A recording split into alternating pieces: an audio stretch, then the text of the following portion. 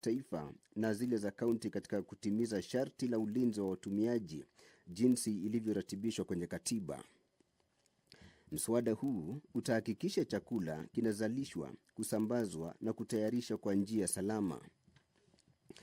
Vilevile wabunge wataendelea kushughulikia mswada wa marekebisho ya sheria mbalimbali ambao ni mswada nambari 60 wa mwaka 2022. Kisha kuna mswada nambari 37 wa mwaka 2023 kuhusu utabiri wa hali ya hewa ambao unatarajiwa kusomwa kwa mara ya kwanza. Mswada huu unalenga kubuni mfumo wa kisheria wa kudhibiti huduma za utabiri wa hali ya hewa. Mswada huu unapendekeza kuanzishwa kwa halmashauri ya huduma za utabiri wa hali ya hewa ya Kenya ambayo itajukumiwa kudhibiti, kushirikisha na kusimamia huduma za utabiri wa hali ya hewa.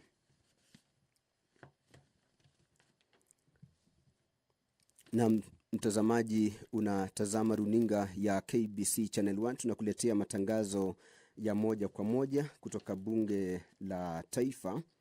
Leo ikiwa ni Jumanne tarehe 15 mwezi Agosti mwaka 2023. Jina langu ni Tilio Ismail Marco. Na kwa sasa msikilizaji, tunasubiri spika wa bunge la taifa au yeyote ambaye atasimamia kikao cha sasa.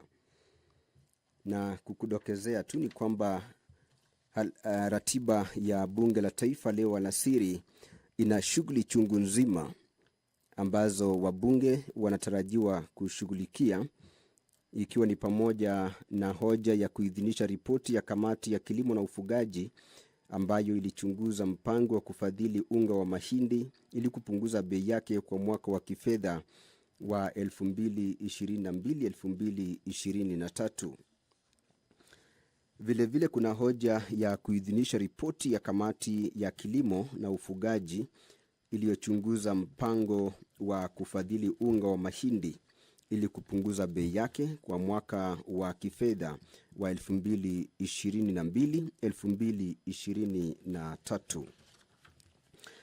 Kisha kuna hoja ya kuidhinisha ripoti ya kamati ya akaunti za hazina maalum iliyochunguza ripoti ya mkaguzi mkuu wa hesabu za serikali kuhusu taarifa za kifedha za hazina ya kufadhili biashara za wanawake, hazina ya malipo ya mapema ya kahawa, hazina ya akiba ya chakula, hazina ya usawazishaji, hazina ya kiufundi na uchukuzi, hazina ya utafiti wa kitaifa, hazina ya ustawi wa biashara za vijana, hazina ya uwezo na hazina ya mpango wa nyumba za watumishi wa umma.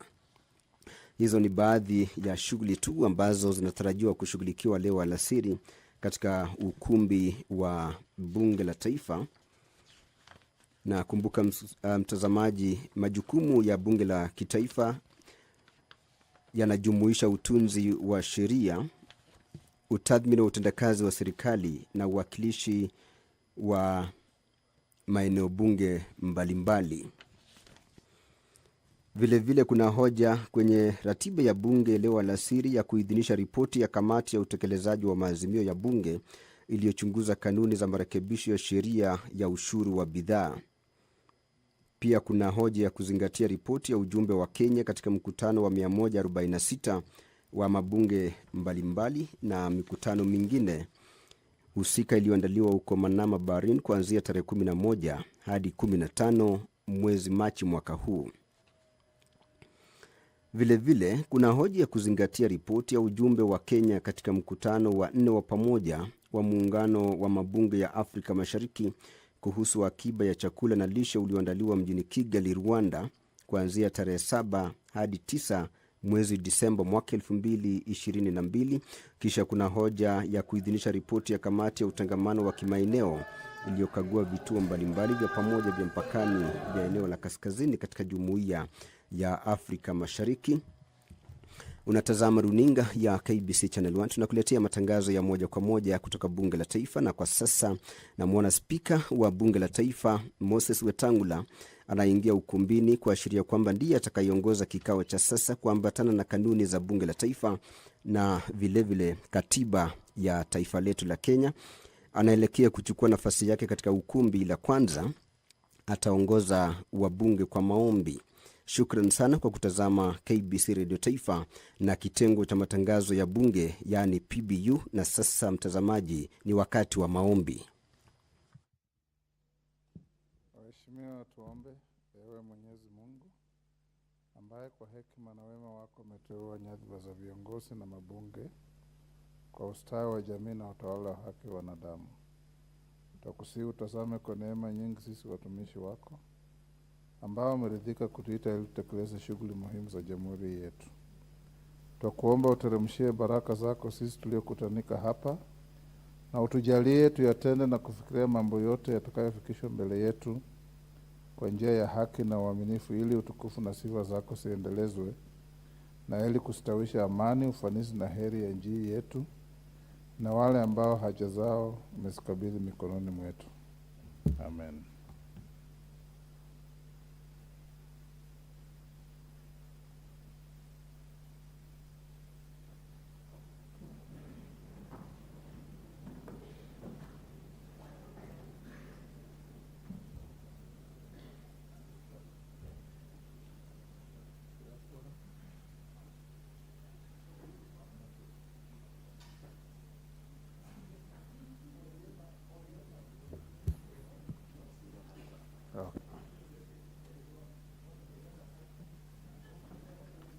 Sergeant, you may continue ringing the bell.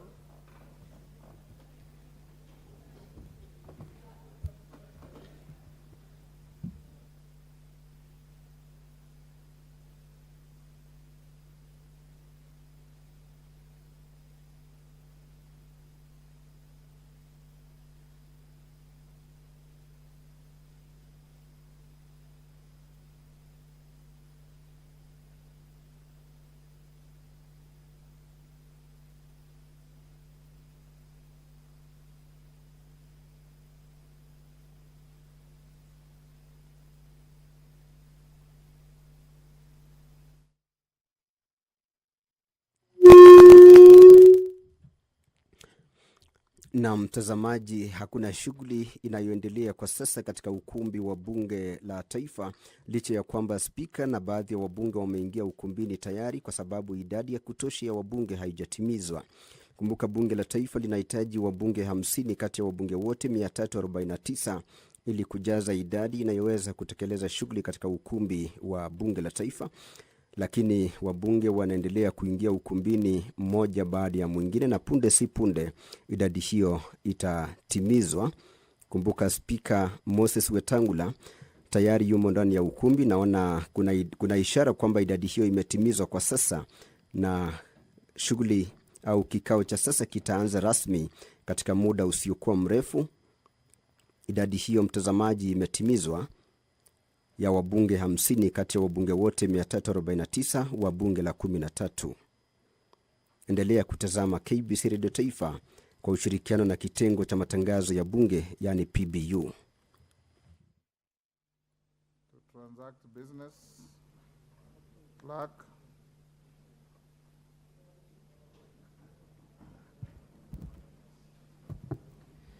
Order number 1, administration of oath. Order number 2, communication from the chair.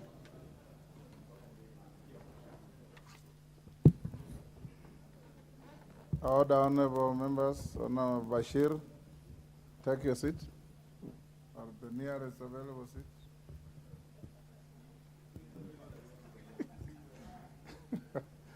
Honorable members, have some communication on the establishment of a joint committee to inquire into the activities and operations of Worldcoin in Kenya. Honorable members, you will recall that during the afternoon sitting of Wednesday, 2nd August 2023, the member for Manyata constituency, the Honorable Gitonga Mukunji MP, sought a statement from the leader of the majority party regarding, inter alia, the steps that the government was taking to ensure control of access to, collecting, and storage of Kenyan citizens' data by foreign entities. Honorable members, given the gravity of the matter, I directed the leader of the majority party to provide a statement on the matter before the House on Thursday, 3rd August 2023 at 2:30 p.m. Consequently, the leader of the majority party presented a statement signed by the Cabinet Secretaries for Interior and National Administration and Information, Communication and the Digital Economy. In the statement, the Cabinet Secretaries averred that an entity known as Worldcoin was reported to be harvesting eyeball data from Kenyans in exchange for cryptocurrency tokens worth approximately 7,000 Kenya shillings. The aforementioned entity was not registered as a legal entity in Kenya, but preliminary investigations revealed that the entity had hired a company in Kenya known as Sense Marketing to carry out the data capture on their behalf. Members, take seats. Take the nearest seats. The nearest seats.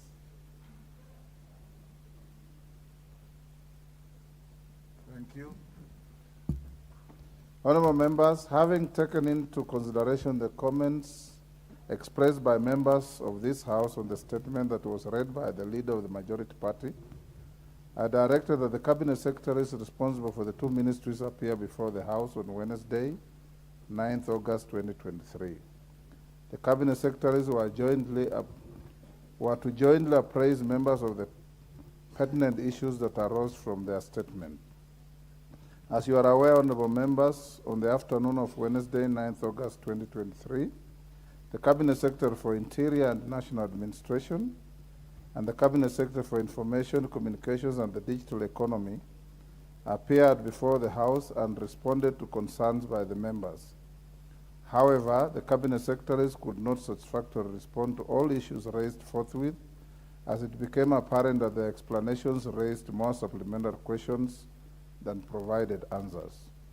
In this regard, honorable members, I directed the Cabinet Secretary for Interior and National Administration and his counterpart for Information, Communication and Digital Economy to retreat and come before the plenary of this House at a later date, which is tomorrow, Wednesday, 16th August 2023, to provide more comprehensive responses to the activities and operations of Worldcoin in the country. Consequently, honorable members, I wish to inform the House that I am now in receipt of a request from the Cabinet Secretary for Interior and National Administration on this subject matter, seeking my consideration of the various approaches for inquiring into the activities and operations of Worldcoin in Kenya. In his request, the Cabinet Secretary suggests options that will avail an opportunity for the House to get clear, more coherent, accurate, and detailed responses on the matter. Honorable members, the Cabinet Secretary proposes the following three approaches. One, that the relevant Cabinet Secretaries whose mandates have a bearing on the matter, including the Attorney General, appear separately before the plenary of the House to respond to the matter. Two, he proposes that the relevant Cabinet Secretaries and heads of agencies whose mandates have a bearing on the matter appear before the relevant departmental committees or an ad hoc committee. And three, that relevant ministries, departments, and agencies whose mandates have a bearing on the matter provide information on the subject matter to the Prime Cabinet Secretary, who would then appear before the plenary of the House. Honorable members, having carefully considered the three suggested options and to avoid any further equivocation on this matter, I'm inclined to proceed with the second approach, and in this regard, I direct as follows. Honorable members, take the nearest available seats. The nearest available seats.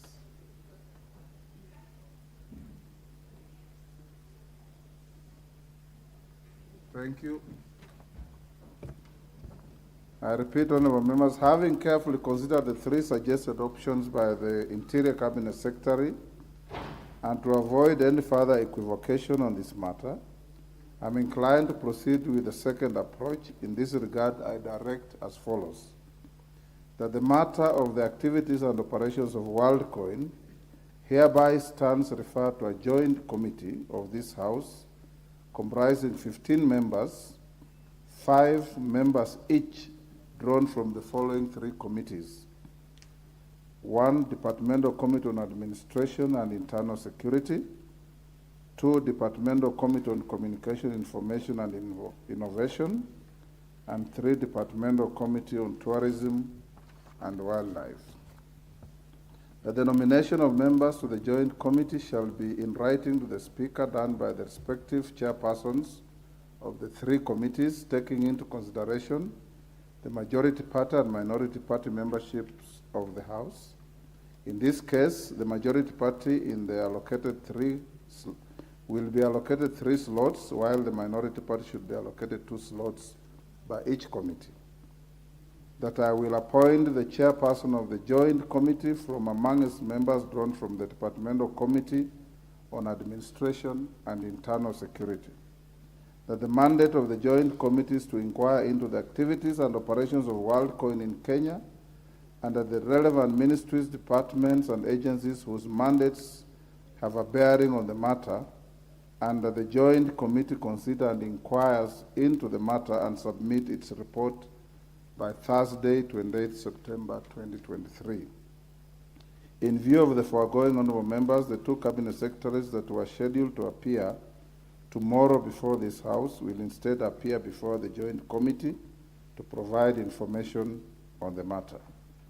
Further, I wish to inform the House that I'm also in receipt of 2 correspondences from the Cabinet Secretary for Health and the Cabinet Secretary for Investments, Trade and Industry, requesting to be given an opportunity to respond to questions in plenary at a later date. They were scheduled to appear tomorrow. This is owing to the fact that they have prior engagements to attend to at the ongoing devolution conference, a request that I've acceded to. Therefore, I urge the leader of the majority party to schedule the 2 cabinet secretaries to appear before this House immediately the House resumes from the upcoming August recess. I thank you. Next order. Order number 3, messages. Order number 4, petitions. Honorable members, take the nearest seats. I have a petition to present.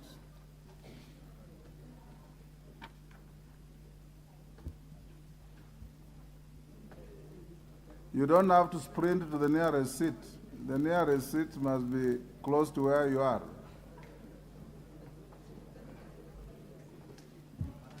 Right. Honorable members, I have a petition regarding the banning of TikTok in Kenya. Honorable members, Article 119 of the Constitution accords any person the right to petition Parliament to consider any matter within its authority. Further, Standing Order 2252B requires the Speaker to report to the House any petition other than those presented by a member. In this regard, honorable members, I wish to report to the House that my office has received a petition from one Mr. Bob Ndolo, the Executive Officer of the Bridget Connect Consultancy, regarding the banning of TikTok in Kenya. The petitioner states that TikTok is a social media platform that allows users to create and share short videos. Honorable members, the petition decries that while it has gained popularity among the youth in Kenya, the content that is being shared on the platform is inappropriate, thus promoting violence, explicit sexual content, hate speech, vulgar language, offensive behavior, which is a serious threat to the cultural and religious values of Kenya. The petition avers that in Kenya, the internet application is not regulated by the Communications Authority of Kenya, leading to the failure to remove or block content deemed to be inappropriate or offensive. Honorable members, the petition further avers that TikTok has been implicated in several privacy scandals over the past years. For instance, in 2019, the app was fined $5.7 million by the United States of America Federal Trade Commission for illegally collecting personal information from children under the age of 13 by collecting data such as names, email address, and locations from young users without their parents' consent, thus violating the Children's Online Privacy Protection Act. Honorable members, the petition alleges that TikTok collects a significant amount of data on its users, including information about their device, location, and browsing history, and sharing with third-party companies without users' consent. The petitioner is concerned that if the platform is not prohibited in Kenya, the app's addictive nature would lead to a decline in academic performance and ascent in mental health issues such as depression, anxiety, and sleep deprivation among the youth. Honorable members, the petitioner thus prays that this House intervenes and takes immediate action to safeguard Kenyans from the negative effects arising from the use of the platform and altogether ban TikTok in Kenya. Honorable members, having established that the matter raised in the petition is well within the authority of this House, and further that the matters raised in the petition are not pending before any court of law, constitutional or legal body, I hereby commit the petition to the Public Petitions Committee for consideration pursuant to Standing Order 208A. The committee is required to consider the petition and report its findings to the House and to the petitioner in accordance with Standing Order 2272. Honorable members, I'll give a few members to comment on this, starting with the Majority Leader. Majority Leader and the Minority Leader, I'll give you 3 minutes each. The rest of members, I'll give you 2 minutes each. Thank you, Honorable Speaker. And Honorable Speaker, as you have said, the petition is well in the House. And the Mr. Ndolo who has sent that petition is well within his rights. But Honorable Speaker, TikTok, as you read that petition, Honorable Speaker, I noticed that the Honorable Njeri Maina was actually on TikTok. Is that correct? Go on. And Honorable Speaker, many of us, including myself, Honorable Speaker, I am on TikTok. Unashamedly. And my deputy whip here says she's also on TikTok. And there is nothing criminal, there is nothing evil being on TikTok, Honorable Speaker. I am also on Snapchat, Honorable Speaker. And all these apps are my teenage daughters who have downloaded them on my phone, shown me how to use them. Therefore, Honorable Speaker, as much as I feel what Mr. Ndolo says, there could be an element of abuse of all these apps. But Honorable Speaker, we cannot, as a House, preside over the banning, outright banning of any app. We cannot fight with technology. Honorable Speaker, what probably Ndolo should have done is to petition the House, and maybe that's what the relevant committee should do, is to look at ways how you regulate the use of these apps, how you restrict the age groups that will be able to use these apps, how the Communications Authority of Kenya and ICT authorities will be able to regulate the content that is being uploaded for viewership to be able to view, for age groups that are not supposed to see certain content are not able to see. But Honorable Speaker, outright banning will also be killing careers. Honorable Speaker, I know, and I've been to some establishment in Lavington where they have established a digital village. And in fact, around the country, Honorable Speaker, it's part of government efforts to establish studios where young men and women back in our villages can have studios where they can create content for use on TikTok, on WhatsApp, on Snapchat, and all these other apps, Honorable Speaker. And there are many young Kenyans who are earning a living from this, all these apps. Honorable Speaker, the content creators that even government now is tapping onto their resources in terms of revenue generation, Honorable Speaker, is because even government now appreciates that this is now an industry where we can even raise money from. I have seen young Kenyans earning to the tune of 300,000, 400,000 shillings on account of the people who are following them on TikTok. And therefore, Honorable Speaker, we just need to regulate the content that young people or small children who are underage are able to view and how they can use these apps. But the outright banning of TikTok or indeed any other app, I think is going way beyond our call of duty, and we should encourage. And also parents should take charge. That is why as a parent, I'm on TikTok. As a parent, I'm on Snapchat. And indeed, it serves very well if you are a good father. Because now my daughters are able to tell exactly where I am on Snapchat. They told me they had downloaded it so that they can tell exactly where I am at any point in time. They're able to track my movements. They're able to know when I'm coming home. Although at times, Honorable Speaker, depending on the circumstances, I have to switch off the location services. Because at times you also need to be a typical African father and appear home unannounced. Therefore, I knew my young daughters were also doing this so that they can also track to know when I'm about to get home. But I want to encourage parents like myself, Honorable Speaker, to also appraise themselves of the developments in the technological world so that we are not caught unawares and we are able to see the content that our children are being able to access. And therefore want to urge the committee to look more towards regulation of the use of these apps and the content that is being uploaded, who are able to access that content, Honorable Speaker, and also for government agencies to ensure that if you upload content that is not desirable for young people, you are heavily fined and probably even banned from using that app so that you don't become a serial abuser of children and underage people using these apps. With those many remarks, Honorable Speaker, I beg to support that petition with the amendment that we do not consider the outright banning of any app. Thank you, Honorable Speaker. Thank you, Mr. Speaker. Let me echo the words of the Leader of Majority. Indeed, of course, the petitioner is within his rights to petition the House on this very, very important matter. But, Mr. Speaker, I am of the view, very, very strong view, that in this digital age, we cannot as a country afford to live in isolation. We cannot operate from some island.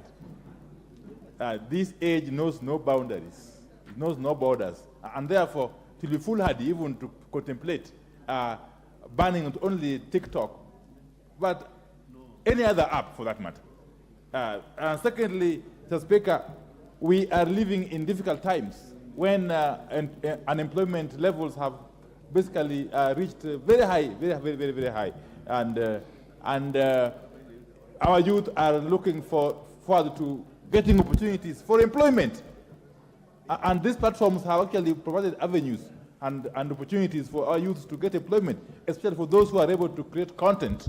As a country which is responsible, we should be looking forward to opening up these spaces for the young people to continue to eke out decent living, Mr. Speaker. Mr. Speaker, finally, of course, I will urge the relevant committee to take its time and interrogate this matter adequately and come up with the appropriate recommendations. Thank you. Thank you. Minority Leader. Jerry.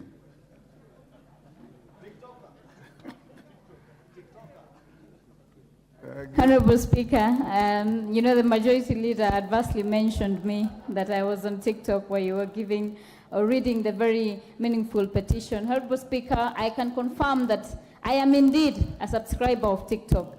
I am a very popular content creator there, but I try to empower children, Honorable Speaker.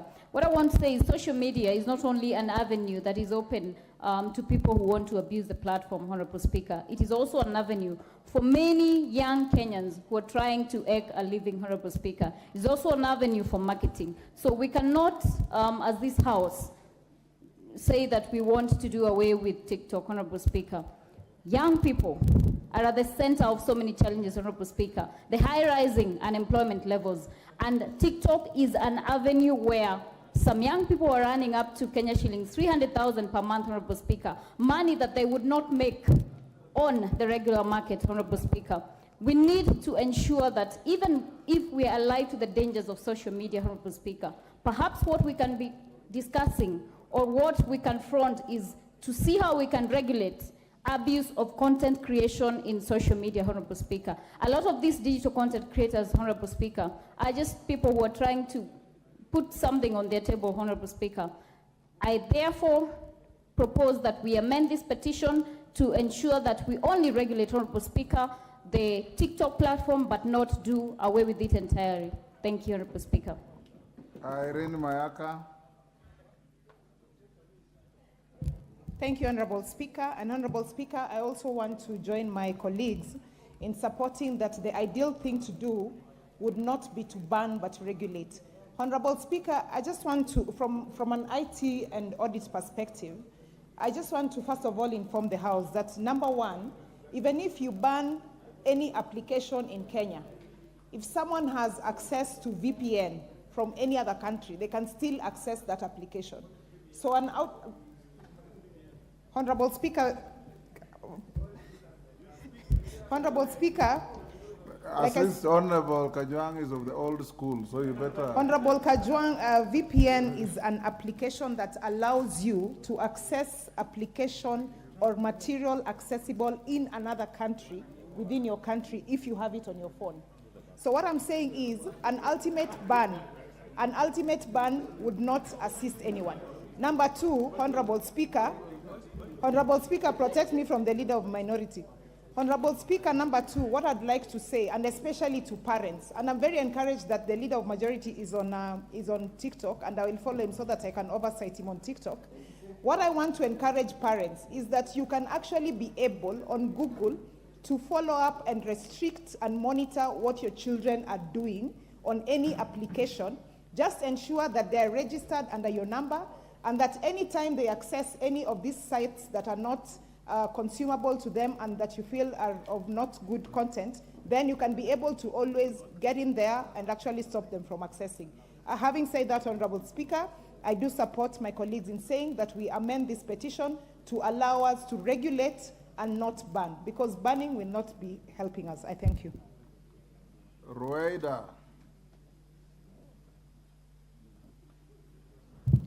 Asante Bwana Spika. Kama tunavyojua dunia inabadilika. Shetani yako juu zaidi. Hizi TikTok inatusaidia kuonesha maendeleo yetu, na Bwana Spika, mimi nimekuwa nikionyesha mabarabara na mambo mengine, lakini haija trend kama siku nilipoimba tunga mia wangu. Imetrend ile mambo hata si muhimu, ina trend zaidi na natuuza zaidi. Kwa hivyo TikTok isiende pale, ikuwe hapa. TikTok ni mzuri na ikuwe hapo, msitoe. Yes. Oundo. Thank you, Honorable Speaker. For the old geezers like us whose technology found us, we must accept that technology is with us here. And as a country and as regulators and policy makers, the main focus should be to regulate. Honorable Speaker, in any way, the right to petition is enshrined in the Constitution. As long as it's constitutional and legal, we cannot begrudge somebody by bringing a petition. But indeed, with the new modern technology, Honorable Speaker, probably when the Public Petitions Committee ceases to review the same, they need to retweak it, look for the gentleman, listen to him, the fears, and probably also talk to the relevant members, state organs, to ensure that we regulate. Honorable Speaker, of course, some of us who are older ones, we are worried about the contents the young people are accessing, some of the vulgar languages they are using, but we must accept and live with those kind of realities. That's their way of doing their things. So therefore, I need to ask the Public Petitions Committee to look at it soberly and clearly and ensure that we align the rules and regulations to the modern day era. Thank you, Honorable Speaker. KJ. Thank you very much, Mr. Speaker. And as has been said, this petition is properly before this House. Mr. Speaker, TikTok is a development in ICT coming out of what we are calling the fourth industrial revolution. And if there is anything we have learned from the first, second, and third revolutions, is that technological tools are basically that. They are tools. A knife can be used to do good, and a knife can be used to kill. Fire can be used to cook, and fire can be used to burn. So, Mr. Speaker, the business of this house should not be first to throw the baby with the bathwater. TikTok as an entity has committed no crime. It is how it is used, Mr. Speaker. Mr. Speaker, the heart of that petition goes to the issues of morality. You can never legislate morality, Mr. Speaker. When faced with such an issue, the former President of the United States, Barack Obama, said that the government can never come to your house to switch off the TV. In the same breath, Parliament cannot go to the houses of individuals to switch off TikTok because the children are misusing TikTok. It is up to the parents, the religious institutions, the schools to bring up the issue of morality, not to over-legislation on morality. Finally, Mr. Speaker, because this petition will not come to the Committee of Communication, Information and Innovation, I'd like to plead with the Committee on Petitions that when they are looking at this issue, to also look at the Computer Misuse and Cybercrime Law that was passed by this House with some provisions suspended by the court. There were some very critical provisions, Mr. Speaker, that would have aided us on dealing with some of the issues that are being raised in this petition. So the Petitions Committee should also propose what it is we can do to unlock some of these provisions in the Computer Misuse and Cybercrime Law of the Committee on Communication. KJ, as the chair of that committee, you can suo moto initiate a legislative proposal. You don't have to go to the petitions committee. Yes, member for... Mr. Speaker, we are very well guided, and true, the committee is doing something. I was just taking advantage of this petition that will be appearing before the petitions committee so that they also add a word to what our committee is doing. Thank you, Mr. Speaker. Member from Diwa. Give the honorable member the mic. Your mic is not working. Give him a working mic. Take the next. There you are. Thank you, Mr. Speaker. It is true that you cannot legislate moral standards, but it is also true that you should not provide environment to encourage such behaviors. Mr. Speaker, the impact of these things which are going on now, TikTok is one of them, is yet to be realized. And honorable member, I think as much as they are business-oriented, social-oriented promotions, we have to think of our children. Most children or most parents cannot regulate like we can because of the abilities you have. Very many children are vulnerable. This thing was banned in the US sometime because of the same crime. So even as much as those advantages are being thrown here and there, we have to be conscious of the effect of these platforms. My suggestion, well, we may not do total banning, but those parts that you are calling to be regulated must be properly regulated. There is an element there of time management which it denies our children. In fact, children who are not supervised very well spend more time on these applications and fail in their exams. Second, the addictive element of this has been documented in health circles and is a worrying, is a concern. So yes, we may not totally ban it, but let us put proper regulations to save our children. Thank you, Mr. Speaker.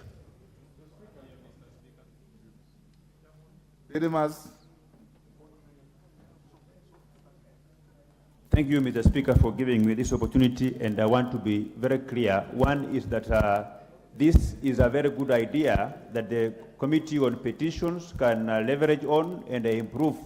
There is nothing that should not be regulated, Mr. Speaker. Even Facebook, when there were people were misusing it, the owners of Facebook tried to develop some policy guidelines which, if you go against, your account can be disabled. We cannot continue supporting TikTok when our young people are using the same platform to post pictures when they are naked. And even when you go there, and that for you to be allowed to have an account, that you must be of a particular age.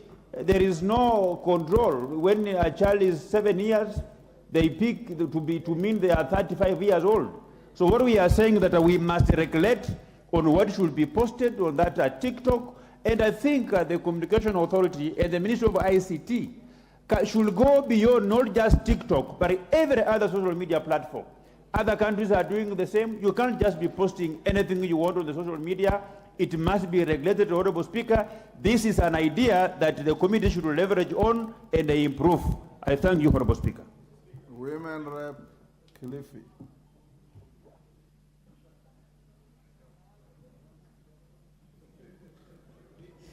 Asante Mheshimiwa Spika.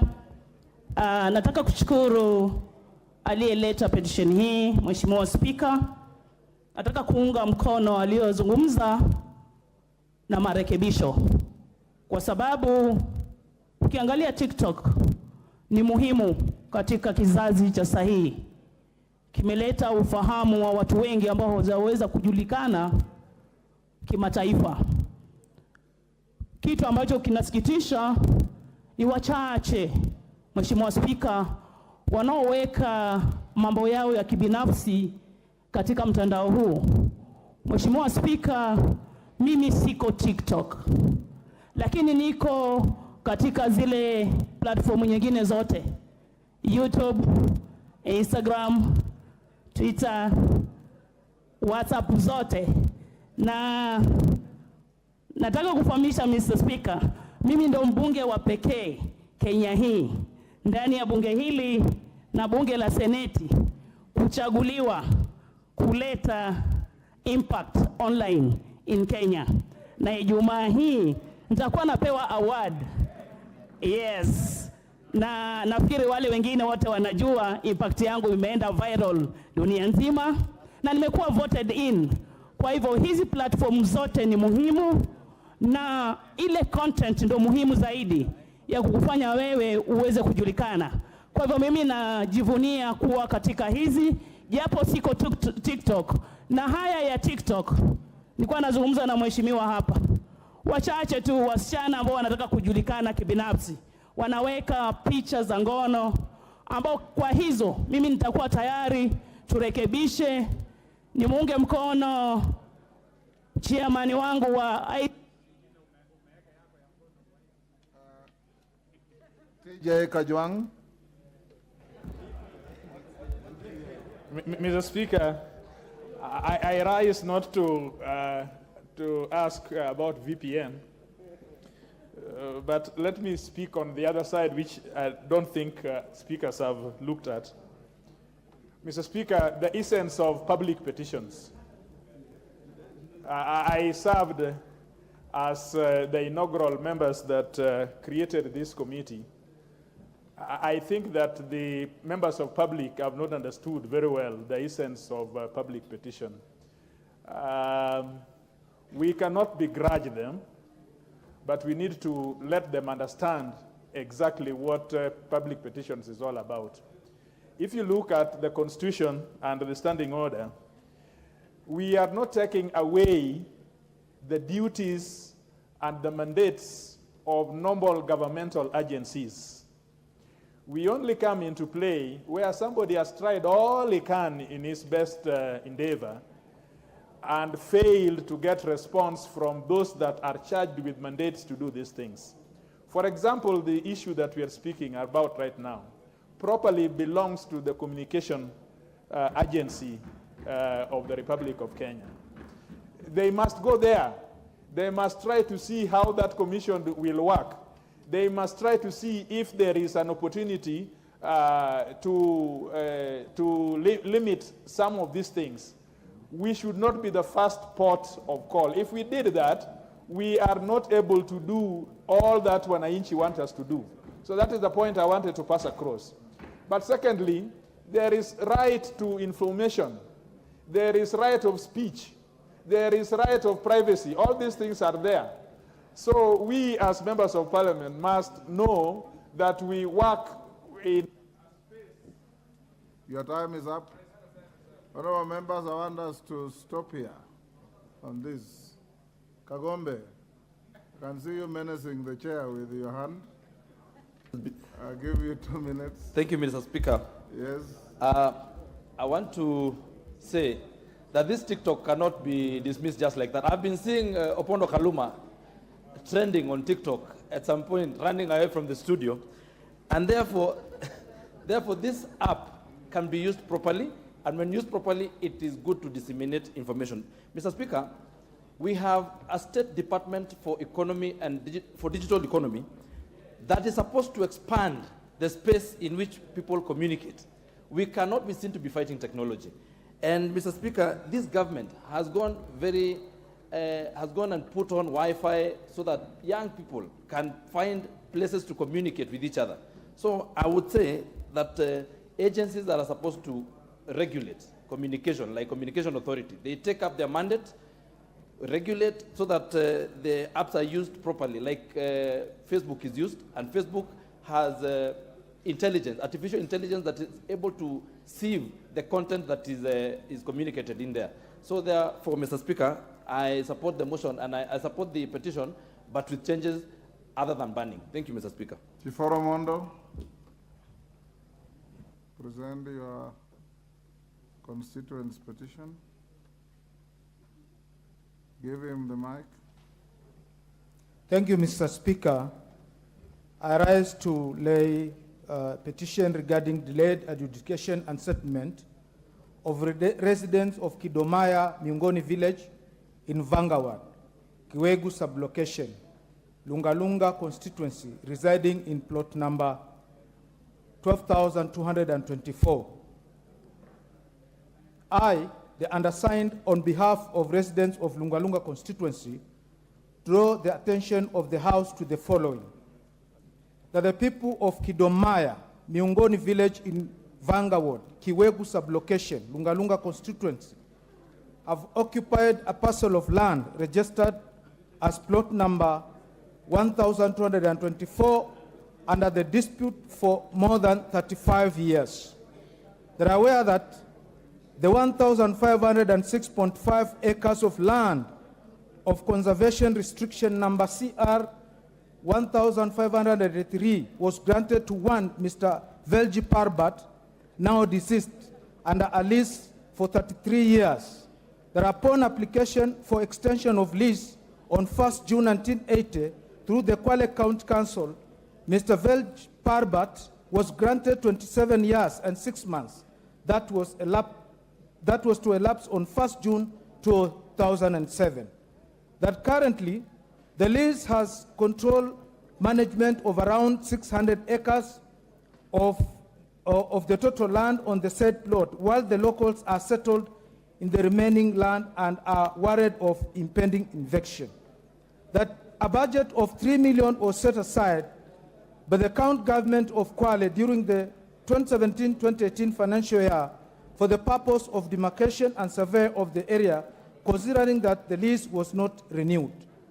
That the community had expectation that the area would be adjudicated, formally recognized, settled. However, upon date of adjudication is yet to commence in the area.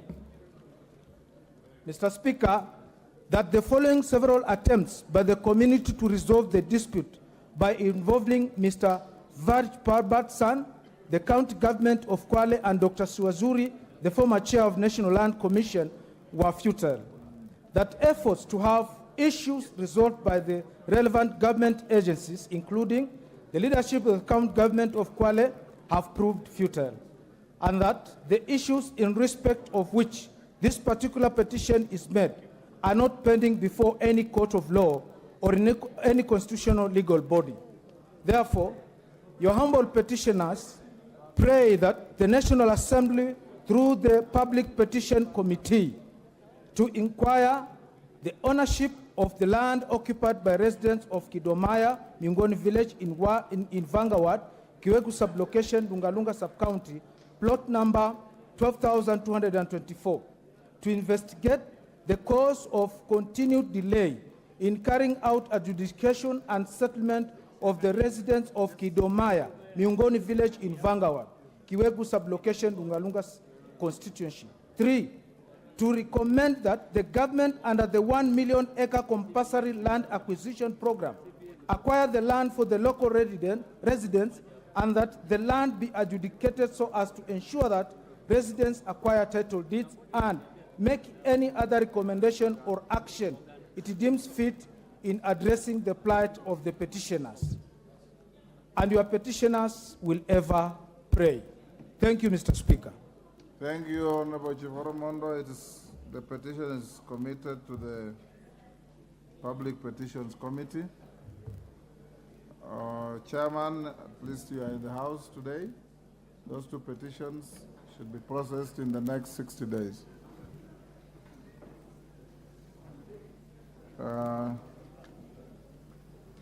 Next order. Order number 5, papers.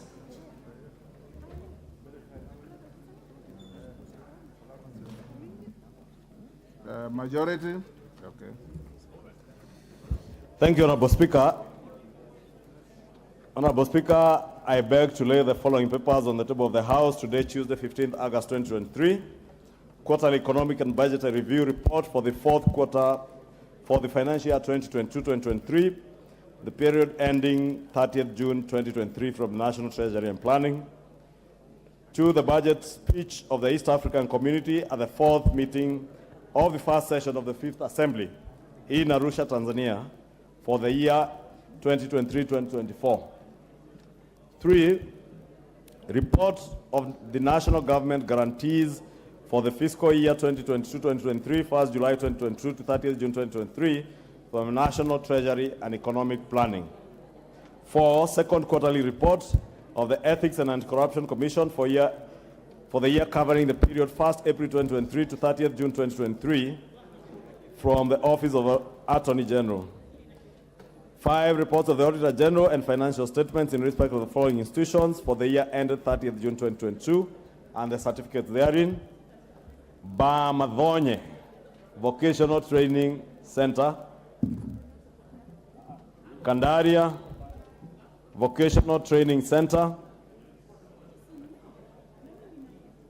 Buolo Vocational Training Center, Ebukanga Technical and Vocational College, Sirisia Technical and Vocational College, Lake Basin Development Authority, and 6, report of the Auditor General and financial statements in respect of the following constituencies for the year ended 30th June 2022 and the certificates therein. Githunguri Constituency, Embakasi East Constituency, Embakasi South Constituency, Funyula and Kuria West constituencies. Honorable Speaker, as I lay those papers, Honorable Speaker, I beg your indulgence. Honorable Speaker, you did notice at the rise of the House, at the beginning of the House this afternoon, we didn't have quorum. Honorable Speaker, understandably, because I have seen you have noted that the chair of the Petitions Committee is in the House, and I must take this opportunity to commend him. Because since the other week, he is now very consistent on the floor. Honorable Speaker, we were not lacking quorum because members were absent for no reason. You are aware, Honorable Speaker, that one of our colleagues, the Honorable Member for Njoro, Honorable Charity Kadhambi, lost her husband last week.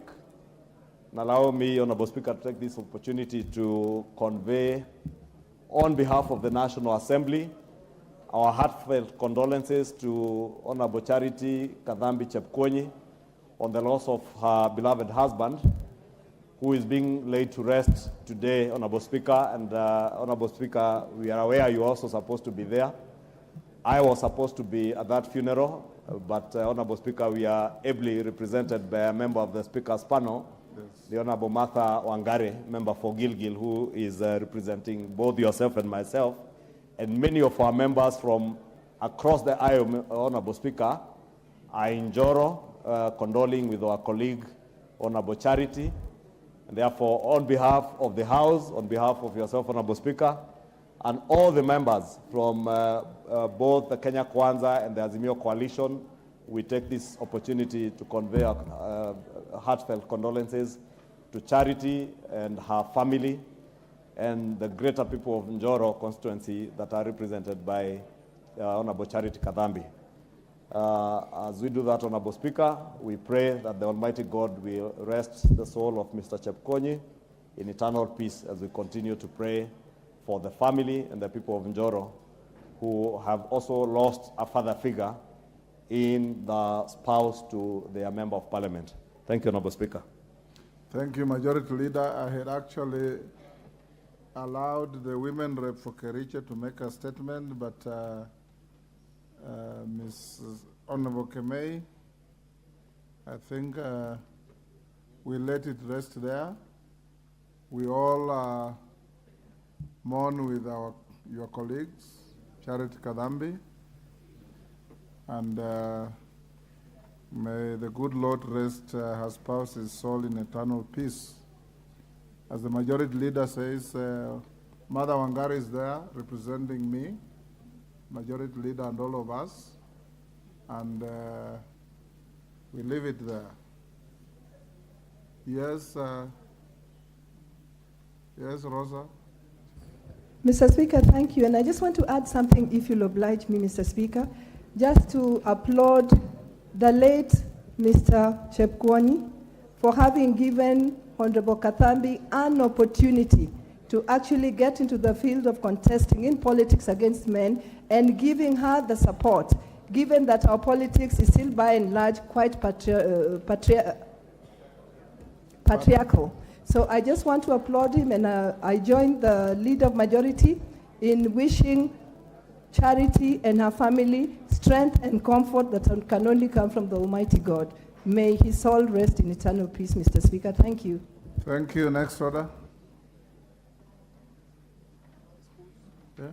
Order, sorry.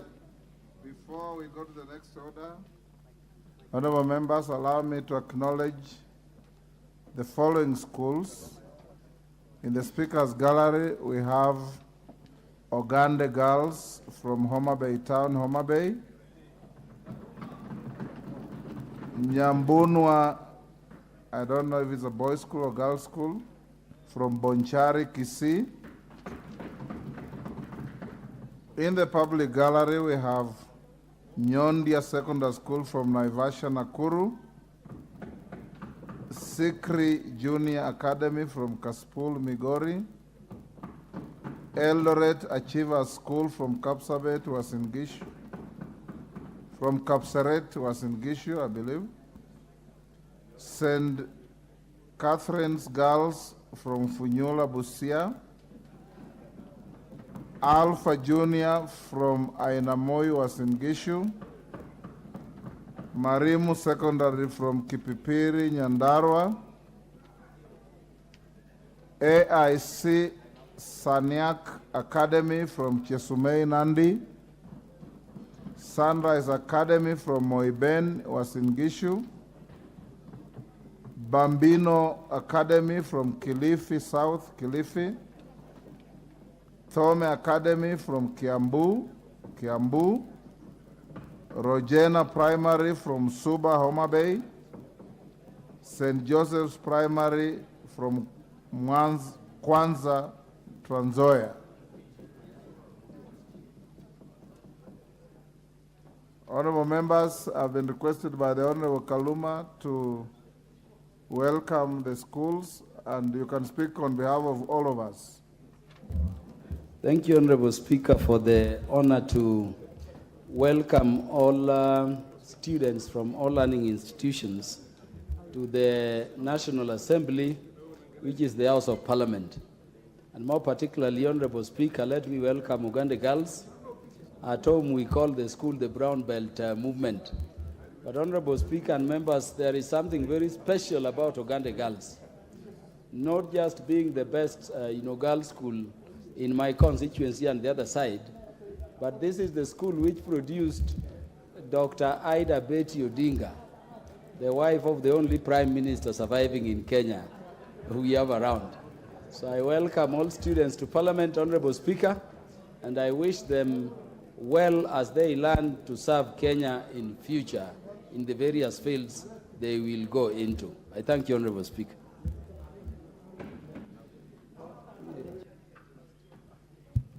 Thank you. Vice Chair, Departmental Committee on Defense, Intelligence and Foreign. Honorable Speaker, I beg to lay the following paper on the table of the House today, Tuesday, 15th August 2023.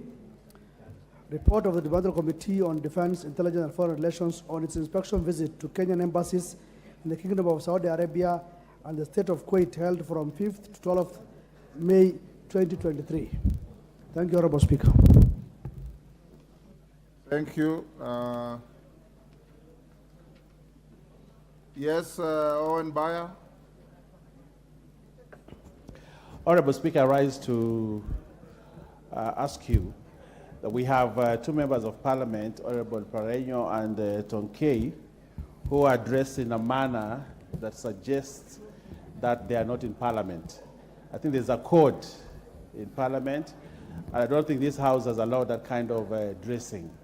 Honorable Speaker, I think you need to make a ruling whether these two honorable members are properly dressed. They can enjoy regalia from their traditions, but is it parliamentary, especially in the National Assembly? I thank you, Honorable Speaker. Honorable Tonkei, what are you celebrating today? Honorable Speaker, next week, Daro County, Samburu County, Laikipia, plus Kajiado County and the Chams from Baringo County will be celebrating their Culture Week, Honorable Speaker. So, Honorable Speaker, I want to request, Honorable Speaker, that when we see us dressed this way, in fact, I'm even requesting this House and Kenya to adopt this kind of dress code as the Kenyan dress code. Mheshimiwa Speaker, I am here to celebrate the Kabasai culture. Thank you. African. Honorable Tonkei and Agnes, I'm not satisfied that you are properly dressed, but I will give you a reprieve. I have just sent away quietly a member who came here dressed in an inappropriate manner to go and dress up. We don't want to name and shame any member, but certainly if we allow that kind of direction, tomorrow Kamketi will turn up dressed in skins of colobus monkeys. Others will dress in something different. And you remember I sent away Kagombe when he faked to be Mgorino. So we will give you a reprieve now, but just know that you are inappropriately dressed, and that kind of dressing will not be allowed here. Yes, Julius Sunguli. Is it because the two ladies are Maasai? Mr. Speaker, you and I went around the Commonwealth and drafted the standing orders.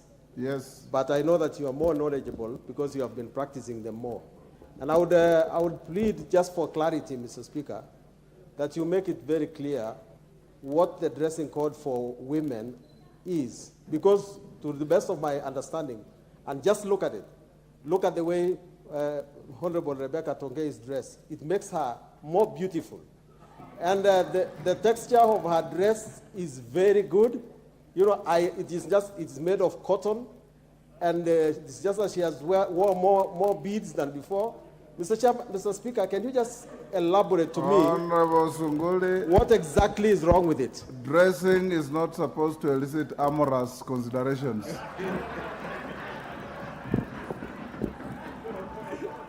You're out of order. Yes. Next order. Order number 6, notices of motion.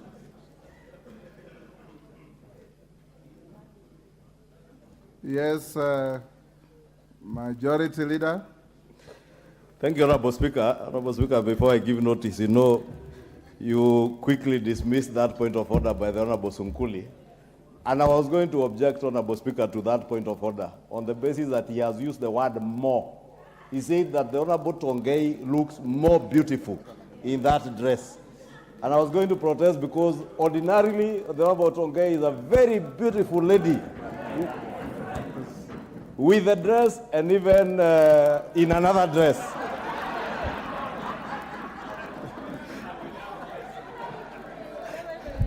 Honorable Speaker, Majority Leader. I know there are members who expected me to say other things. I said in that dress and even in another dress.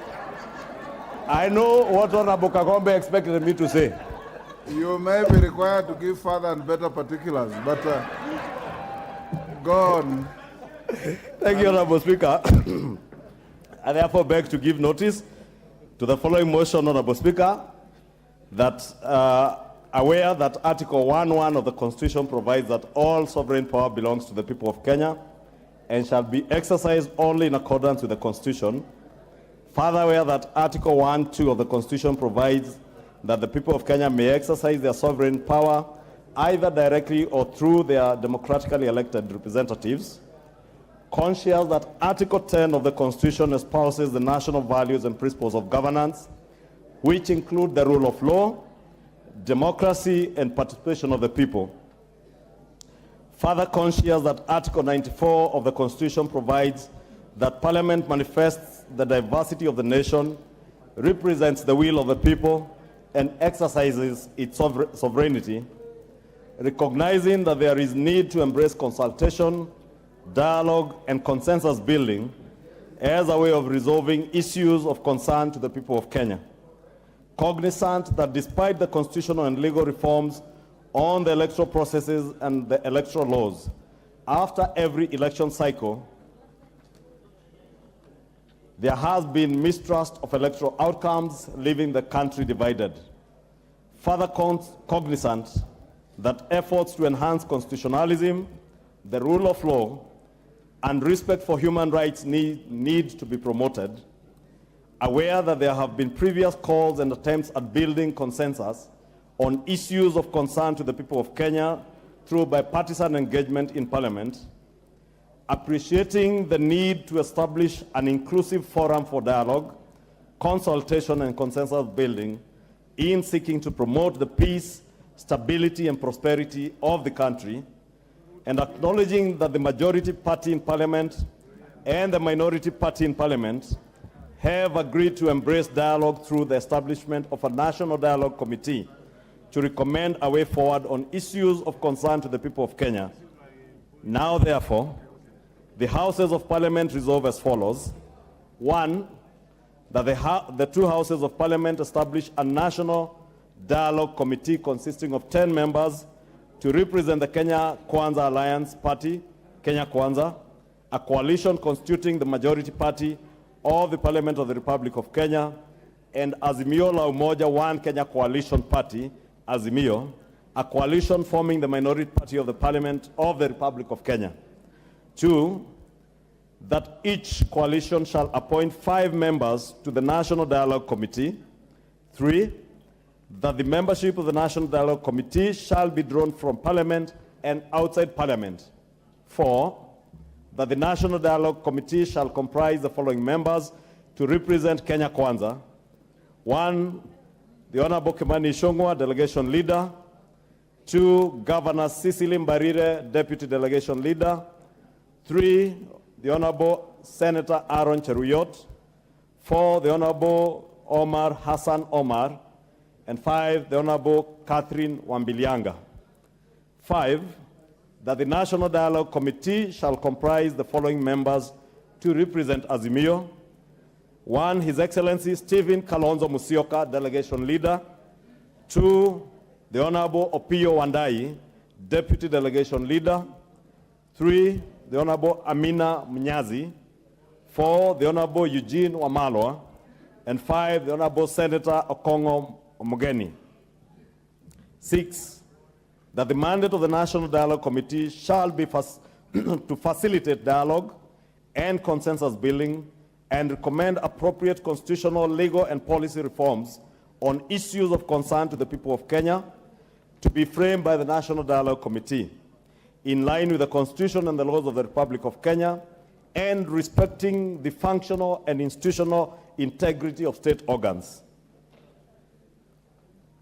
Therefore, the Houses of Parliament approve that the technical teams representing Kenya Kwanza and Azimio shall support the National Dialogue Committee, that the technical team, representing Kenya Kwanza shall comprise the following persons.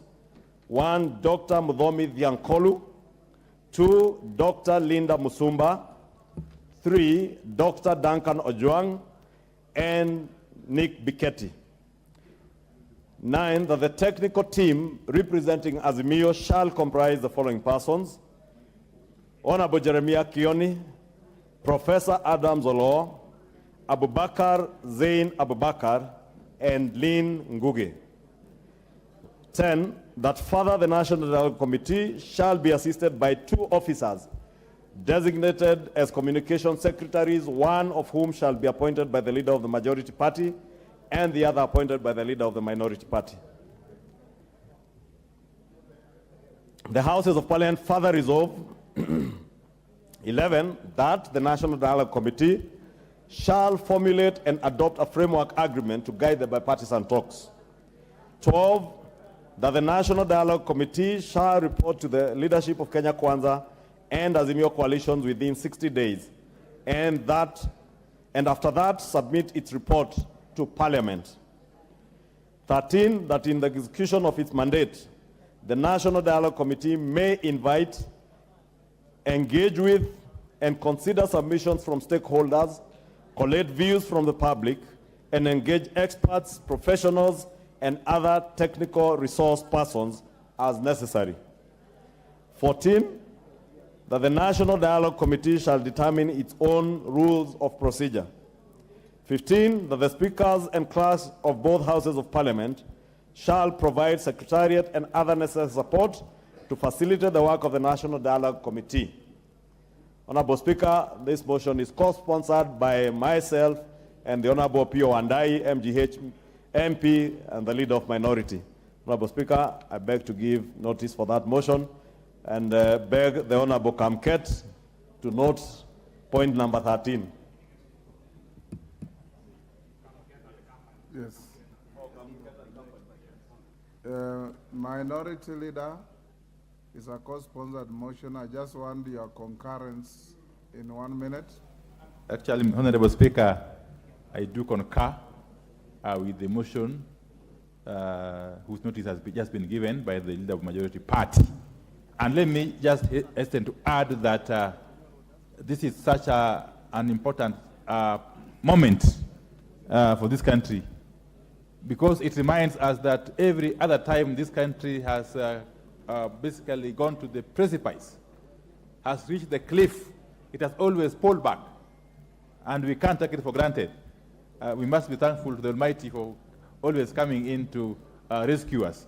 So I think we need to seize this moment and very, very openly and sincerely look at the issues that confront our nation and try to deal with them in a manner that will not only secure our country, but also make it safer for the future generations that will be coming. Otherwise, thank you, Mr. Speaker, for this opportunity.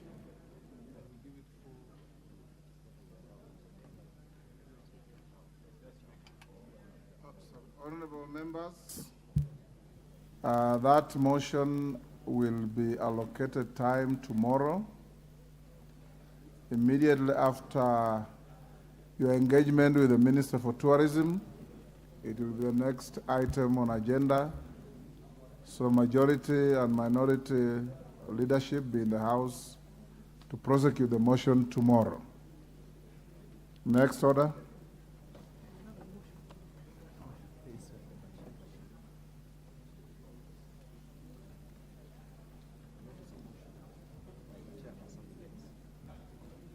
Chairperson, Defense.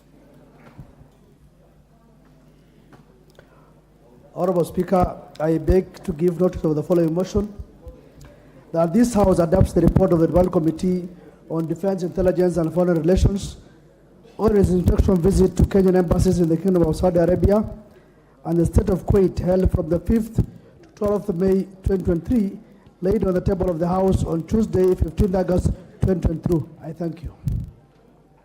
Thank you. Next order. Order number 7, questions and statements. Order number 8, inquiry into the maize flour subsidy program for the financial year 2022-2023. Question to be put. Order, honorable members. Order, Dr. Nyikal. Take the nearest seats.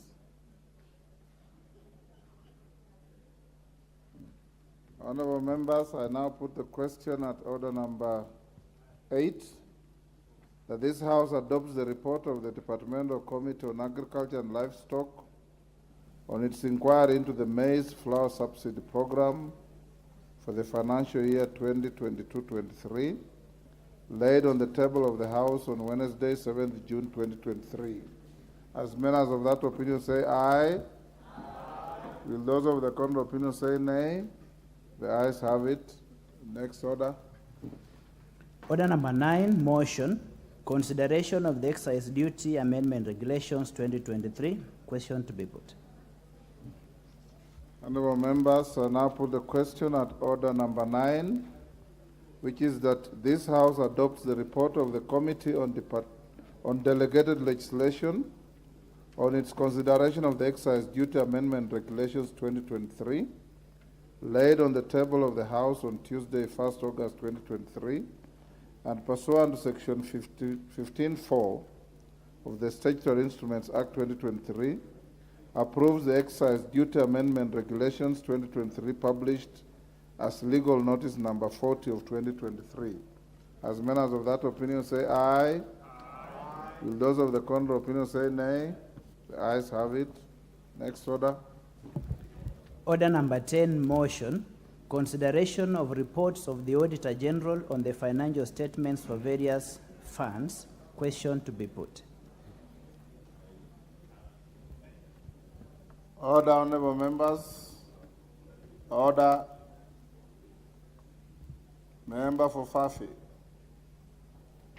That is not how you should be when the speaker is on his feet.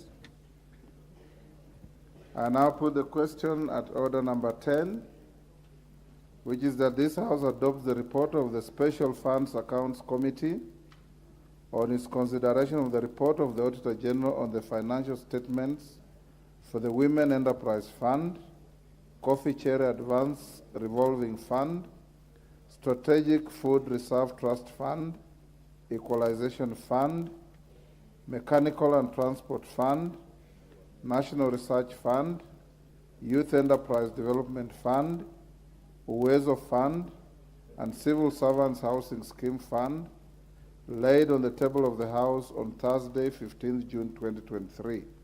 As members of that opinion say aye. Aye. Will those of the contrary opinion say nay? The ayes have it. Next order. Order number 11, the Meteorological Bill, National Assembly Bill number 37 of 2023, first reading. A bill for an act of Parliament to provide for establishment of the Kenya Meteorological Service Authority, regulation, coordination, monitoring, management, provision, and control of meteorological services and for connected purposes.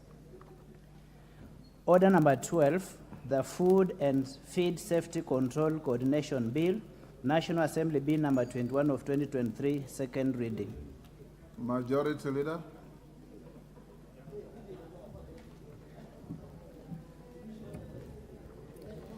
Thank you, Honorable Speaker. Honorable Speaker, I beg to move that we go in the second reading of the Food and Feed Safety Control Coordination Bill, National Assembly Bill number 21 of 2023. I beg to move that it now be read a second time. Honorable Speaker, let me first take this opportunity, Honorable Speaker, to thank the Committee on the Committee Health and the Committee Agriculture, ably represented by their chairs, the Honorable Dr. Mutunga and the Honorable Pukose. Honorable Speaker, let me also note that these two chairs are among the, unlike many other chairs that we were discussing in the House Business Committee, the Chair Health and the Chair Agriculture have been very consistent and taking their work very seriously in the House, and indeed, they took a very short time to process this bill, being a bill that was being considered by their two committees. I must commend them for the short time that they took in considering and tabling a very good report. Honorable Speaker, access to safe food, as espoused in our Constitution, Article 43(1)(c), is a fundamental right. Honorable Speaker, if you read that together with Article 46(1) of the Constitution, then food safety is indeed not just a fundamental right that is guaranteed by our Constitution to all Kenyans, but a necessity, Honorable Speaker. And that is why, being a food-related bill, we also involve the Committee on Health, because a lot to do with food safety relates to how food is grown. That is a matter that is to be looked at by the Committee on Agriculture, the harvesting, processing, transportation, retailing, distribution, storage, how you prepare food, that food for consumption, Honorable Speaker. And the Committee on Health had invaluable input in the both committees' report as to how you will prepare food in a way that you safeguard its safety and ensure that it's food that is fit for human consumption, Honorable Speaker. And not just food that is safe for human consumption, but also feeds that are safe for animal consumption or for our livestock, Honorable Speaker. And the same livestock, Honorable Speaker, also produces food in terms of meat or milk that will then be consumed by human beings. And therefore, it's quite imperative that we ensure both the food that is being grown and processed for human consumption is safe and secure, as well as that food that is being grown and processed as animal feeds for both domestic and even non-domestic animals, Honorable Speaker, since they, in a way, also integrate with human beings in their different environments. Honorable Speaker, food safety means that all measures put in place to ensure that the food will not cause harm to the consumer or to human beings who will consume that food, or to the animals, Honorable Speaker, that consume, when it is prepared and or eaten according to its intended use. Honorable Speaker, the Food and Safety Control Coordination Bill, which, Honorable Speaker, as I've said, has already been considered by the two committees, seeks to do a number of things. One is to provide for the coordination of the public institutions for the control of food and feed safety. Honorable Speaker, you realize previously we have had too many institutions that are dealing with the question of food control and food, both food and feed safety. Honorable Speaker, we are never certain who is it that we are certain that the food or the animal feeds that our animals are consuming is secure and safe for consumption. The bill also seeks to establish the Office of the Food Safety Controller, a person now who will be charged with that responsibility. And we know we now have a one-stop shop of an office that we know the Office of the Food Safety Controller has cleared certain foods for human consumption, then Kenyans can be certain that that is food that is both secure and safe for their consumption. The bill also provides for the role of the county governments in food and feed safety, because, Honorable Speaker, you do realize a lot of changes since the 2010 Constitution came in with certain functions, many in the agricultural sector other than policy formulation, Honorable Speaker, both in the agricultural and health sectors.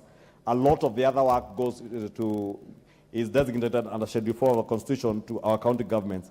And therefore, we seek in this bill to provide for the role that county governments will play in ensuring that how farmers produce food, how they transport their food, how processors of food process their food, and even how it is packaged, Honorable Speaker, that these food and also animal feeds are safe and secure for production.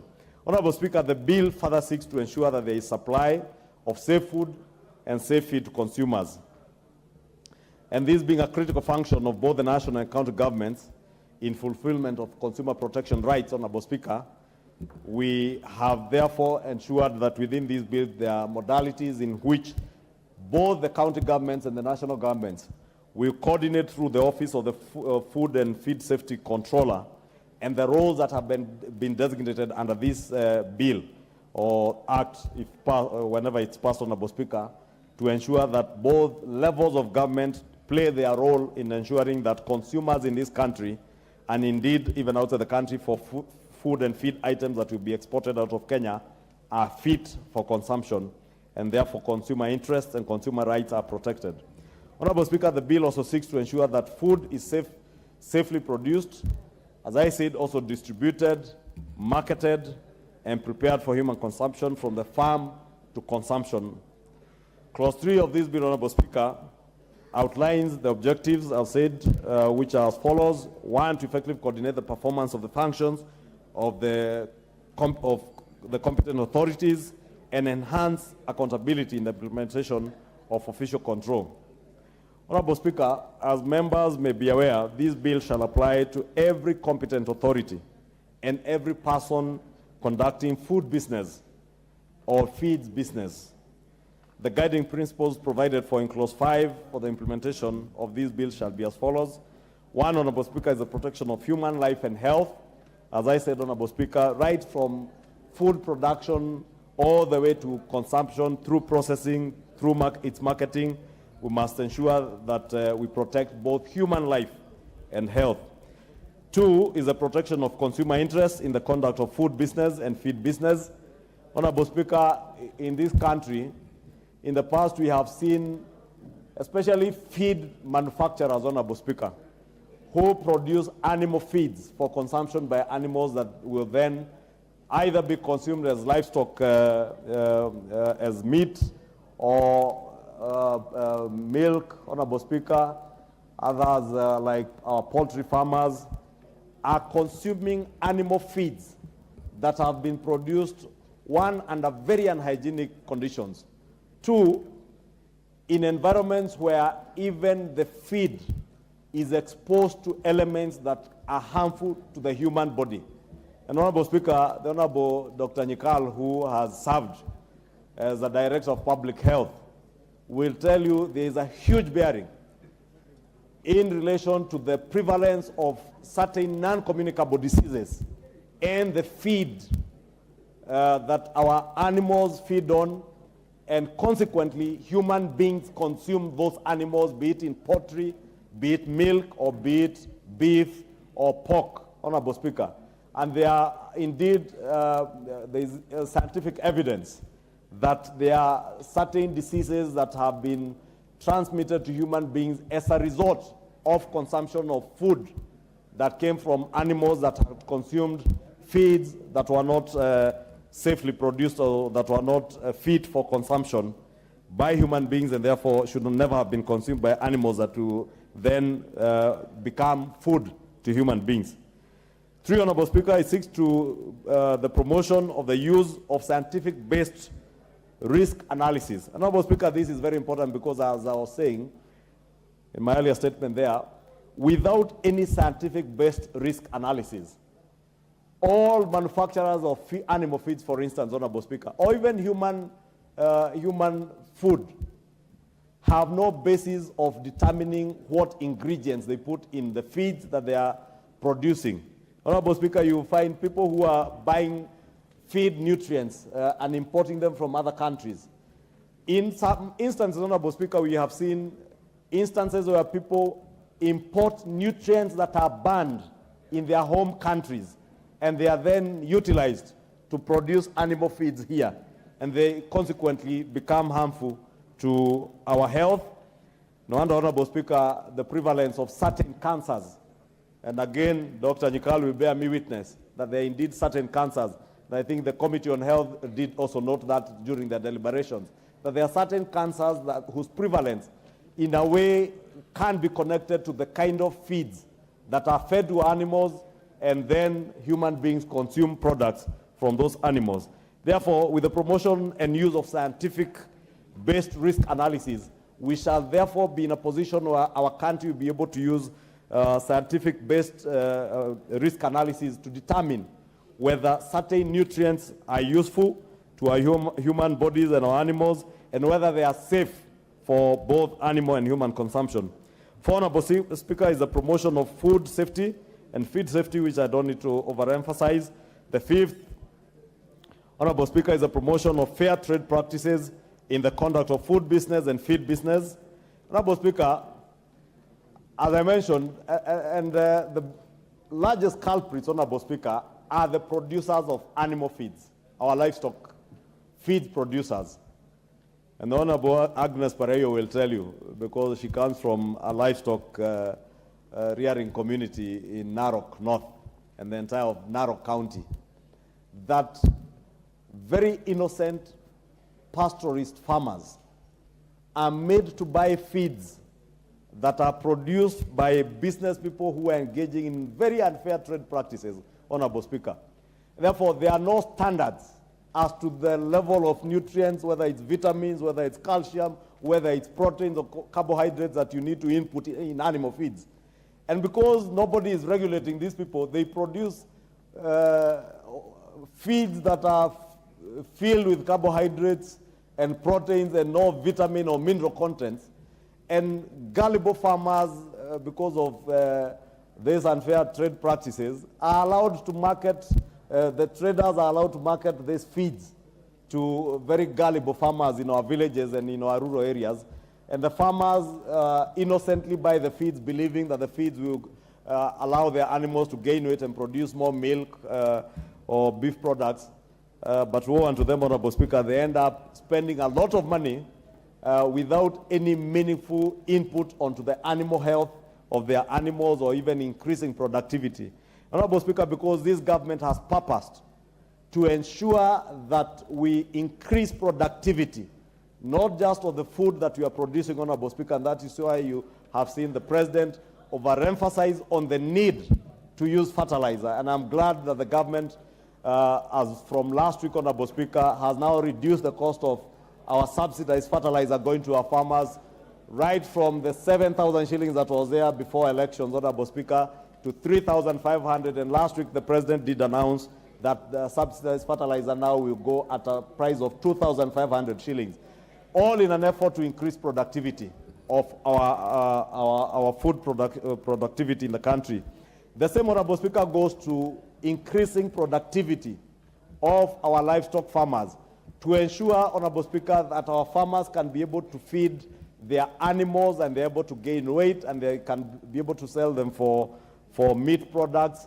Those that are producing milk, Honorable Speaker, are able to produce more milk or more liters per cow than they could produce earlier. But this can only be possible if we have a system where the food safety regulator or the food, this office of the food safety controller can assure farmers who are buying animal feeds for their dairy cattle that that feed will increase the productivity of their animals, and therefore put a little bit more coins or more money into the people's pockets, as we did promise during our campaigns, Honorable Speaker, that ours will be about what we call pesa mfukoni, or putting more money into the pockets of our farmers, both our pastoral farmers and our crop farmers.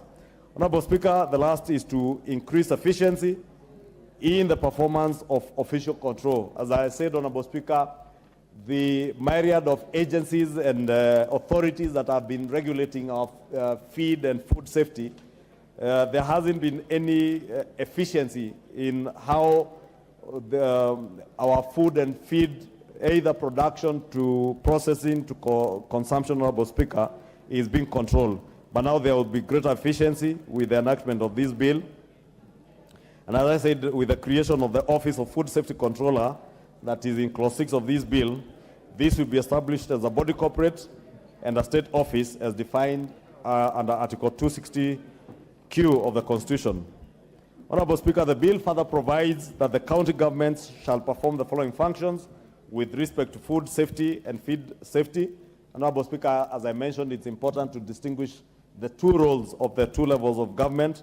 Therefore, the bill has gone to list the following as a function of the county governments. One is to implement and enforce food safety and feed safety measures. Two is to license and exercise official control of persons who conduct food business and feed business. Because, Honorable Speaker, the committees did note during their deliberations and their scrutiny of this bill and in their engagements with stakeholders that there are many people who are producing food in their backyards, others are producing animal feeds in their farms without being licensed, and therefore nobody really knows what ingredients these people are using. Many others are also importing ingredients, as I said, some mineral nutrients that are even banned in their countries of origin, but are being shipped to our country and being incorporated into our feeds for our livestock. 3 is to conduct capacity building on food safety and feed safety. Of course, as I mentioned, amongst our farmers, because they have that task, our county governments have agricultural extension officers who will therefore be able to build and enhance capacity building on food safety and feed safety with our farmers and consumers back in our constituents and in our backyards. 4 is to conduct public awareness on matters of food safety and feed safety. The county governments will also prepare county food safety and feed safety reports. 6, they will also provide a platform for the consultation and cooperation of county governments and stakeholders in the implementation of a multi-annual control plan. 7, they will conduct audits to ascertain compliance and enforcement of food safety and feed safety measures. Honorable Speaker, this is quite important because, as I said, what has been lacking is a system where even our county governments can enforce those who are licensed to produce, whether they are producing food or feeds, animal feeds, Honorable Speaker. There lacks a system where our county government officers can be able to scrutinize whether all these food and feed producers are in compliance with the law, whether they're in compliance with the relevant health and feed safety measures.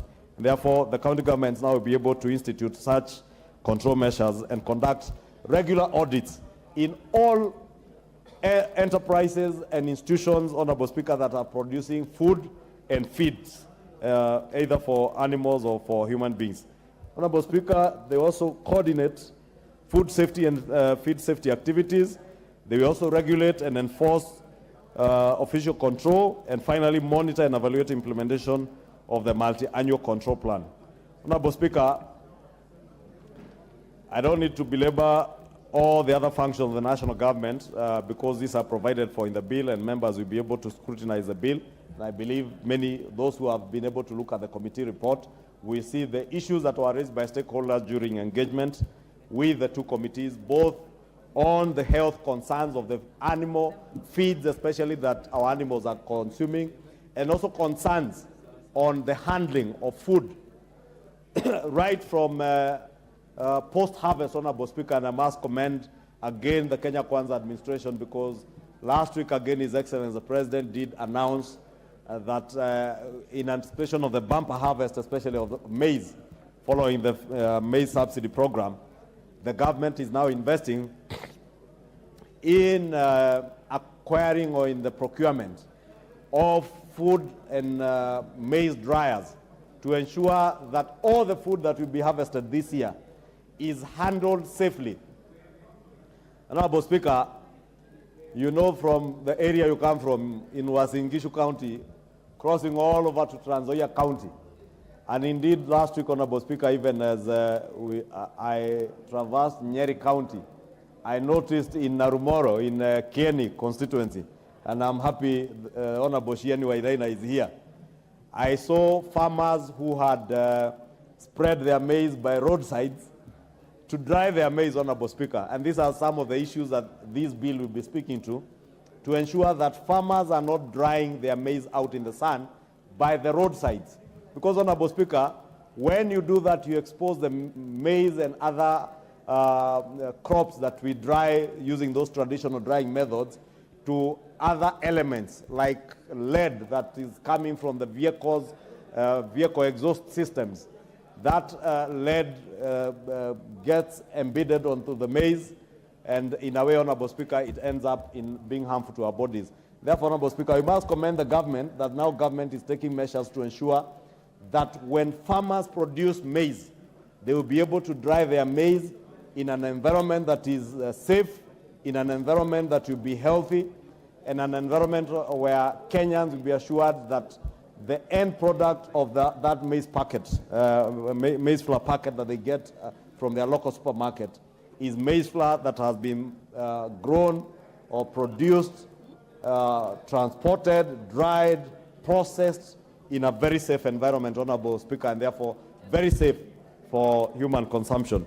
Honorable Speaker, let me not belabor much because I had the hard task of choosing who to second this bill since it was processed by 2 committees.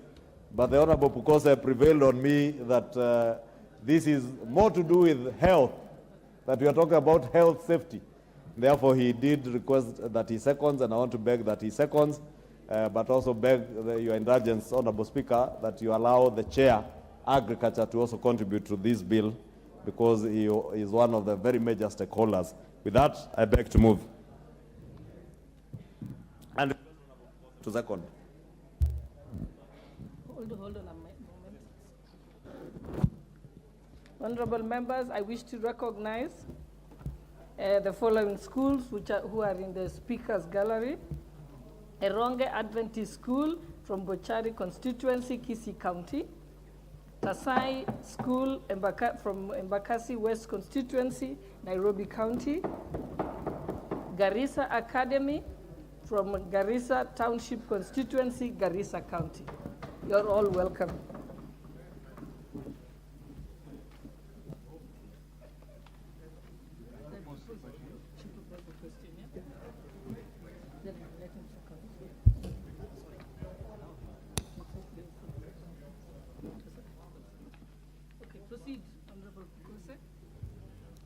Thank you, Madam Speaker. Madam Speaker, I stand to second this bill.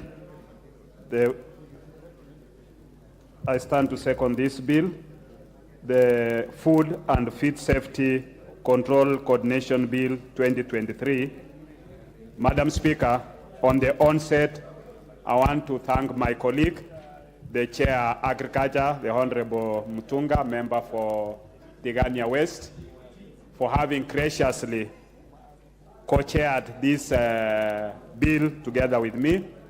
I also want to thank the office of the Majority Leader that was also ably represented during our public hearings on this bill, on public participation, that we were able to do consultations with the office of the Majority Leader, being the major sponsor of this bill.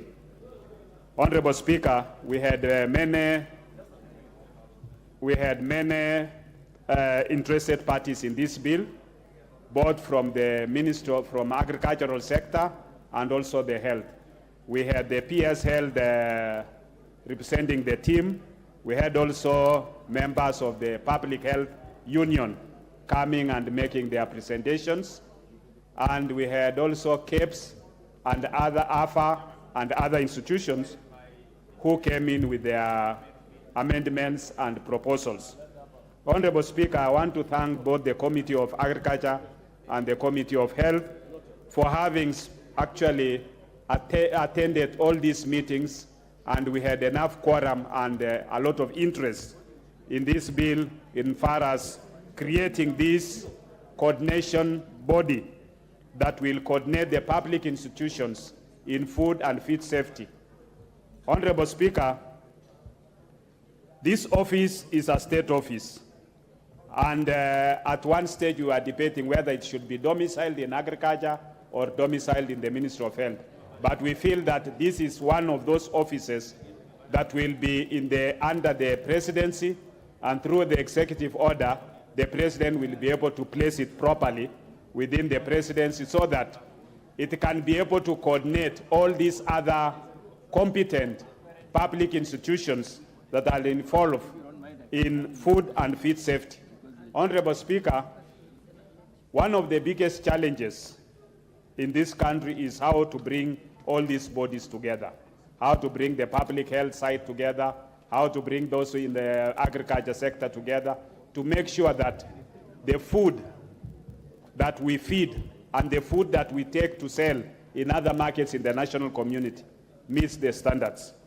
At one stage, Madam Speaker, we were debating on whether do we adopt international standards when it comes to food or the national standards. And I think it became a very heated debate. But lastly, I think we agreed that, you know, Kenya adopts international standards. And if we have to go to the market, then we must use the international standards that are agreeable internationally. Although other countries, their standards might also differ. But all in all, we must be able to go with the international standards, because that creates room for us to be able to make sure that if we are going to take our food out of our country, especially those involved in food business, then that food must be able to meet international standards. We are talking of avocados, we are talking of maize, which might be able to sell within other regions, and many other foods that our country is able to produce, tea, coffee, and many other foods. We're also talking of animal feeds. And once we have this food safety and feed safety coordination controller, then we expect that this controller is able to bring all the public institutions together. It's able to bring those public institutions together to ensure that the food and the feed, both to our animals and both to ourselves, meets those required standards. The majority leader has given issues about at times you even watch, at times you are traveling on the road and you look at some of the vehicles, lorries, carrying vegetables. The vegetables are carried in a lorry and in an open place with all dust falling into it. So I think that will be things of the past. At times you walk along the road and you see also people involved in meat butcheries, carrying meat in their bags. I think these are things that should be able to be done away with. And I remember at one time, even we had motorcycles and the bicycles bringing food to other institutions. I wouldn't want to say it is Parliament, but when we were in the Food and Catering Committee, we saw that some motorcycle bringing food for members to eat in Parliament. So I think these are things that should be done away with, and with the food and feed safety controller in place, we expect that they'll be able to come up with regulations. And some of those regulations are best enforced through self-regulation, whereby you as an individual who is involved in food and feed safety must make sure that the food that you're going to give to somebody else to eat is fit for yourself to consume, not just for business, but you feel that this food is good food, safe, it is not going to be harmful to anybody else. Because when you look at our Constitution, Article 43, 1D, and Article 46, 1D, it ensures that the food that we are providing must be safe and good and make sure that it is healthy for the person who is going to consume. So with those two remarks, Madam Speaker, I want to second.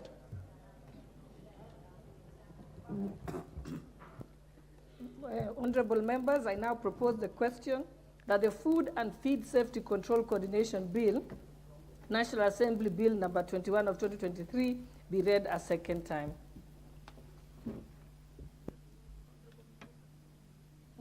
Let me give the first opportunity to member for Garissa Township first, because he's got students here from his constituency. Thank you very much, Madam Speaker.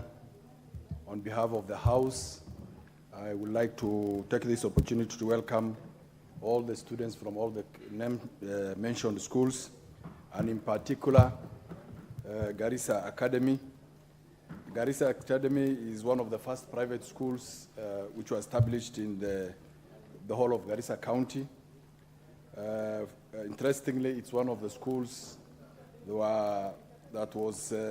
that's owned by non-locals. That means non-Somalis from the region, which was established in the early 90s. It's one of the best performing schools in the county of Garissa, which is domiciled again in my constituency. I take this opportunity again to advise all those students who are here, who've joined the House, to take this opportunity to learn as they aspire to be the next leaders of this country. On that note, Madam Speaker, I also want to take this opportunity to contribute on the bill which is or the motion which is on the floor of the House.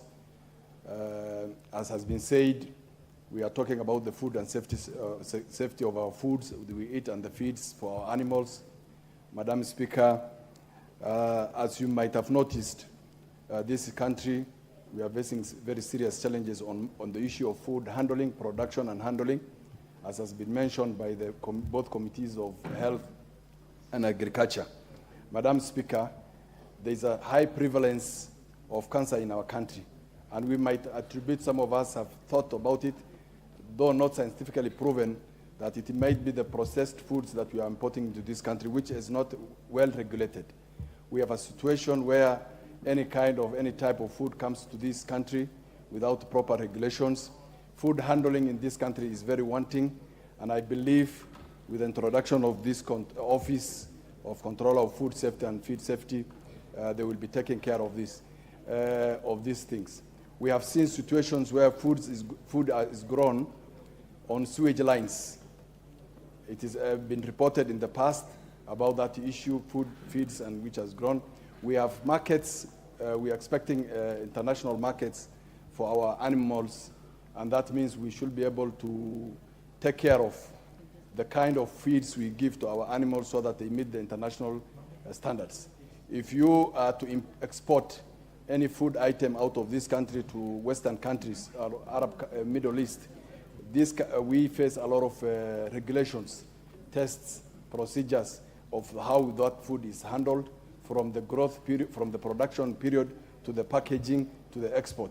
So I highly welcome the efforts of both committees of the House, that is Agriculture and Health, for the good work they have done. Thank you, Madam Speaker.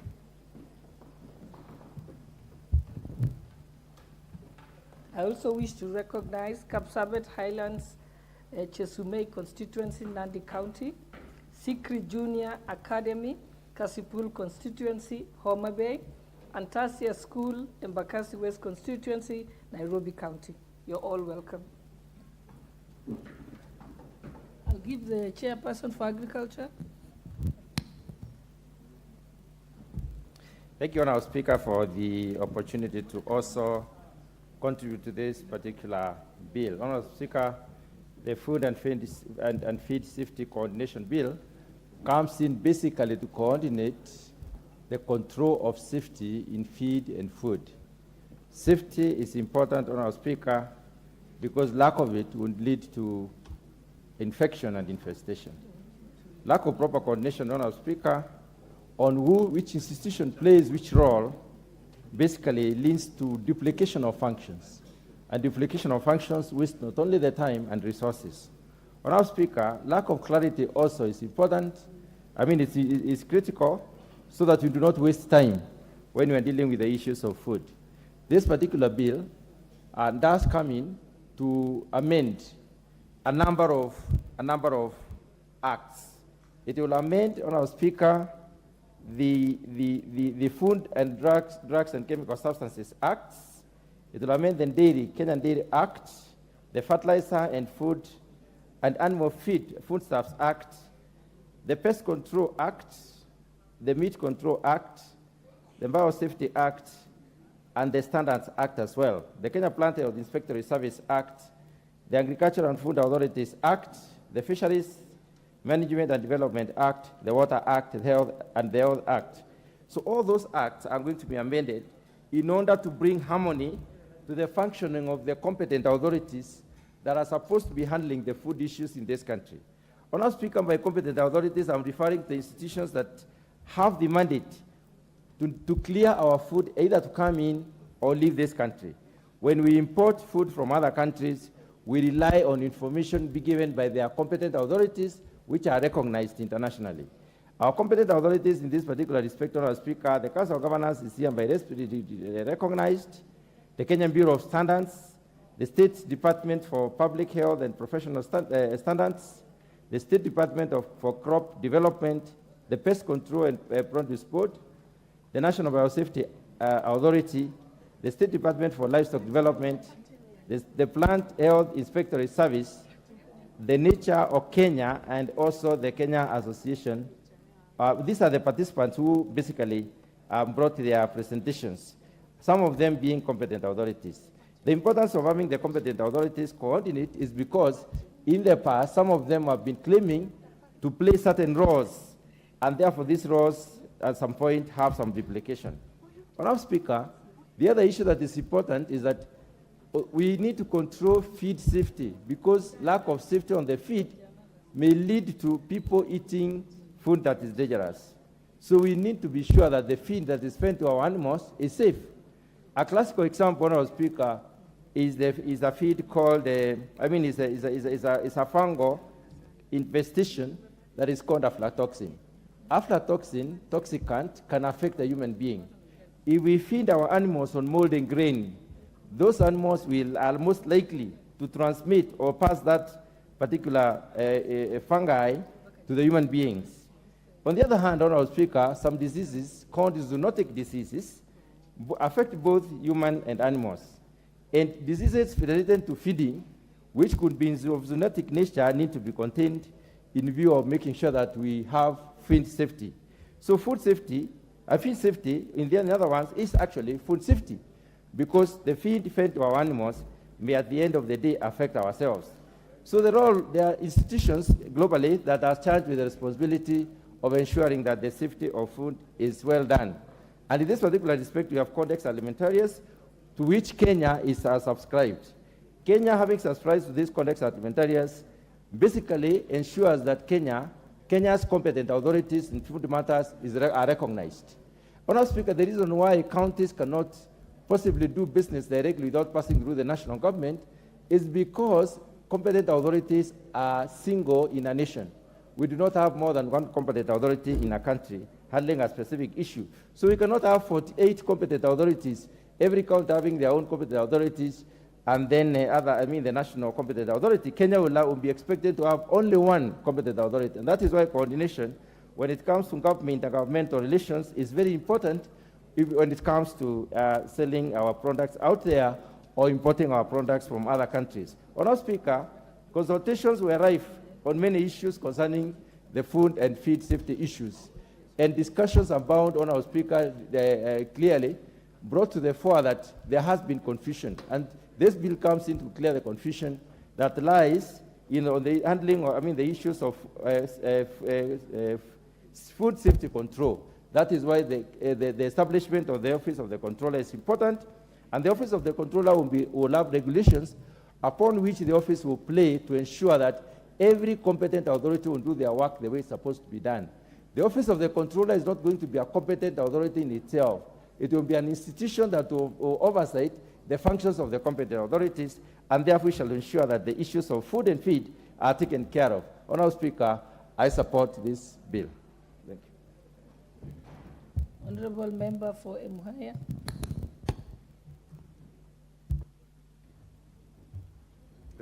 Thank you, Honorable Speaker. Let me take this opportunity to congratulate the chairs and the committee members of the two committees who have worked on this particular bill.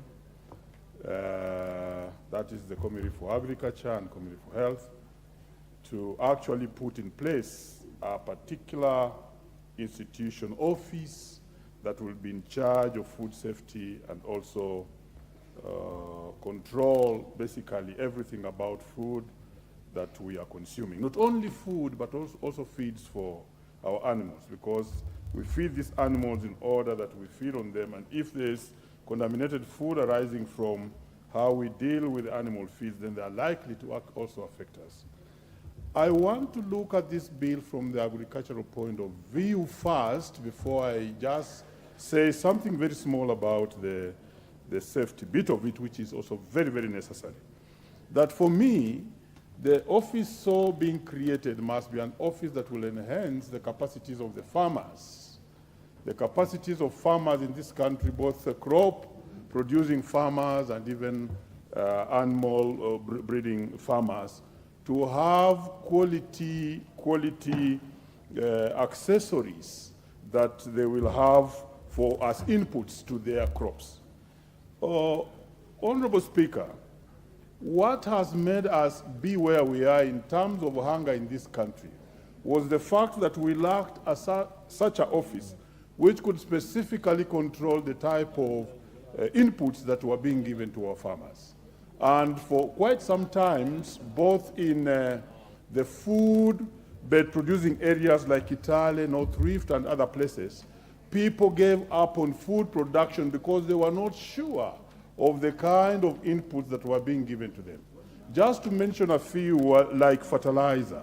How many times did we hear that fertilizer had been faked and therefore the crop had failed?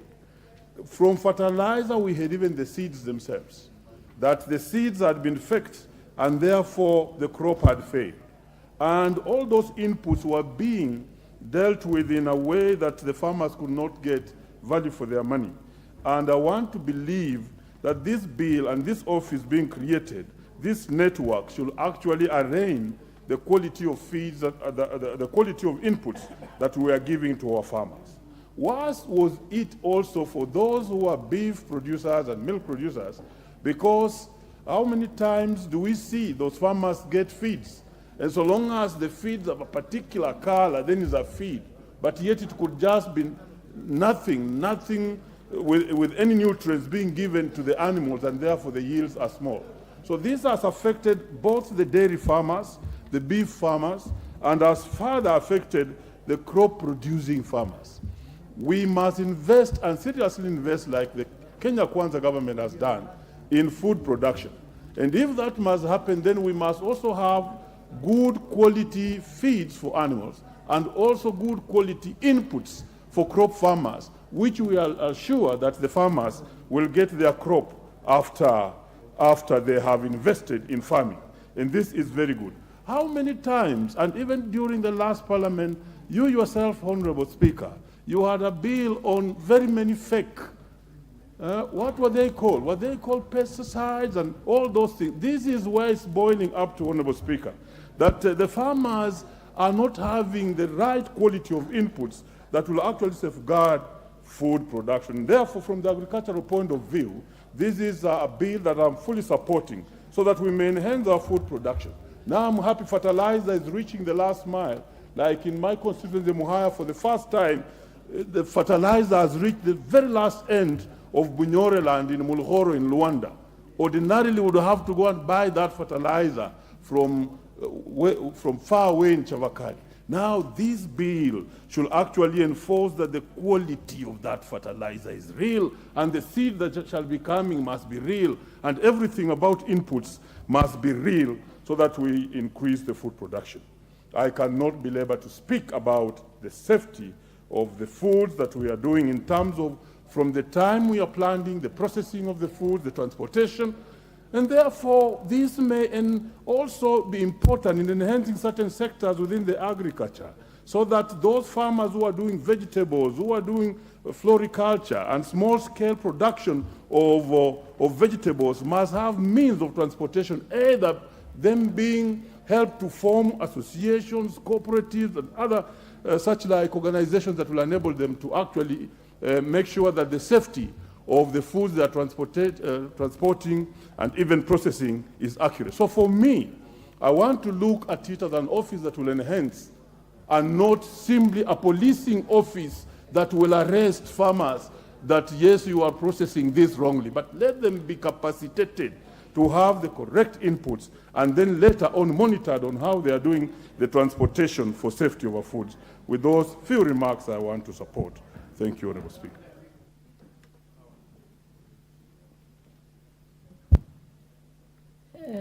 Honorable Murungara. Thank you very much, Madam Speaker. Madam Speaker, allow me to rise and support this particular bill. Particular bill on the food and feed safety control coordination. As we speak on the bill, we would pause and ask how safe is the food that Kenyans are consuming today. This is because the food control mechanisms in the country are not sufficient. We know very well that the only other law that attempts to control food safety in the country is the Food Control and Drug Substances Act. And it is not sufficient, and this is the reason why it now becomes important that a law is put into place to control the safety of food and also the feeds that are fed on our animals. We cannot afford to risk the lives of the people of Kenya by giving to them food that is not fit for human consumption. Thus, we must have some coordinated way of ensuring what Kenyans are fed on is actually good for them. We know very well that we do have problems with the fertilizers we use, the pesticides that are applied, and sometimes we are mocked in the country as to what you really place on the table, whether you know where it has come from. We are told that the best of the vegetables that we enjoy every evening and tubers that are grown all over come from places watered with sewage water, because this is when they do very well. We have no control over this, and we do not know whether we can establish it, but that may be true to some extent. We are also told that some of the animals, the meats that we enjoy, from whether it's beef, it's mutton, it's chicken, may be actually induced with some substances that make the animals to grow faster than they should, as a result of which you compromise your own health. It's vitally important that we know exactly what we are eating. And that's why today we must have this law that regulates the manufacturing, packaging, and distribution of food. Because in most times, the manufacturing itself, you'll find food being sold along the streets of Nairobi, Mombasa, the other towns all over. You do not know how that food has been manufactured. The packaging may be wanting, because in a quick way of baking a bag, the manufacturer may not be able to package that food well, as a result of which possibly it's going to be degraded by the vagaries of nature, and therefore its composition changing. Distribution. How do we distribute the food that is eaten that is consumed by Kenyans? In most cases, we have vans that bring in all manner of food from up country, which vans do not qualify. They cannot pass the test of food safety in any way. Then we go to feeds, and this is what we feed our animals on.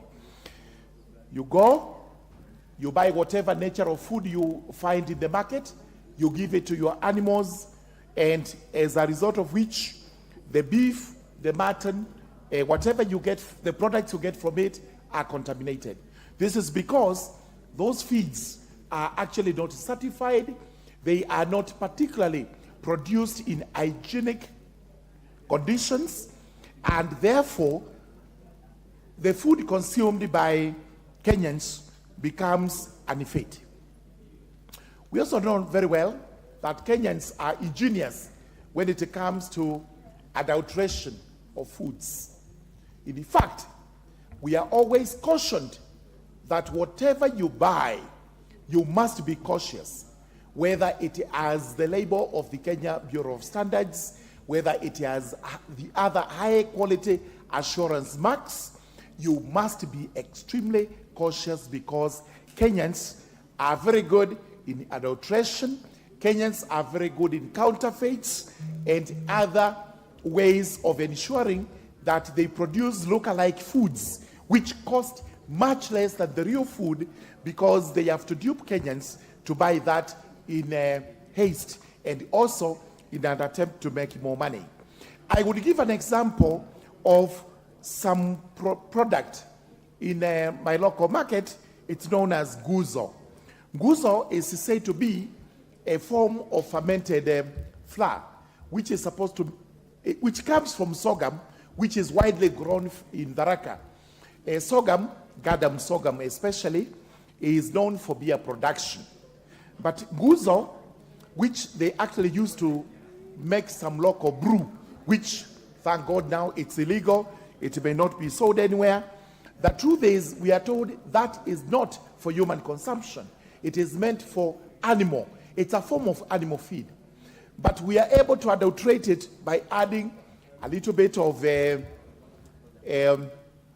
baking powder and other additives, which make it ferment faster.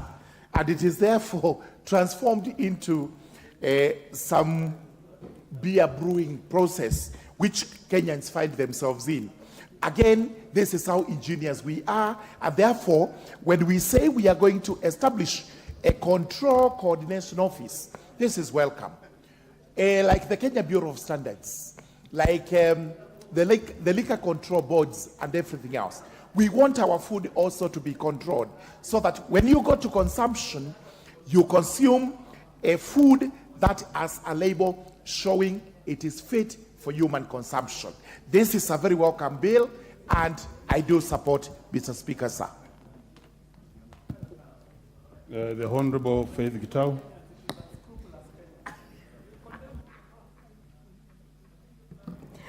Thank you, Honorable Speaker, for giving me this chance, and I really want to support this bill. The issue of cancer in this country is really worrying. We are getting cancer, not just elderly people or just any other people, but even the children are getting cancers. So it is really worrying, and this bill has come at the right time. The establishment of this Office of the Food and Safety Controller will enable the country or the government to better track the cases of unverified foods and feeds. And therefore, what is coming out of late is that there are people who are sleeping on their jobs. And now that we have this office coming up, everybody will be alert. And I'm asking that we do a research, and especially for fertilizers that we are using to grow our crops. There is an issue of fertilizers. What are we giving Kenyans? We need to know what kind of materials are using to make this fertilizer. Why are we having cancers? Why are we having stomach problems? It's like everybody in Kenya has stomach issues. So I really want to support this bill. And because this bill will give us a framework of how the country and the government itself, how the food will be monitored, the food that we are eating. Is it the crisps that we are making, the coffee we are drinking, the tea, the carrots, everything that we are eating needs to be monitored, and not just yearly, but weekly or even monthly. And so, Honorable Speaker, I really want to thank the people who came up with this bill, because it has come at the right time. Thank you, Honorable Speaker. Very well. The Honorable Deputy Speaker. Okay. The Honorable Owen Bayer. Thank you very much, Honorable Speaker, for giving me this opportunity to contribute to this bill. Honorable Speaker, the Food and Feed Safety Control Coordination Bill is coming at the right time, In this country today, what we consume as food and what animals consume as feed, which later on translate to be food to the human beings, is that field, that space is in trouble. One, We have a problem of preservatives. Today, you find meat in supermarkets. And when you find that meat in the supermarket, it looks very fresh all the time. Probably it has stayed there for 4 to 5 days. But you ask, how has this meat been preserved to this level of freshness? And they will tell you they have used certain types of preservatives. Those preservatives translate to poison to human beings and eventually cause diseases.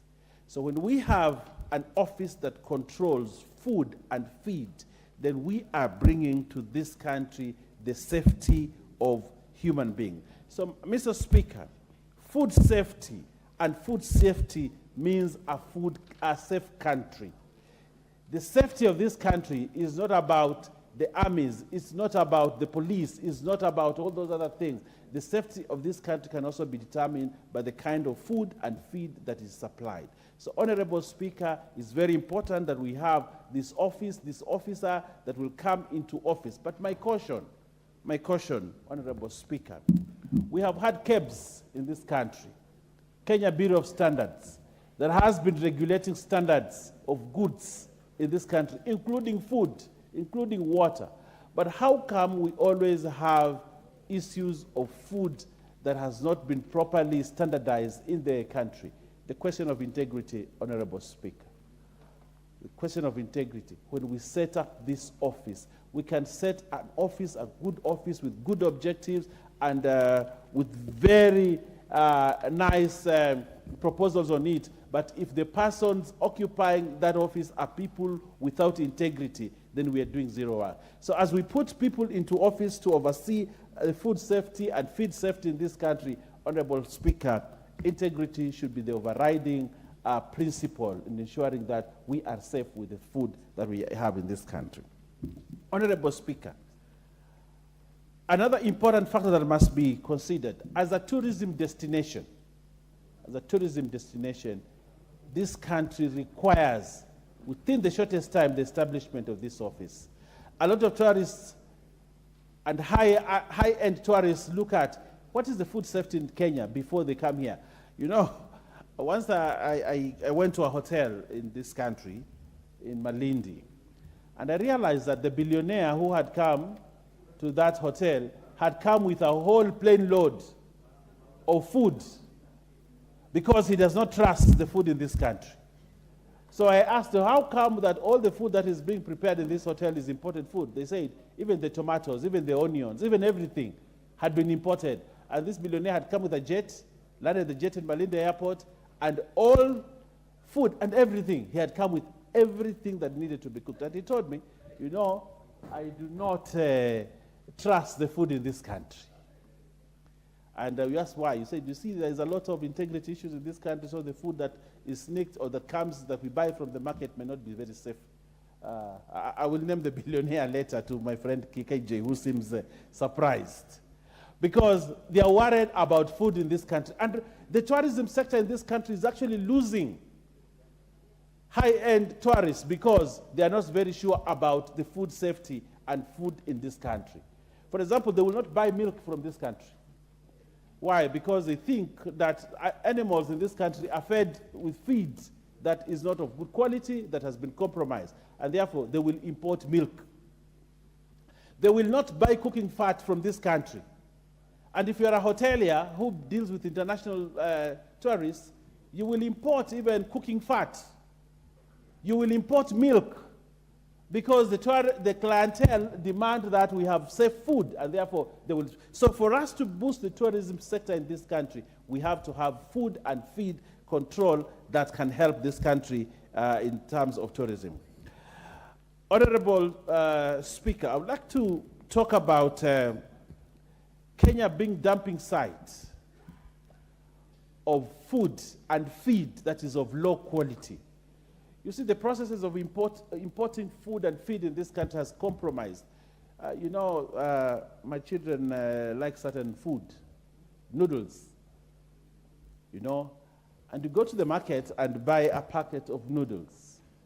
And you look at these noodles and the way they are and the process that you know noodles, you say, is this really safe for my children when they eat these noodles?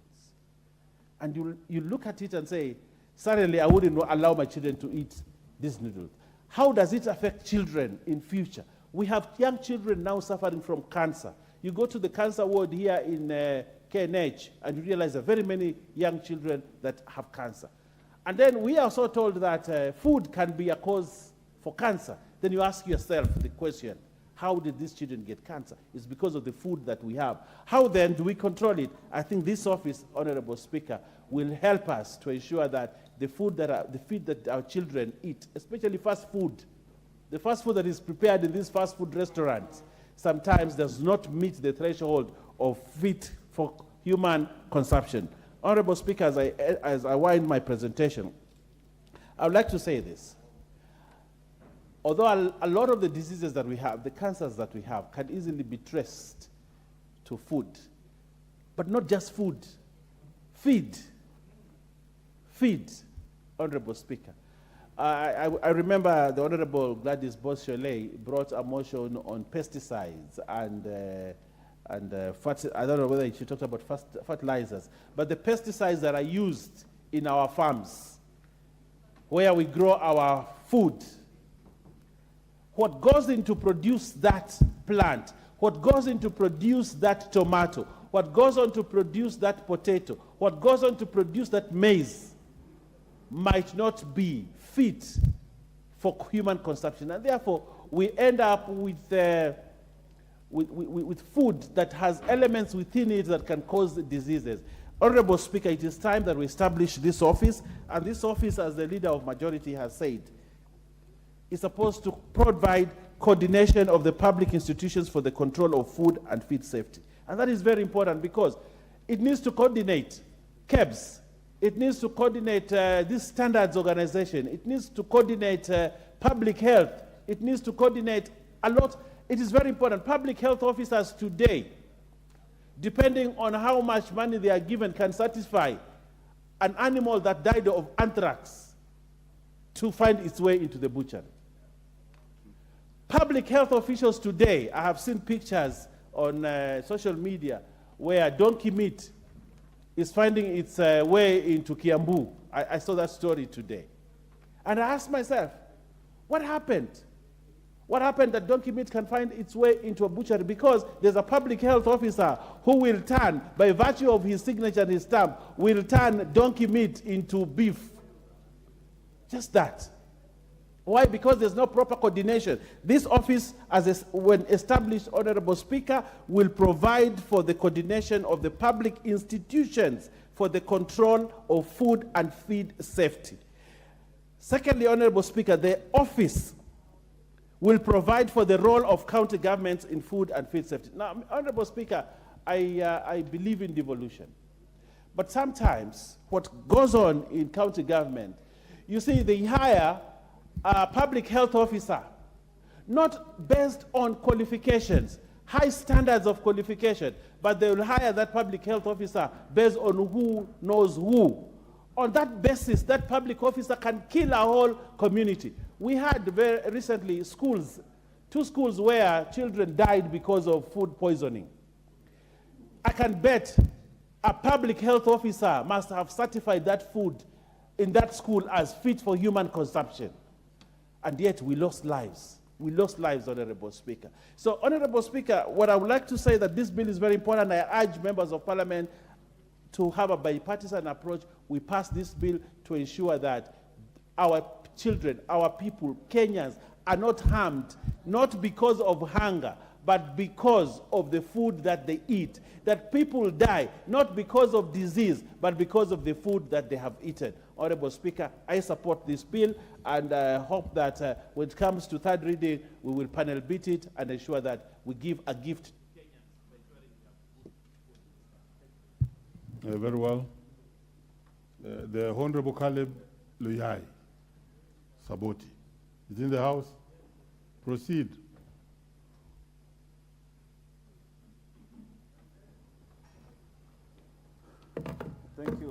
Thank you, Mr. Speaker.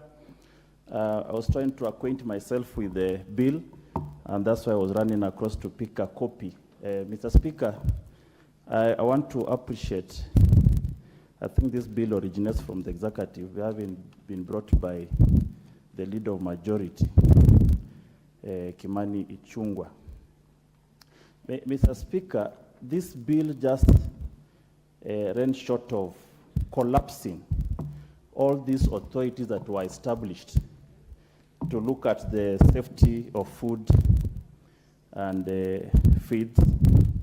That is the ministry department that dealing with veterinary services, crop development, livestock, the public health, medical services, the ministry in charge of fisheries, agriculture and food authority. Mr. Speaker, even if you just speak on the agriculture and food authority, remember we used to have various boards, including the pyrethrum board, the sugar board, the crop, and other cashew nuts and the nuts board, and they were collapsed into one entity called Agriculture and Food Authority. The impact of what AFA has done by collapsing all this independent board that seems to have been given the same mandate, carrying out the same thing. And the collapse of it, of course, as the advantages of reducing even the cost of running, the monies that we put into these boards, and making them more effective. The Kenya Dairy Board, the Kenya Plant Health Inspectorate Service, Mr. Speaker, KEFIS is domiciled or mostly dominant in my constituency. One of their plants and the vast land is around my constituency. I've seen their work in the field of testing the health of the imported seeds before they are now relayed to the farmers. And of course, it was also a collapse of other small entities that were dealing with the same thing. And remember, we used to even have KARI and KEFIS were more or less doing the same thing. And now some of the functions were transferred to now what we call KALRO, that is now been more effective. Pest Control Products Board, Fertilizer and Animal Foodstuff Board, National Biosafety. I agree with the intent of this bill because this is more or less collapsing all this into one. In fact, it could have even been more effective to have it into one entity with various departments relating to different areas of operation in terms of whether it is food or animal feeds or seeds, whatever the case. But the most important is to ensure that whatever comes into this country meets the standards of safety as pertains to human consumption. Mr. Speaker, I support the bill with the regard of trying to put most of these agencies on the board. And the Speaker, it is also paramount to note that most of the time when we pass bills in this parliament, we don't take so much cognizance of the operationalization of some of these authorities that we intend to form. We recently had to repeal a bill on social assistance of the vulnerables in our society. Just 2 years down the line, after that bill had been passed by this parliament, we had to repeal because it was impossible to operationalize that board. The authority that was envisaged to be formed could not get the much needed funding by the government. So the continuous enactment of several bills that eventually lands into a dustbin or in some shelves that are not being able to be implemented by ministries has always been our undoing as a parliament. So this is also a wake-up call to this parliament that we should not be passing laws so quickly, whether emotionally or out of national popularity. We need to look at them even eventually how we are going to make them into use. We need to make sure that as we pass them, we envisage a future that we have an organization that is well catered for in terms of exchequer funding and an organization that is going to stand the test of time.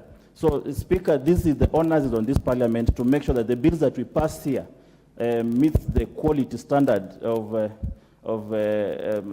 establishment that we need to have in this country, with proper mechanism, with proper staffing, proper funding, so that we don't just pass bills for the sake of it to excite the crowd, to excite the people of Kenya, and eventually, later on, we are back here again trying to repeal the same act that we passed, so that we either collapse some of the organizations due to lack of funding, operationalization, for whatever reason.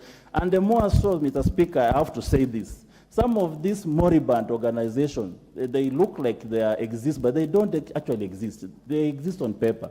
But in real sense, some of them are used as conduit of corruption. This is where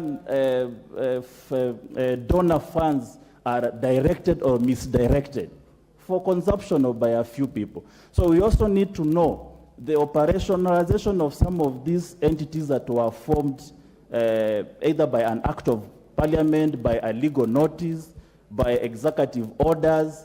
What was the need? What was the prevailing circumstances upon which these things were formed? Because they later on become moribund, they are used wrongly by unscrupulous officials we put in, and we misdirect our funds there. Most of allocation in some of these ministries, you'll find that they are allocated in a very more or less a makeshift organization. But because they have found a loophole in an act of Parliament that we passed, establishing these authorities and the boards, then they have a legal standing to direct money there. And this is how the loss of money from various ministries have gone to waste. So, Mr. Speaker, I stand to support, but with a caution that as we pass laws and we pass acts here to establish whether it is a coordination body, whether it is an authority, we must also know how are we going to fund it. What is the nature of staffing? There are some organizations that you walk in from the CEO to the sweeper is from one tribe, because either it is regionalized, because of either is a region, an activity based in that region, and people think like if it is something to do with maize, then this has to be Rift Valley. If something to do with sugar, this has to be maybe Western, and so on and so forth. And therefore, it becomes a tribal entity. And you'll find that from the CEO downwards, all the people who are working there are from one tribe. So we also need to know, eventually, are these entities going to meet even the national cohesion parameters of making sure that all Kenyans also get a chance to be part and parcel and contribute to the well-being of the society. Mr. Speaker, with those few remarks, I beg to support. The Honorable Didmus Barasa, but before then, let me, honorable members, acknowledge the presence in the Speaker's gallery, or even if they have left, the following schools that have been here and were able to visit us. Number one was Eronge Adventist School from Bochari constituency, Kisii. We had Tasia School, Embakasi West constituency, Nairobi City County. And we have had Garissa Academy, Garissa Township constituency, Garissa County. Thank you. Didmus Barasa, you may proceed. Thank you, Honorable Speaker, for giving me this opportunity to add my voice on this very Sorry, Honorable bill. Baraza, there was also this one which was in the Speaker's gallery. Mount Kenya Baptist School, Nanyuki, Laikipia East constituency, Laikipia County. Thank you. You may proceed. Thank you, Mr. Speaker, for giving me this opportunity to add my voice on this very important bill and say from the very onset, I support this bill. This is a very important bill, Honorable Speaker, because one is going to create jobs that thousands of Kenyan children are going to be employed as food safety and feed inspectors across the country. And the second thing, Honorable Speaker, is that the country will also have an opportunity to tap into the skills of the very many Kenyans who have trained in terms of evaluating and then inspecting food and feed to ascertain their safety, Honorable Speaker. Honorable Speaker, and most importantly, in this era and time, there is no country, Kenya included, that can lose the population by consuming unhealthy food, by the cattle consuming feed that have not been certified, Honorable Speaker. So, Honorable Speaker, this bill will go a long way to ensure that the healthy status of very many Kenyans is not curtailed or affected by failure to ensure that the food that is available in our market is actually safe for human consumption. Mr. Speaker, I have a belief that by approving this bill, what we have been hearing about Kenyans consuming donkey meat, dog meat, food that has not been, is not good for human consumption, and I have a belief that once this bill comes into the force, that those stories will no longer exist in this country. I am even tempted to think, Honorable Speaker, that the food I've been eating may not be, because I've always wanted to add some weight. So I hope that when this bill passes, we'll be able to know that this food is good for these purposes, is good for that purposes, that if we want to get energy, you will be able, because they're not just approving that this food is good for consumption, but they'll also add some kind of a footnote that this food is rich in ABCD, because as much as we are aware, we learned in school, in home science about balanced diet, I know we have some food which when you go to a hotel and you order that I want to have food that is rich in vitamins, I am sure that some unscrupulous hotels will be able to sell food that is not rich in that nutrient that Kenyans will want to get. That if we want to get food that is rich in carbohydrates, I am 100% sure that the majority of the food that we eat do not have the requisite starch and carbohydrates the way they are written in. So I have a belief that these food and feed safety inspectors will go a long way, not just to ascertain that this food is good for human consumption, but actually it must contain the prescribed nutrients so that Kenyans get value for the money that they spend buying this food, Honorable Speaker. Honorable Speaker, this is a very important bill.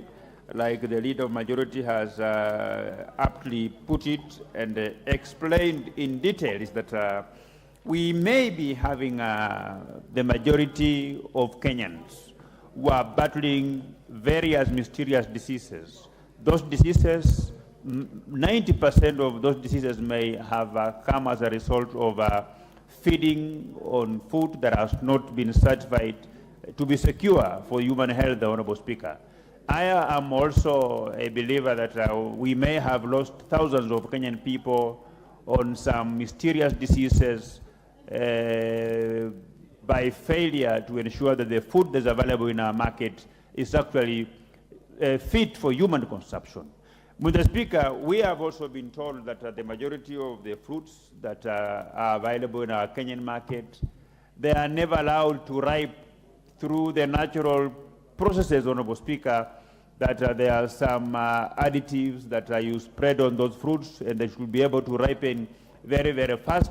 So I hope that by the House approving this bill and the creation of this body will ensure that this type of things can actually be a thing of the past, and that each and every food that will be available on the Kenyan market must be food that has been properly been inspected, properly been certified to be fit for human consumption.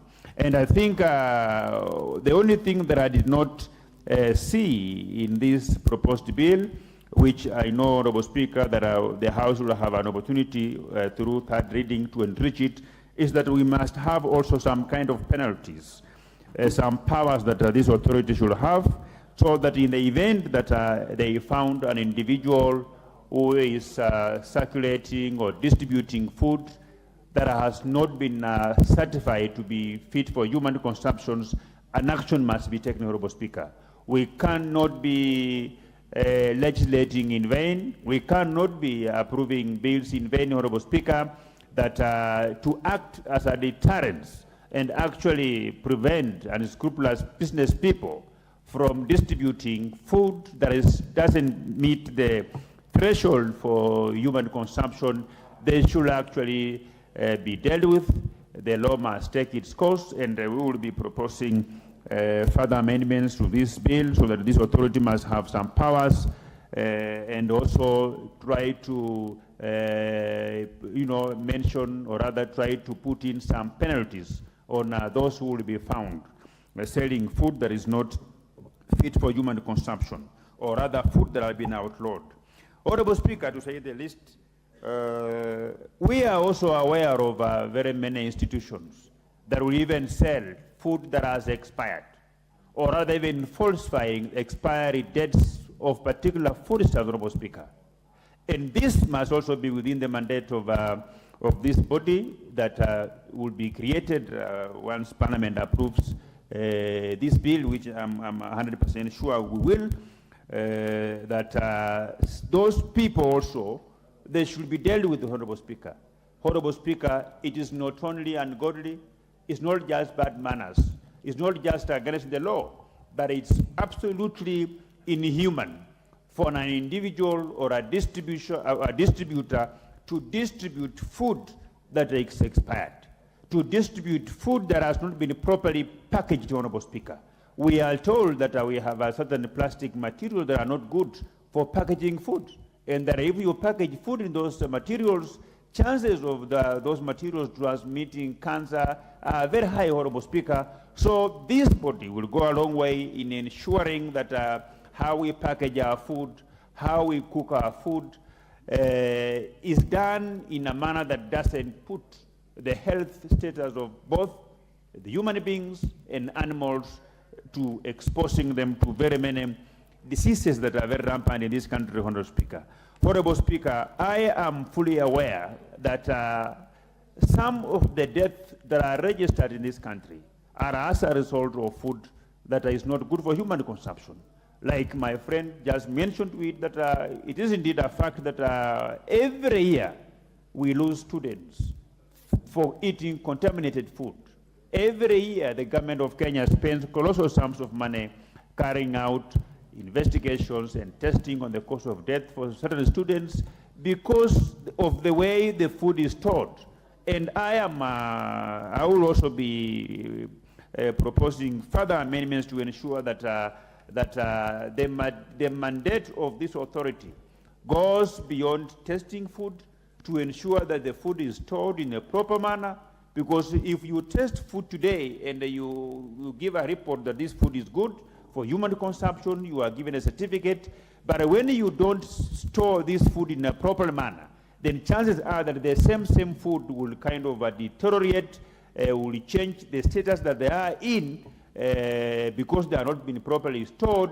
And the same food that has a certificate of being good for human consumption, if again it is tested in another 2 or 3 weeks, it might turn out to be food not fit for human consumption, Honorable Speaker. So these are the very many things that we are going to improve, and I want to thank the Leader of Majority for bringing to the House this very good idea, and we will be able to assist him as a House by improving this idea into a better idea that will assist millions of Kenyan people. So, Honorable Speaker, I support. The Honorable James Nyikal. Thank you, Mr. Speaker, for giving me opportunity. Mr. Speaker, I rise to support this bill. Mr. Speaker, this is an extremely important bill in terms of health. I support it because the object of this bill is to coordinate all public institutions that are involved in control of food safety and feed safety.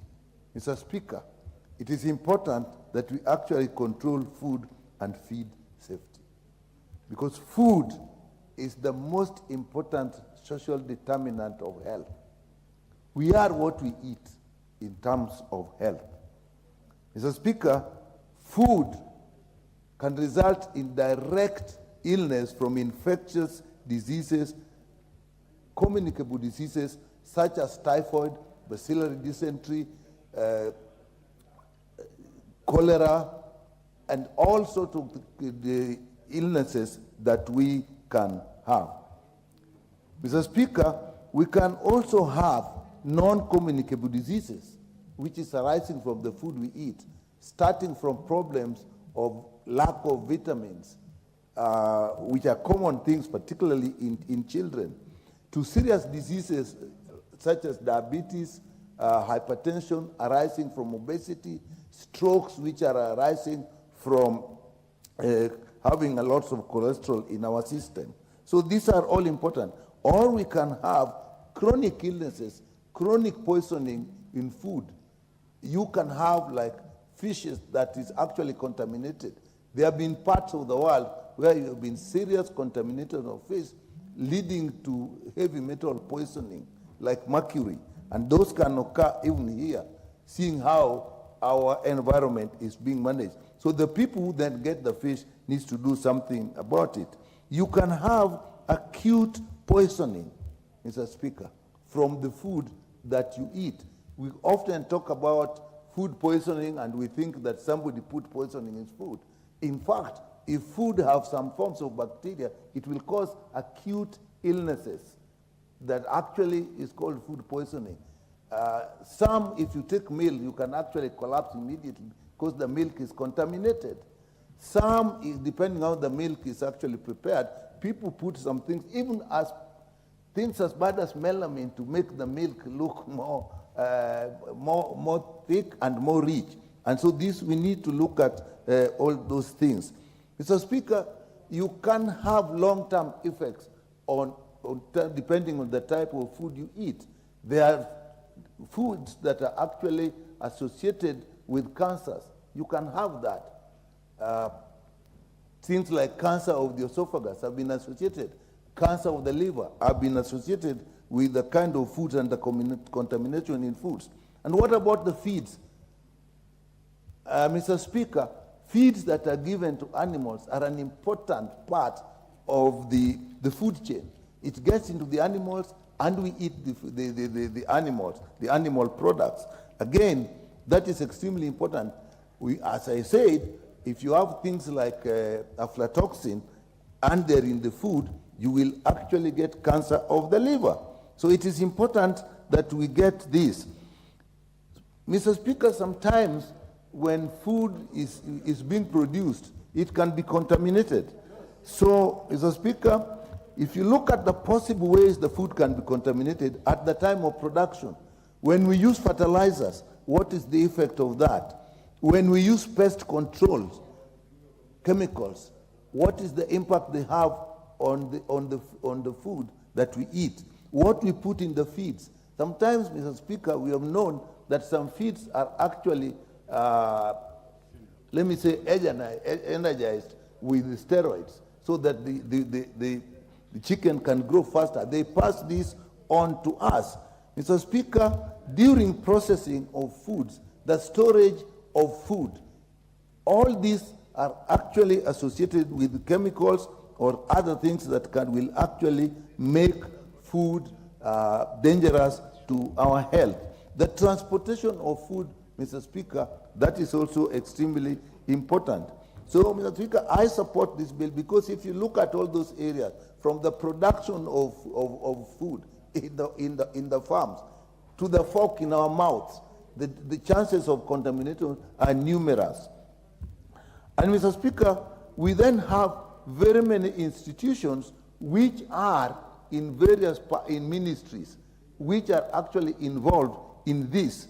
And this bill actually seeks to coordinate all those institutions. I think that is extremely important because as it is now, each one, KEBS is doing their own thing, KELFIS is doing their own thing, and nobody brings them together, and even the duplication that occurs with that.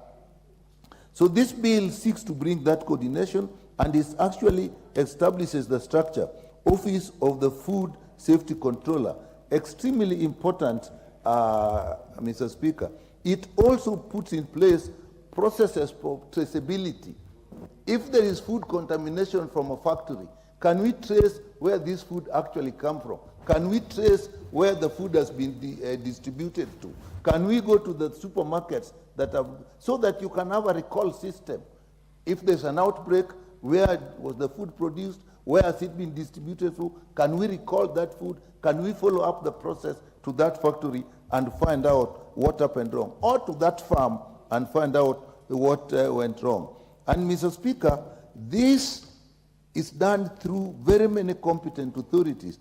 10 of them, they actually are listed in the first schedule of this, from the ministries responsible for public health, Ministry of Agriculture, Ministry responsible for fisheries, the AFA Authority, Kenya Dairy Board, Kenya Plant and Health Inspectorate, Pest Control Board, Fertilizer. All these, Mr. Speaker, actually are working independently.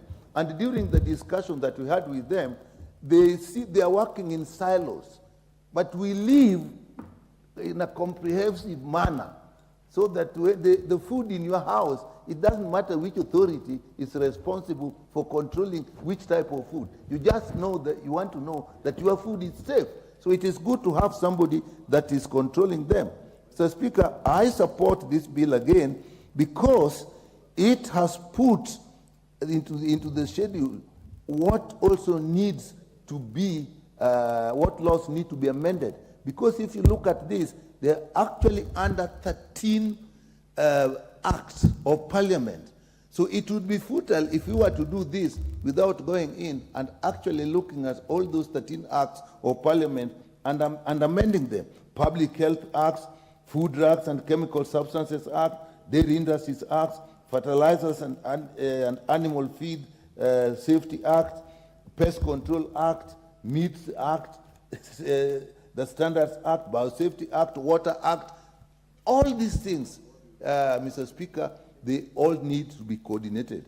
And this bill actually seeks to do that and has put in places structures that can help us do that. I only hope that when we get the office of this controller, it has even put how this person is appointed, the qualification of this appointment, the structure of this office. And I hope that when that takes place, this office will do what it's supposed to do. But the most important thing that we must look at, there should never be competition between this office at the various competent authorities that is going. We don't expect this office to go out and start picking food from industries and checking them. That is not their duty. Their duty is to find out, is KEBS doing what it's supposed to do? Is KELFIS doing what it's supposed to do? If not, where is the problem and what do we do? Because if it does that, it will actually cause us a lot of chaos and unnecessary competition within the system. With that, Mr. Speaker, I support. The Honorable Nyomi Wako.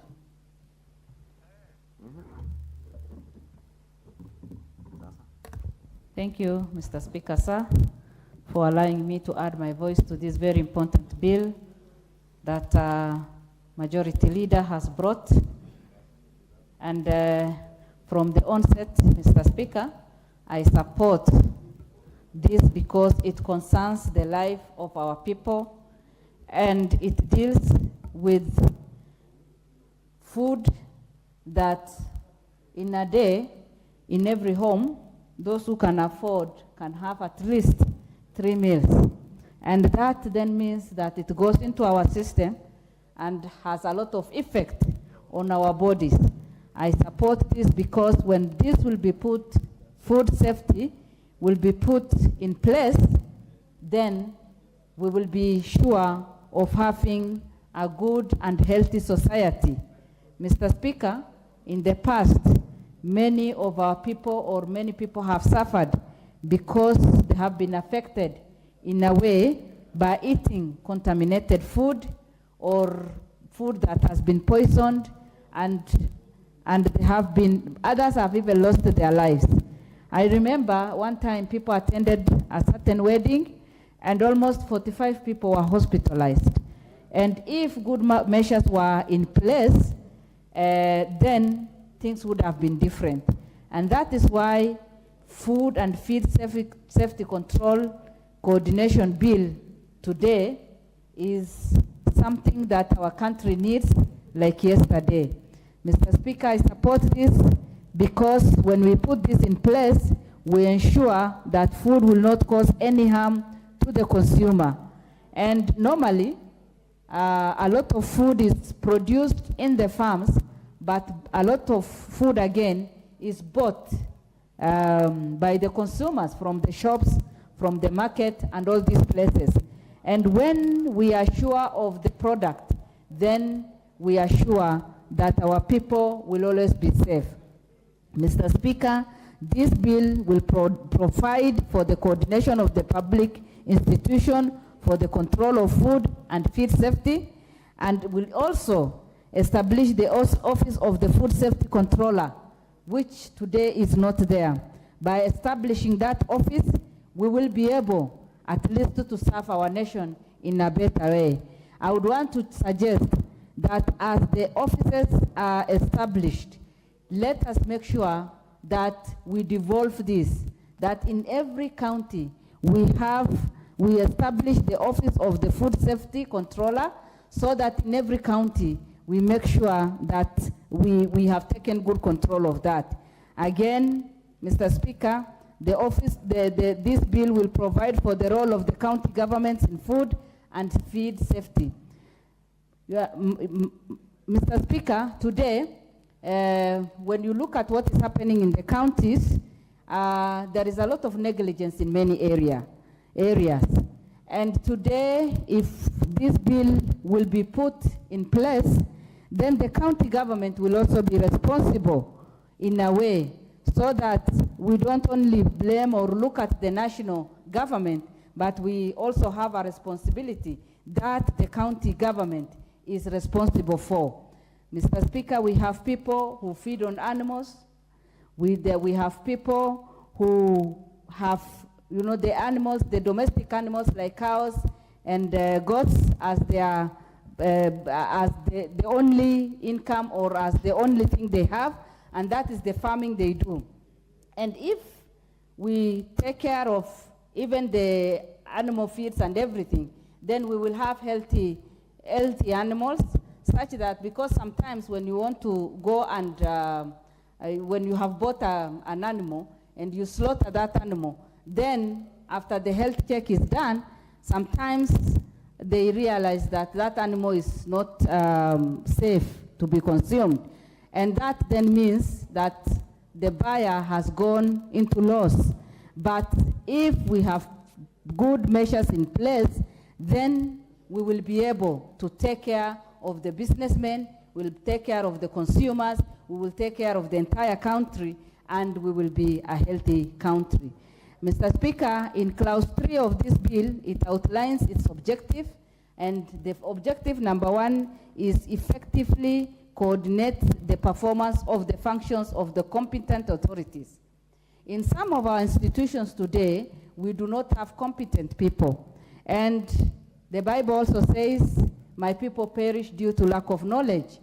And when we have well-skilled people, people with enough knowledge, people who are competent in any place, then we are sure that whatever approvals they do is something that is acceptable. Mr. Speaker, I would want to say that as we approve this bill, let us practice it in the best possible way. Let us put it in place without any corruption, without any compromise, so that even the officers or the people who are there will be competent enough, because we will be dealing with issues that concerns people's life, matters that are very important to our people and the consumers. And once we do that, then, and follow all the due diligence, then we are sure of the product. Again, Mr. Speaker, under that clause 3, it enhances accountability in the implementation of official control. Mr. Speaker, in our nation, accountability and good stewardship is what has been lacking. And it is my prayer that under Kenya Kwanza government, a lot of accountability will be put in place. And if we will all be good stewards, then this country can be transformed. But a lot has happened in the past due to lack of accountability. Funds have been lost, resources have been wasted, just because we cannot be able to have good accountability in place. And that is why, as we talk or as we debate on this, I would suggest that for sure, if all these objectives will be followed and put in place, then this country can be transformed and be sure of having that healthy society that I said at the beginning. Mr. Speaker, as we pass this bill, we will be sure of protection of human life and health. Today, Kenya is suffering because many of our people are suffering because of cancer. Many people tell us that cancer is caused by some food that we take as our meals. Some say that it is because of the chemicals in our food. Once this will be put in place, I believe that we will be able to take and protect the lives of our people. Again, protection of consumer interest. Sometimes we have not been able as a country to protect the life or the consumer's interest. The price is fixed and nobody knows. And sometimes the buyer, the sellers take advantage and sell at a very expensive rate, or they take advantage on what they put on the shelf. When this bill will be put in place, we'll be able to protect the consumer's interest and conduct of food business and feed business. That will give us a better life in all the aspects. Mr. Speaker, again, the promotion of food safety and food safety. When we promote that, we will have people who will have less fear, because like now, in our country, many people are wondering,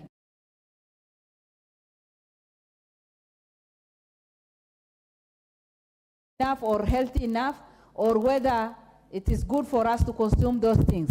But once this bill will be put in place, Mr. Speaker, I'm sure that we will have a healthy society out of stress, and even we will have that, that psychological mind that is free, and we will be proud of buying whatever we find on our shelf.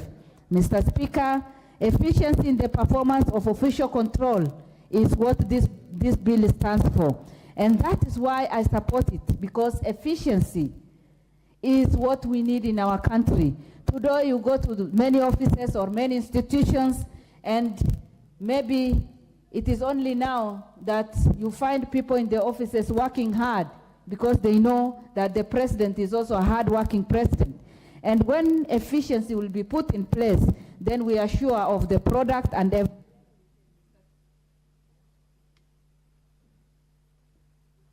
Very well. Add 1 minute. Just conclude, please. Thank you, Mr. Speaker.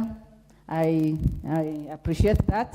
And as I conclude, I want to say that I support this bill, and it is my prayer that soon it will be implemented for the betterment of our nation. Thank you, Mr. Speaker. The Honorable Wilberforce Ohundo. Thank you, Honorable Speaker. I stand to lend my voice to the Food and Feed Safety Control Coordination Bill, National Assembly Bill number 21. Honorable Speaker, when you read the memorandum and objects of and reasons for the bill, it's basically a bill to provide for coordination of public institutions involved in the control of food and feed safety. In short, and the long and the short of it, Honorable Speaker, is that the bill seems to be a superintendent bill. And indeed, the holder of the main office, the holder of the office created here, is called a controller. It's essentially a superintendent bill. Honorable Speaker, Article 43, 1C of the Constitution of Kenya, places food security, hygiene, and acceptable standard as one of the social or economic right, economic and social right. So obviously at any given time, we must pursue and ensure that the consumers of food in this country, the end consumers of food in this country, receive food that meets local standards and international standards. Honorable Speaker, standards for any product in this country falls within the realm of the standard architecture. And the body authorized to approve those standards is the Standards Council. So, Honorable Speaker, the mere contemplation, the mere even thinking by the executive, by the government, so to speak, to bring this bill in the House today is an acknowledgement. It's an acknowledgement that the bodies that have got authority to oversee food safety, to oversee feed safety, have failed short of expectation. It's not that we do not have the laws, Honorable Speaker. It's not that we do not have the regulations, Honorable Speaker. It's not that we do not have the inspectors and the competent people, Honorable Speaker. It is simply because we appreciate and agree that as a country, we have failed, because we have continuously said that in this country what we lack is the will to enforce the existing laws. It's not the lack of the laws.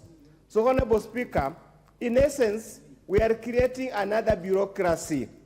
We are creating another unnecessary bureaucracy simply because we have not had the courage to tell those who are in charge of the so-called competent authorities, Honorable Speaker, mentioned in the first schedule. The competent authorities mentioned in the first schedule, and these the competent authorities, Honorable Speaker, is the ministry responsible for matters relating to public health and medical services. If they have done their work as required under the international standards, professional requirements, there will be no need of this office we are creating today. Honorable Speaker, is the ministry responsible for matters relating to veterinary services, crop development, and livestock development. The ministry responsible for matters relating to fisheries, Agriculture and Food Authority, the Kenya Dairy Board, the Kenya Plant Health Inspectorate Services, the Pest Control Product Board, the Fertilizer and Animal Food Board, the National Biodiversity Authority, the Kenya Bureau of Standards. And of course, Honorable Speaker, in a way, indirectly, you must also add Kenas in that list. Honorable Speaker, we are creating a prefect. Let me call him in short. We are creating a prefect who will be nosing all over, asking, have you done your work? Have you done your work? If you have not done your work, why have you not done your work? He's simply going to walk around looking for areas of overlap between these various competent authorities. Honorable Speaker, we do not need to create an office to do that. The Attorney General is there. The respective departmental committees of Parliament are here. We have professional bodies all over there. Why can't you identify all this? Honorable Speaker, as the intention might be good, but we are taking the wrong approach. We are creating another layer of bureaucracy, and whenever bureaucracy upon bureaucracy, you end up with a system that does not serve the intention of the people. Many of my colleagues who have contributed here seem to have a wrong misconception about the structure of this bill. They think the controller will be working in various places to check whether the feed is safe, whether the food is safe. No. My colleagues need to read the act clearly, need to read the bill clearly. It is simply saying we are creating somebody who will be waking up today when he's idle, goes to AFA to check, are you doing your mandate? Yet Parliament here, that's the work of Parliament, to oversight the various state departments. Again, the mere thing of bringing this is an indictment that Parliament has failed, that members of Parliament have failed in their role as of oversight.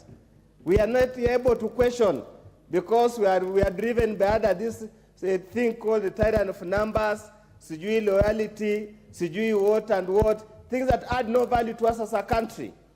Honorable Speaker, if you look at this act again, bill, it proposes to amend various principal acts. Actually, in a way, again, this is like omnibus. It's a miscellaneous amendment bill that speaks to amend all those kind of other things, which would have been done in another more elaborate manner and without any particular way. Honorable Speaker, I can see here we are simply creating jobs for the boys. We are looking jobs for the boys because some of the things that the controller is supposed to do. Let me tell you, Honorable Speaker, when you go to clause 24, it reads 24:1, the controller in consultation with relevant competent authorities shall designate a laboratory as a reference laboratory for conformity testing. That is a role, Honorable Speaker, already donated to KENAS, Kenya National Accreditation Services. And in the year 2020, we passed that bill. In 2019, we passed that bill here. It's an act, and we have an authority by that title. So, Honorable Speaker, what is it that we are trying to do here? Honorable Speaker, when you look at what has provided here, the powers and duties of the controller, it's cosmetic, it's superfluous, it's of no value. All that he can do is write a report to the cabinet secretary in charge of the competent authority, and that's the end of the story. There's no provisions for sanctions. There's no provisions to ensure that everything is done. We are creating a research body, so to speak, to document failures.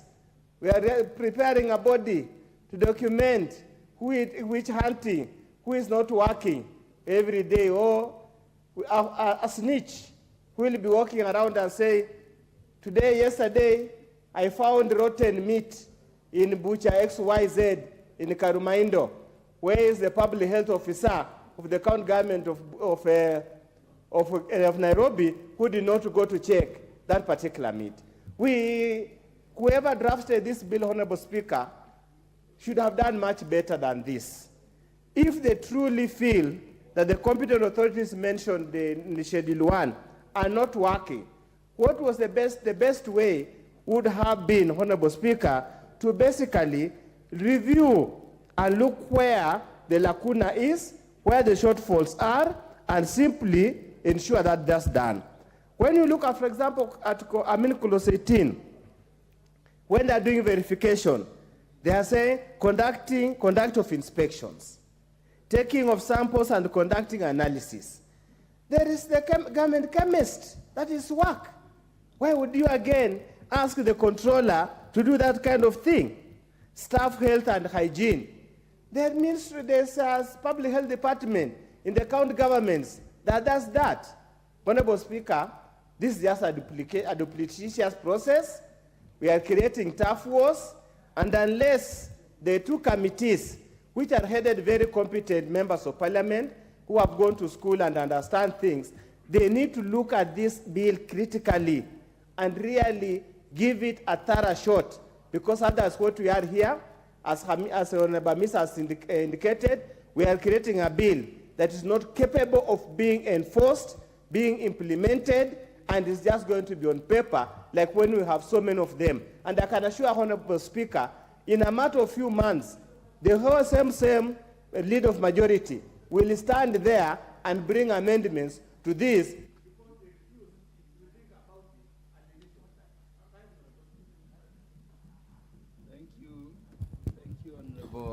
Dr. Undo. The Honorable Adan Haji, MP for Mandera West. Thank you so much, Mr. Speaker, for giving me this opportunity. I stand to support this, but with a lot of amendments. This coordination bill, the Food and Feed Safety Coordination Bill, is first and foremost too wide. It's too wide. It's supposed to have been two different bills. Food and feed are quite different. When you talk of food, you talk from the farm to the fork. From the farm to the fork. And from the farm to the fork, it involves various processes that all needs to be controlled, all needs to be checked in terms of quantity, quality, and safety. And from the seed itself, the planting seed itself, the quality of the seed, the health of the seed. And after sowing the seed, that crop has to be nurtured. What type of pesticides are we using? In this country, until the other day, we were using DDT, which was outlawed all over the world. Is our problem that pesticide, which has been found to be dangerous, or is our problem how to bring together food and feed? Food and feed cannot be brought together. These should be distinct, different bills. The food involves growing the seed, using pesticides, nurturing it, sowing it, plowing it, harvesting it, transporting it, storing it, packaging it, and all this requires safety measures, one step after the other. For us to get quality food, healthy food, safety food, every step of that has to be put in place. And already, to support my friend, all this, we have laws in place. Our biggest problem is implementation of our laws to the letter. It's not creating new laws. And when it comes to feed, you grow, cut, and feed the animal.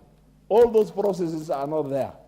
But still, we need to look at the quality of the quality and the safety of the feed. For example, if you want to feed your animals on silo, silo is where you cut some greens, put them under some pressure, roll them out, measure the temperatures at every stage, add water, sprinkle water, add molasses, cover it up, and by the time you are harvesting it, at every one time, you must remove it and check its safety before you feed your animals. So these are two different sciences. Why are we combining two sciences together? One is animal science, the other one is human science. You combine these two together, you end up in not performing properly ultimately, or you end up in two competent authorities fighting over it. One competent authority saying, no, it is this, the other competent authority saying, no, it is that. This is because the two competent authorities have got different focuses, and you have put them together. And I foresee where, if this bill goes through, I foresee where there will be a rift between the Ministry of Health and its competent authorities, the Ministry of Agriculture and Livestock with its competent authorities. What we need here is, whether it is food or feed, we put the right quality, quantity, and safety in place. If you put in garbage in, you'll get garbage out. Yeah? You get garbage out. We are not able to export some of our products to the European markets and some other international markets because of our phytosanitary processes, which we don't seriously look after. We have competent people. Our biggest problem here is corruption. Our biggest problem here is lack of implementation of the already existing laws that we have. And we are not implementing our laws because of corruption. I remember very well that we got orders to export our camels through Mombasa port. We did two trips and we could not do it anymore because of corruption by our veterinarians. We diverted it. Today, camels, the Kenyan camels from the north, is being exported to the Arab world through Berbera port of Somaliland, just because of corruption. We have the laws, they cannot be followed. So with this, I say that we need to think seriously about this. We need to separate the two.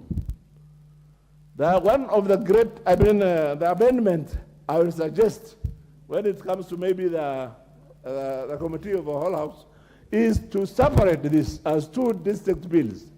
And it's not the first time, I think. We had in the 12th Parliament, similar thing came, it was discussed and disagreed. The Ministry of Health people wanted it that way because they want to control the bigger thing, including food, including the feed. While the Ministry of Agriculture and Livestock wanted to control the quality, the quantity, the processes, and the safety of the feed, or feed of the animal. The animal digestive system and the human being digestive systems are quite different. The animals are, most of our animals, except a few, are ruminants with 4 chambers of stomach. So what they need is quite different. But we, the human beings, we are simple stomached. And what we need is something lean. And therefore, I strongly say the bill may be good, but it has to be separated, and let's have 2 different bills for food and for feed. With that, I say thank you. Thank you very much, Honorable Adanaji, MP Mandera West. The Honorable Dr. Lillian Gogo, I know your PhD area is on food science. Thank you so much, Honorable Speaker. I want to thank you for giving me this chance, and I want to thank my friend, the Majority Leader, for bringing this particular bill to the floor of the House. I thank him. We are talking about, Honorable Speaker, we are talking about a bill on food and feed safety control coordination. Food and feed safety control coordination. And from what I have read, Honorable Speaker, there is need, as has been proposed, to establish the office, the National Office of a controller to control food and feed safety. It is important, Honorable Speaker, because such an office has not existed, and if it is seen that it be there, would not want to oppose it. As we are aware, in Kenya, Honorable Speaker, the challenge that we have is implementing what is already existing. And as it were, we want to create an extra office, Honorable Speaker, whereas we have so many food and feed safety control officers rotting, or they are outside there, unemployed graduates, Honorable Speaker, in their numbers, who are trained in food and feed safety control. We have so many graduates, Honorable Speaker, of food science, and the way you have rightfully said, I have a Doctor of Philosophy degree in food safety, and I studied how to eliminate carcinogens that are found in sausages by way of nitrites and nitrates, Honorable Speaker, and I wanted to get natural means of making sausages pink, which is a component of sausage, but also making sausages last, which is done by nitrites and nitrates. But if not used at safe levels, nitrites and nitrates have been found, Honorable Speaker, to cause cancer. So I worked with a natural source, Honorable Speaker, by using fermented cabbage, and I used fermented cabbage to do what is technically called curing of meat, Honorable Speaker, and I used fermented cabbage to give a product that was akin to what is used conventionally, what is made conventionally using nitrites and nitrates. And this particular project was sponsored by DAD, the German Academic Exchange Service, and I owe them for life. Having said that, Honorable Speaker, we have had instances, Honorable Speaker, of food poisoning in our schools. We have had several loss of lives in one way or another because of a use of unsafe foods. we have basic components of food safety that we need to practice even at home, keeping food products at a good temperature, keeping raw from cooked. It is also important, Honorable Speaker, that we practice basic hygiene for us to get safe foods and feed. And also, it is also important, Honorable Speaker, that people who are trained with the elements of food safety be allowed to work where there are massive production of food like in our schools. Honorable Speaker, we have basic components. We have basic components of food and feed safety management that already exist in science, especially in the science of food, where we look at the chemistry, the physics, the biology, the mathematics, the engineering of food. We have what we call HSCCP, which is the hazard analysis and critical control point concept, Honorable Speaker, that is used for production of safe foods, monitoring and evaluation of such processes. We also have good manufacturing practice. You just use cleanliness, use clean ware and utensils. But we also have ISO 22000, Honorable Speaker, that is used for food safety management. And also we have ISO 22003, which is a food safety management systems audit. All these put together, Honorable Speaker, should be able to help us manage the safety of our foods and feeds. Of course, the bill is covering a very large area, as has been rightfully been indicated by a member, and it would be important that we amend it such that we have the component of feeds and we also have the component of food, so that as we manage feed from the point where feed is made and to the point where it is consumed by animals to give us food, it is managed so that we don't have animals consume carcinogenic products that would end up giving us unsafe food. Also, in our phytosanitary practice, Honorable Speaker, we need, even if it is use of fertilizers, even if it is use of sprayers for taking care of our plants, it should be monitored well so that the plants that end up as our food is safe. But having said that, it is also important, Honorable Speaker, to look at the post-harvest technology. It is important to look at the post-harvest technology so that we don't have our grains cause a problem to us.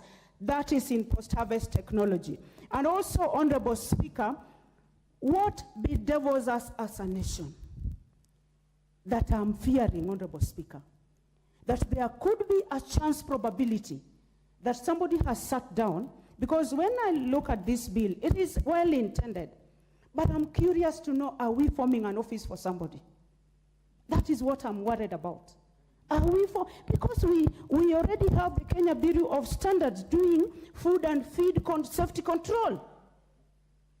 And we have established international standards, Honorable Speaker. I can see my dear friend laughing. Mheshimiwa, especially, this is so common in Kenya. We just sit down and we want to sit and just be nice, and we bring it to the floor of the House and we debate, but we consciously know we are creating an office for somebody, specific somebody, and then it is advertised, and after advertisement, we are targeting a specific person whom, because this bill mainly, after going through it, it has nothing to do with safety, feed, and food safety control coordination. It is more or less creation of an office for an individual. Is that what we want, Honorable Speaker? Of course, I wouldn't block it, because if it is well intended, then it is going to give a job for one food scientist outside there. So I'm comfortable with it. Or for somebody who has studied animal science, because they go into pains and they study the science of feed safety control. But I want to say this, Honorable Speaker. It is very, very important, Honorable Speaker, that our food and feed is safe. Either way, we must have food that is safe, and we must have feed that is safe. So we will have to, at some point, amend it, and if it suits the purpose, then we should have 2 separate officers at their levels, probably another higher office at the apex. Then when we go slightly lower, we have one that deals with food safety control, and then at the next echelon, we have feed safety control.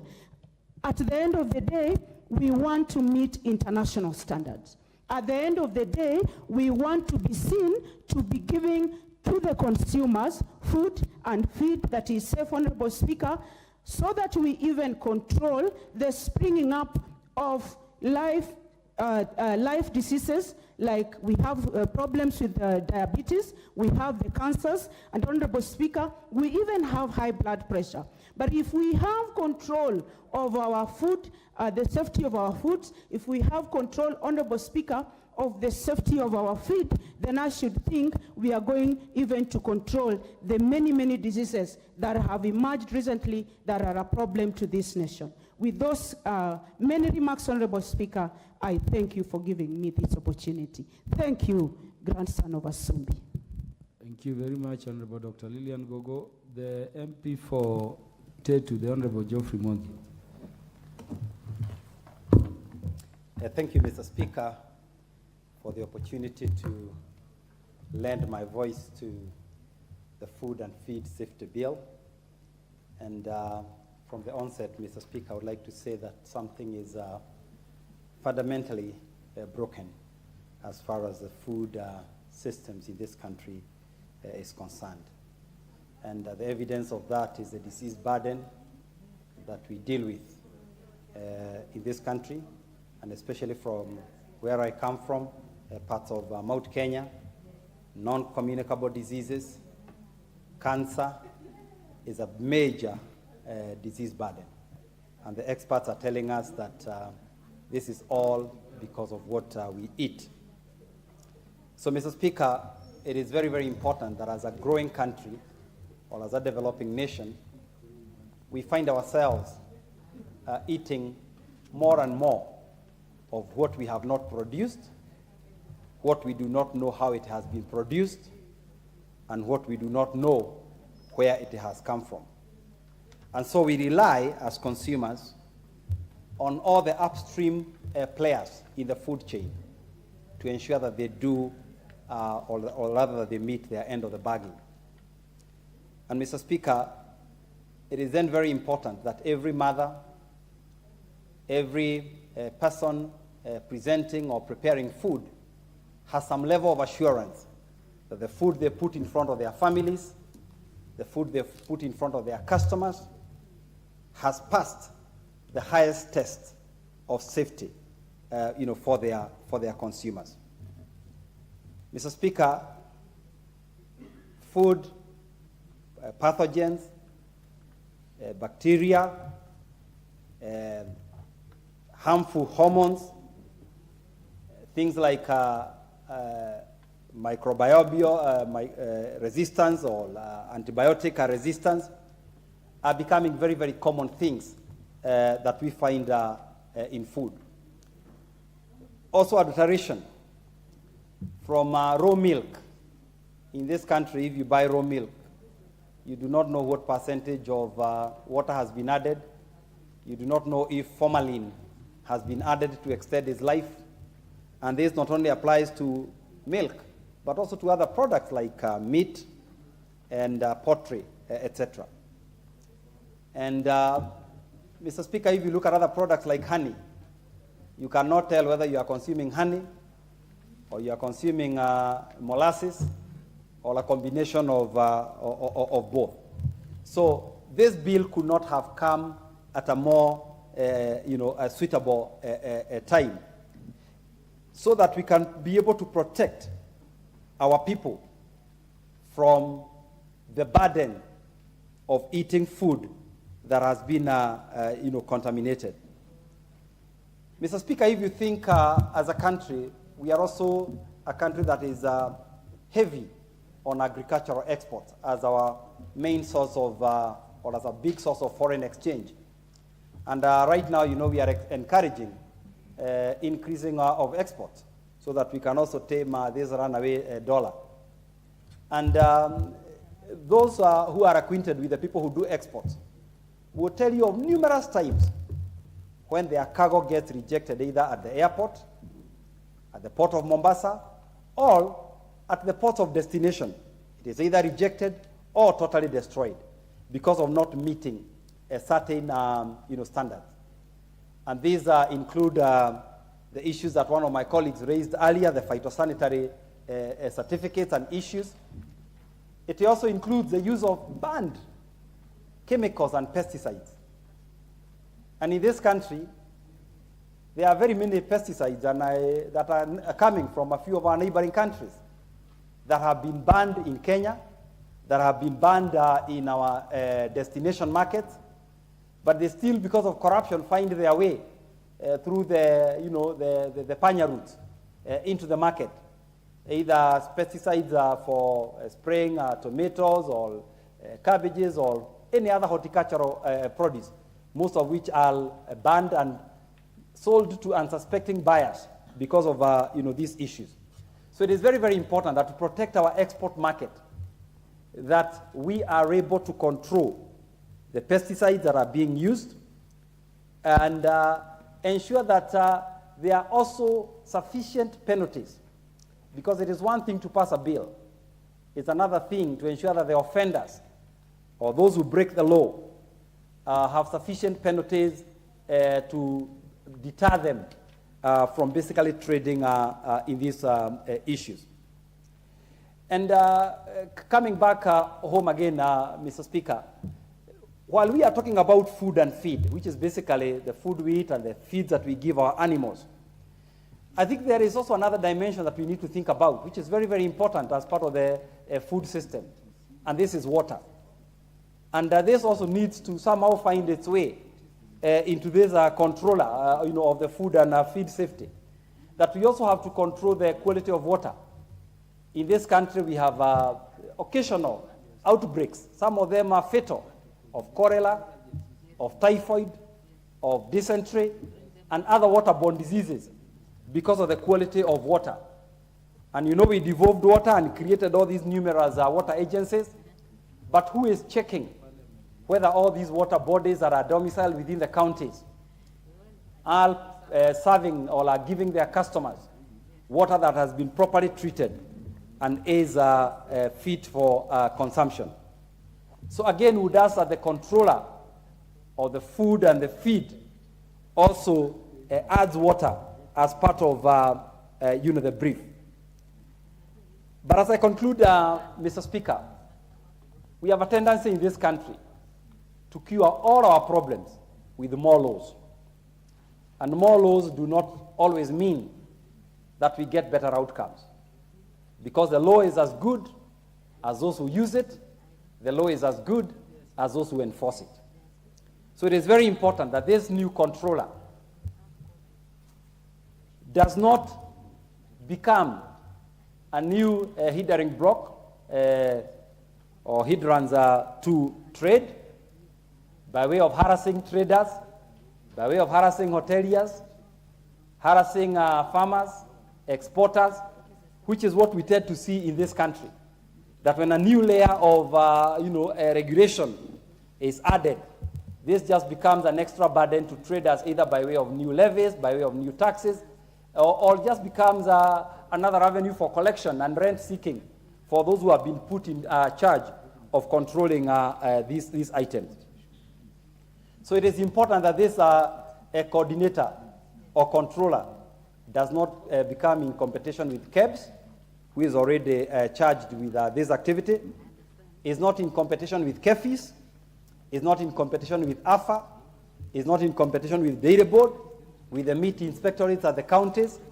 Otherwise, we'll just have created a new layer of corruption and bureaucracy, which is not going to serve our customers any good. So it's very, very important that this becomes a facilitative office to basically prepare policy, to basically prepare regulation, and allow the existing arms of government to continue to do their work, and even capacity build them to ensure that we have we have safe food arriving at our market, for the benefit of our consumers, and that also our animals are eating the right foods to avoid this, contamination or moving of diseases from animals, to human beings, like we saw in the case, of COVID. Thank you, Mr. Speaker. I support the bill, and I support that this office is created, this office is facilitated.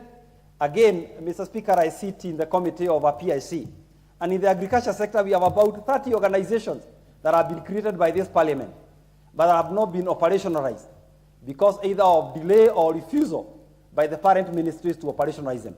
So we hope that once this controller is created, funding is provided, operationalization is done, so that Kenyans can get value for money from this office. Thank you, Mr. Speaker. Thank you, Honorable Geoffrey Mwangi. The Honorable Zamzam, the Member of Parliament for Mombasa County. Na utaongea kwa Kiswahili. Asante sana Mheshimiwa Spika. Kiswahili ni lugha tamu sana. Kiswahili inaunganisha Wakenya wote, makabila yote.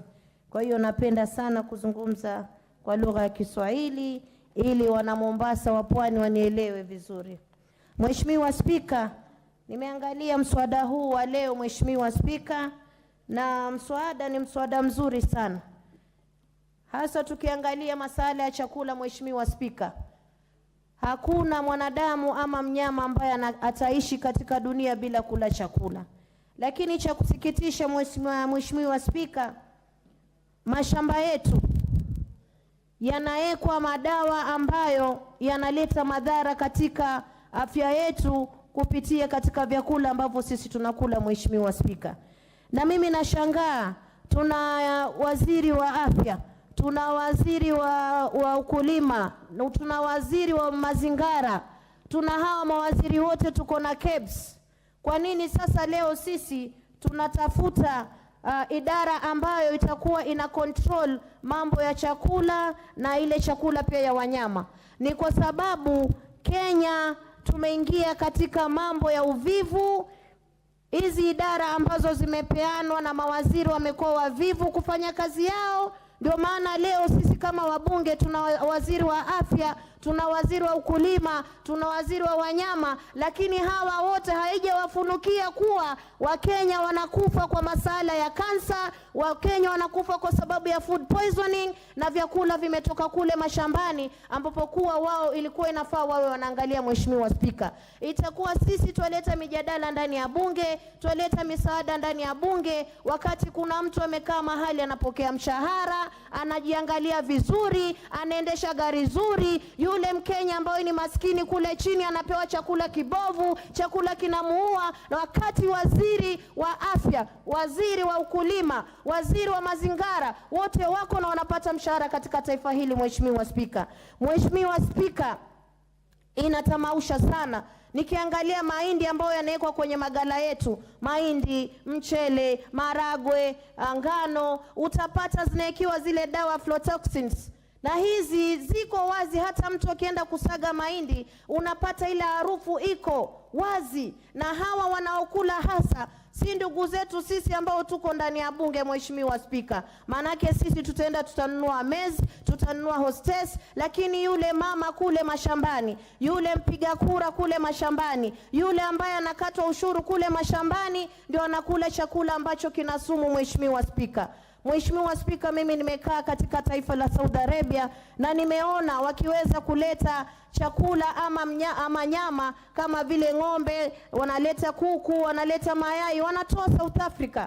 Kwa sababu gani? Wale wameboresha afya ya chakula katika mashamba, wameboresha namna ya mimea yao katika mashamba yao. Na ukiangalia hapa kwetu Mheshimiwa Spika, unaangalia ndizi imetolewa sokoni leo asubuhi, jioni ndizi imeiva. Ndizi imeiva, iko tayari kabisa kuliwa. Unajiuliza, hii ndizi sisi kina nyanya zetu walikuwa wakivundika, wanazivumba vizuri, wanafinikia vizuri ipate joto ndio ipate kuiva. Lakini ndizi inatoka sokoni leo, jioni tayari iko ndani ya supermarket, watoto wetu na familia zetu wanakula. Mheshimiwa Spika, inatamausha sana.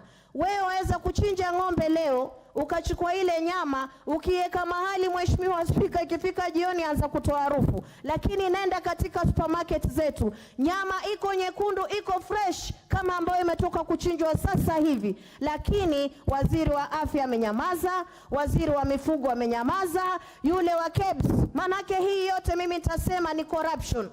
Ni corruption ambayo inaregesha Kenya nyuma. Mheshimiwa Spika, ni wakati sisi kama wabunge tuvute akili zetu, tupanue akili zetu. Wakija hapa mawaziri, tusimame sote bila kuangalia chama, bila kuangalia wapi na wapi, tuwaulize maswali ya kujenga taifa hili. Tusiweze kujifinya chini tukaacha Wakenya wanahangaika. Mheshimiwa Spika, mimi kila siku napata ndani ofisi yangu cases za kansa. Mheshimiwa Spika, kama mama anasikia vibaya kwa sababu Wakenya wanalishwa vyakula na nyama ambayo ni mbovu. Mheshimiwa Spika, huu mswada wa leo ninapoangalia ni mswada mzuri sana ambao umeletwa na ndugu yetu wa Kimani Chungwa. Lakini Mheshimiwa, ikiwa wizara ziko, ikiwa idara zipo, kwa nini tuweze kutafuta ofisi ambayo itakuja tena kuangalia masala haya yote, wakati kuna mahali watu wamekaa wanalipwa mishahara na waangalii maisha ya Wakenya? Mheshimiwa Spika, mimi napenda kusema hivi, ikiwa ofisi hii itatungwa na iweze kuhakiki Wakenya kuwa mambo ya chakula yataenda shwari, basi na tuangalie katika hizi wizara kina nani ambao watafutwa kazi, ili tukitengeza ofisi hii kuandika wengine kazi, wale ambao hawako kazini, hawafanyi kazi, hawajibiki, nao tuwatoe katika makazi. Mheshimiwa Spika, Mheshimiwa Spika, samahani na uchungu kwa sababu mimi ni mama, na ukienda pale maternity, Mheshimiwa Spika, utapata watoto wanazaliwa hali zao ukiziangalia za kutamausha, kwa sababu mama amekula chakula ambacho kimeingia uchafu.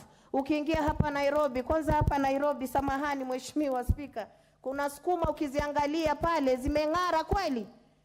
Zimeng'ara kweli, lakini ukiangalia mahali zinapandwa ni katika majitaka. Mheshimiwa Spika, zile chemicals ambazo zilitumiwa katika majumba ya watu yakaingia kule mpaka mashambani, imeingia na ile mbegu imemea na ule uchafu wote na zile toxins zote zimeingia ndani. Mheshimiwa Spika, leo sisi tuauziwa sokoni hizi mboga bila watu kujali kuwa anayekula chakula hichi afya yake itakuwa vipi. Mheshimiwa Spika, lakini waziri wa afya amenyamaza, waziri wa kilimo amenyamaza. Na mimi nataka kusema hivi Mheshimiwa Spika, leo mimi nitazungumza nikitetea wakulima. Mheshimiwa Spika, isijekuwa kuna mtu mahali amepiga mahesabu vizuri, ashajua mvua inanyesha na ana mashamba, anatafuta njia ya kucontrol vyakula ili yeye aweze kupata namna ya kusafirisha vyakula kutoka Kenya akipeleka nje, afungie wakulima wengine. Mheshimiwa Spika, ikiwa ofisi hii ina nia nzuri,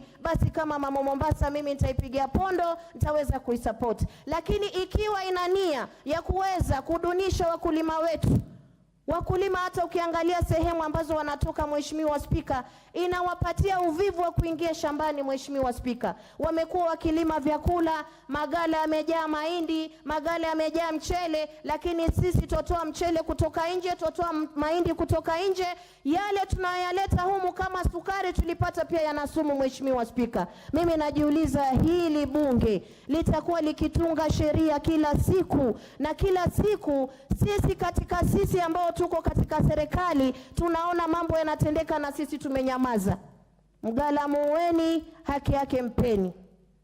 Tuheshimu wakulima wa taifa hili. Mheshimiwa Spika, nimeona hata kule Mumias wakulima wanalia kwa sababu ya miwa, lakini sukari inatoka, wakulima wanalia kwa sababu ya miwa, lakini sukari inatoka nchi zingine ambazo sisi hatuzielewi. Tukishakunywa tumeteuka. Mheshimiwa Spika, wakati ule ushakunywa chai, sasa unasema wacha niangalie habari, nikae mimi na thamosi yangu, unakuja unaona imeandikwa kuwa sukari za sumu zimeingia ndani ya Kenya. Mheshimiwa Spika, tushakunywa, imeingia ndani ya mwili, ilo baki inakuwa ni sori. Mheshimiwa Spika, Mheshimiwa Spika, serikali iwajibike, mawaziri wawajibike, na lao kama kuna waziri ambaye haelewi kazi yake, Mheshimiwa Spika, waziri yule aondolewe. Ndio maana sisi tunamwambia rais, Weka wale watu ambao wamebobea katika sekta fulani. Ikiwa ni sekta ya kilimo, weka yule mtu ambaye yuko professional, anajua huu mmea, hii shamba, ile mchanga ina rutuba kiasi gani? Je, huu mchanga una sumu? Je, haya maji ambayo tunanyunyuzia mimea ina sumu? Huyo ni waziri wa mazingira, Mheshimiwa Spika. La sivyo, mimi naomba pia waweze kuweka vichwa vyao pamoja, waziri wa mazingira, waziri wa kilimo, waziri wa wanyama, waziri wa mimea, wote, waziri wa kitu gani sijui, wote wakae pamoja, waweke vichwa vyao pamoja, na hasa nikilenga watu wetu wa KEBS.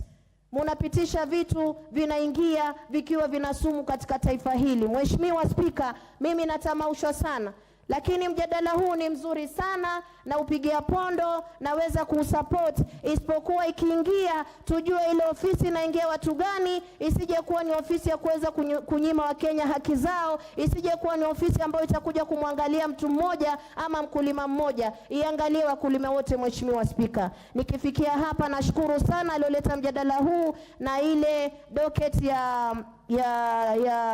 ya health na livestock, na wapongeza sana wale ambao wameshughulika kutengeza mswada huu.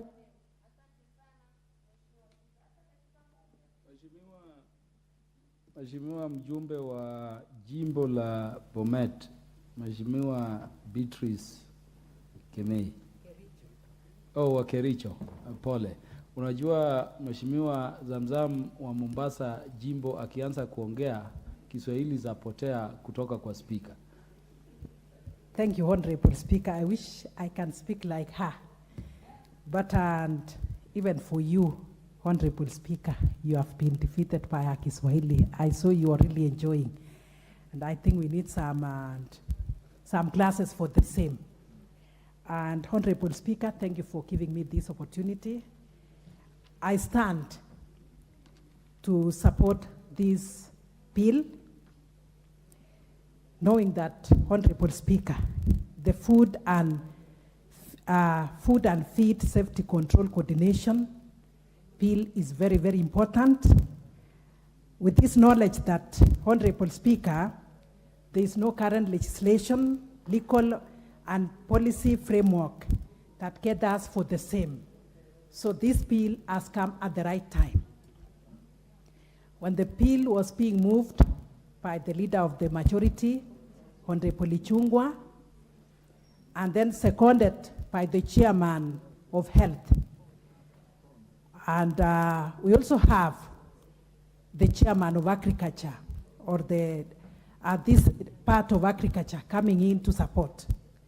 I want to appreciate this fact that we have health as a department, as a ministry. We also have agriculture as a ministry. Both have duties and responsibilities. But when it comes to these safety measures, we realize that none can take responsibility. So having this bill that is concerned with food and safety control is very, very important.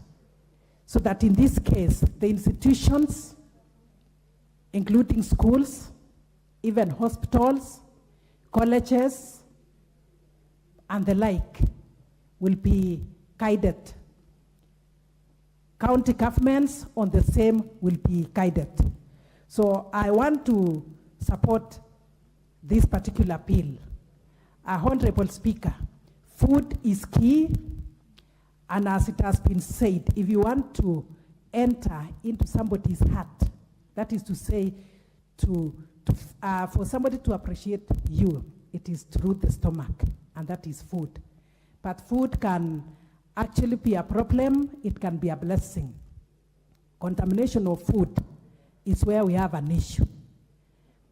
So that in this case, when we talk of food, we are talking of production from the time we plant the agricultural food, and from the time it is harvested, stored, transported, and even in the stores and the like. All that supply chain is very key. We realize, Honorable Speaker, that We are concerned with food security in this country.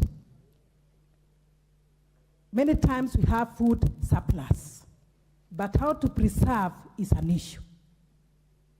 And therefore, this bill will come handy in line with that. Honorable Speaker, we have perishable food. We have milk, for example.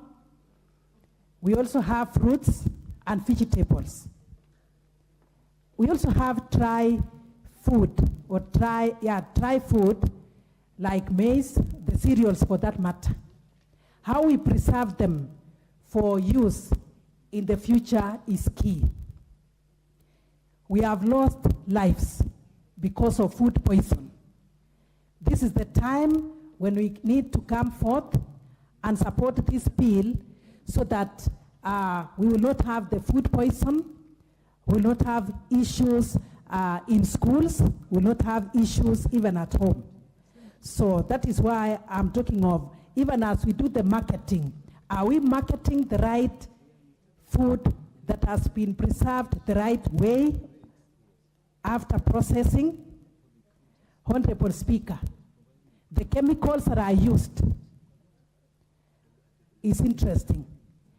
And just like my colleague spoke about it or spoke to it, you may look at cases of even poultry. How it is preserved is very interesting. So I would actually support this bill, noting that the county governments must also come handy in doing public awareness so that people will know ways and means of having food safety and the measures that they can use. I would also say that the county governments, knowing that health, agriculture is also developed, will actually know these public health officers should be going even to the villages to let our people know how to preserve their food. Honorable Speaker, you realize that the life expectancy has gone down. And the main reason for this is the lifestyle, the food that we eat. And interestingly, the days of our mothers, our grandmothers, even water, they didn't even take water from the fridge, but they used the traditional fridge, and that water was safe. Knowing that there is so much pollution, even our water is not safe for drinking. Our rivers are polluted. So in this case, I would say that we have to take it seriously and make sure that this bill pass actually, and it will save us. Honorable Speaker, I would also want to say that when we look at our schools, we are all aware that sometimes we lose our children. It is the storage. The stores may be very small, and even what we used to store, for example, the maize and the beans, is one thing. Not to forget the pesticides that we use, the pests that attack actually our food is a problem. So when all this, when there is coordination, it is very, very important, and I believe there will be no blame game that it is the Ministry of Health that has not supported us or has not done the right thing. It is not the Ministry of Agriculture that has not done the right thing. Honorable Speaker, I would also want to echo what my colleagues have said, that these are the many bills that we have, the many departments and in the ministries that we have. People should up their game and work so that whatever we pass here is implemented to the letter. And that is when we will actually know we have done the right thing. As I said, capacity building is also very, very important. Sometimes the people who come in place, the officers who are put in place for this matter may not be competent. So capacity building is also key for us. When it comes to animal feeds, Honorable Speaker, it is important for us that the meat that we take is actually safe. In some places, Honorable Speaker, when the cow is very sick, the farmers would want to sell, to dispose. And this disposing, they dispose in form of to the butcheries. And that is when our people consume the meat that is not safe. The plants, the feeds that are used for these animals matters a lot. So that if we are to be on the safe side, let's have this bill, but it should be implemented to the letter. And as the other members have said, it is not geared towards getting an individual, but not forgetting that this is for posterity. It is not meant for one person. Even if one person was targeted this time, those people cannot live forever. So the people.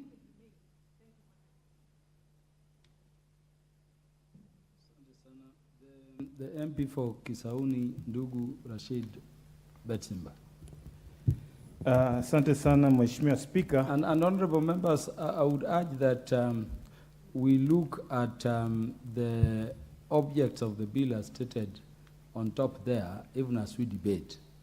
This bill is not about food or feed safety, but providing a coordinating mechanism around agencies dealing with that and creating the Office for Food Safety Controller. And then I hope Honorable Karoli, Honorable Milio Diambo and others are preparing to deal with that aspect. I would also want to request the members to conscript our debate, if possible, within 5 minutes, because from the indication I have, debate on this bill is ending today. Honorable Betsimba. Sawa Mheshimiwa Speaker, na kushukuru kwa mwongozo huo, na nitaenda kwa haraka kwa sababu ya wenzangu pia wapate muda na fursa ya kuchangia. Mimi nimesimama kuunga mswada huu kwa sababu na imani imetokana na wizara muhimu ambazo wizara mbili zimekaa chini zikakubaliana kwenye mswada huu ambao ni Wizara ya Afya, Wizara ya Kilimo. Kwa hivyo nina imani kwamba hii ni jambo muhimu sana ambalo litasaidia taifa. Ubora wa chakula ni jambo muhimu sana. Na pia ninapongeza kwa sababu itahusisha serikali ya ugatuzi ili pia iweze kuboresha usambazaji ubora wa chakula katika masoko yetu, na tuna imani kwamba wakihusishwa wao mambo mengi pia yatakwenda sawa. Mheshimiwa Spika, ubora wa chakula ni jambo muhimu sana kwa taifa. Wakati chakula kimekuwa salama, basi magonjwa yanapungua, inakuwa serikali haipati uzito wa kuagiza madawa kutoka serikali za ng'ambo. Inakuwa wananchi wake wako salama, wako na afya, inakuwa imesaidia kiwango fulani. Na pia Mheshimiwa Spika, ubora wa chakula ni jambo muhimu sana. Unaona saa hizi katika taifa letu saratani imeenea sana. Ni kwa sababu ya vyakula ambavyo si salama watu wetu wanatumia. Na ubora wa chakula unaanzia katika shambani, kuangalia ni mbolea aina gani imetumika pale, na chakula kimetolewa vipi katika shamba kufika masoko katika wale wananchi ambao wanakwenda kukitumia hicho chakula.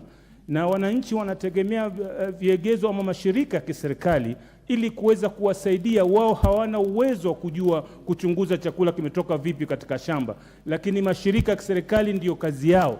Lakini sababu hawashughuliki, sababu ufisadi umekuwa mwingi, ndio sasa mwananchi anakwenda kupata chakula kisio salama, inakuwa anapata masaratani na magonjwa mengi, Mheshimiwa Spika, ambao watu wanatumia. Nitakupa mfano.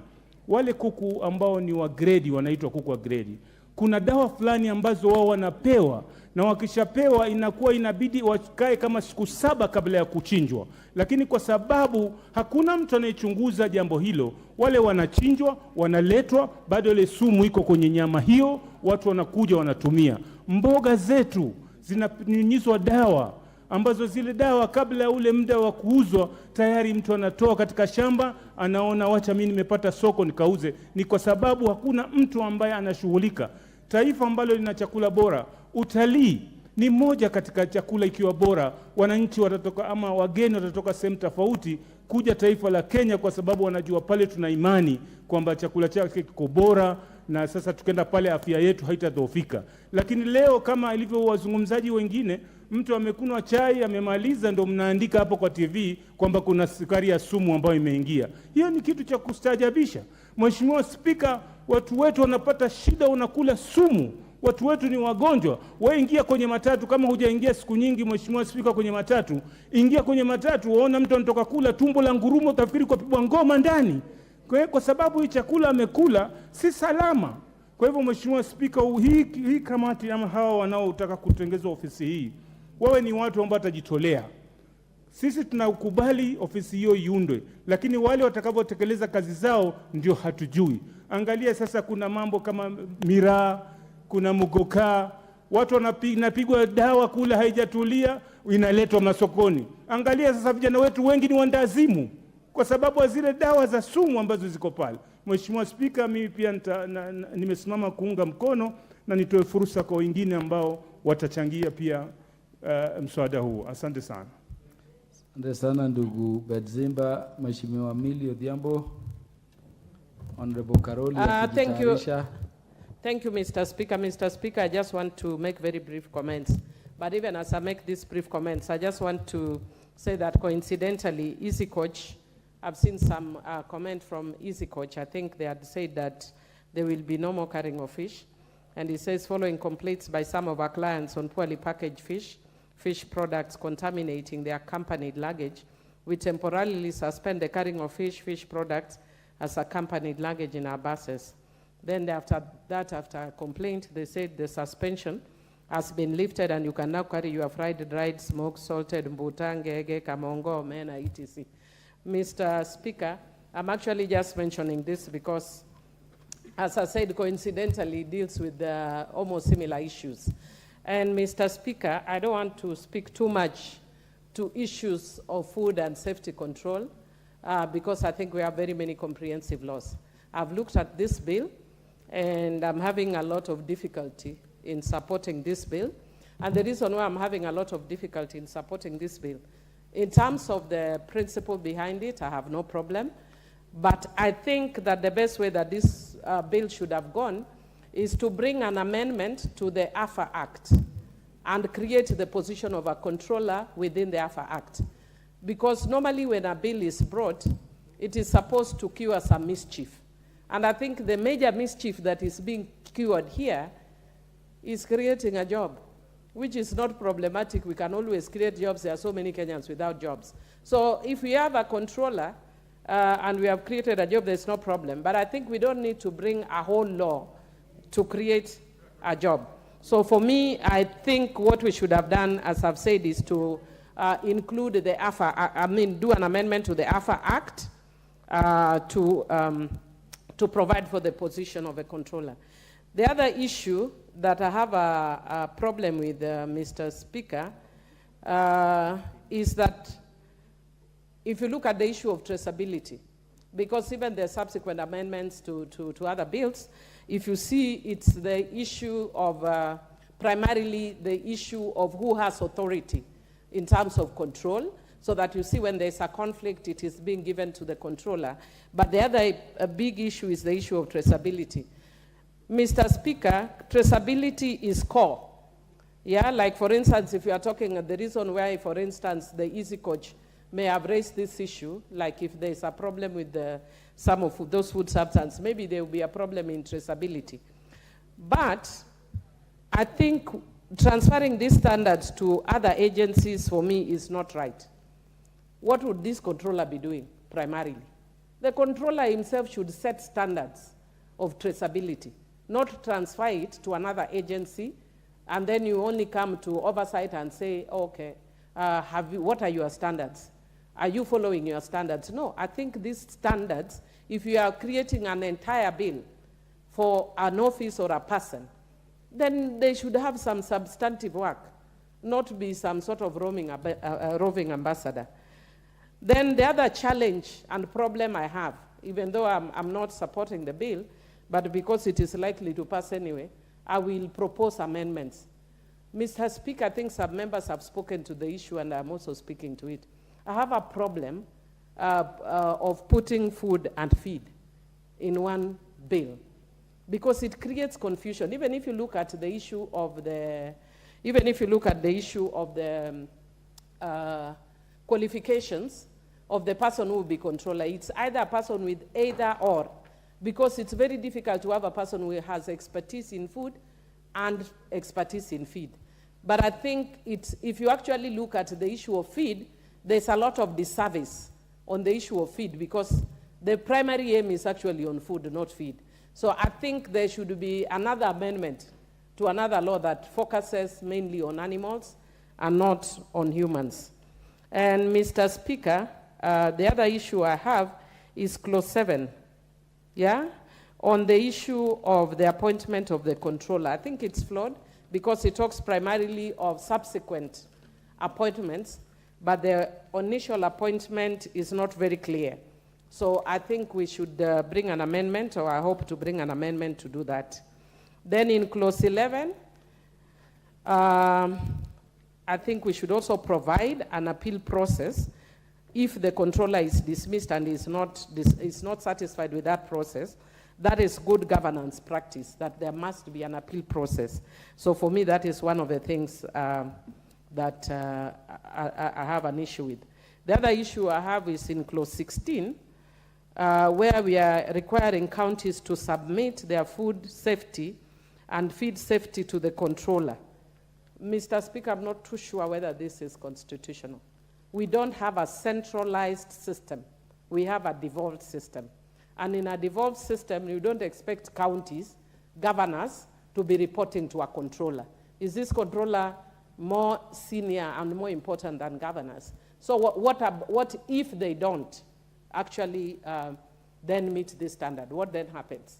So, Mr. Speaker, that is one of the things that I have a problem with. Mr. Speaker, again, I've said that in terms of the principle behind it, I want to agree with the member for Mandera West and Honorable Wundo, so I won't repeat what they've said.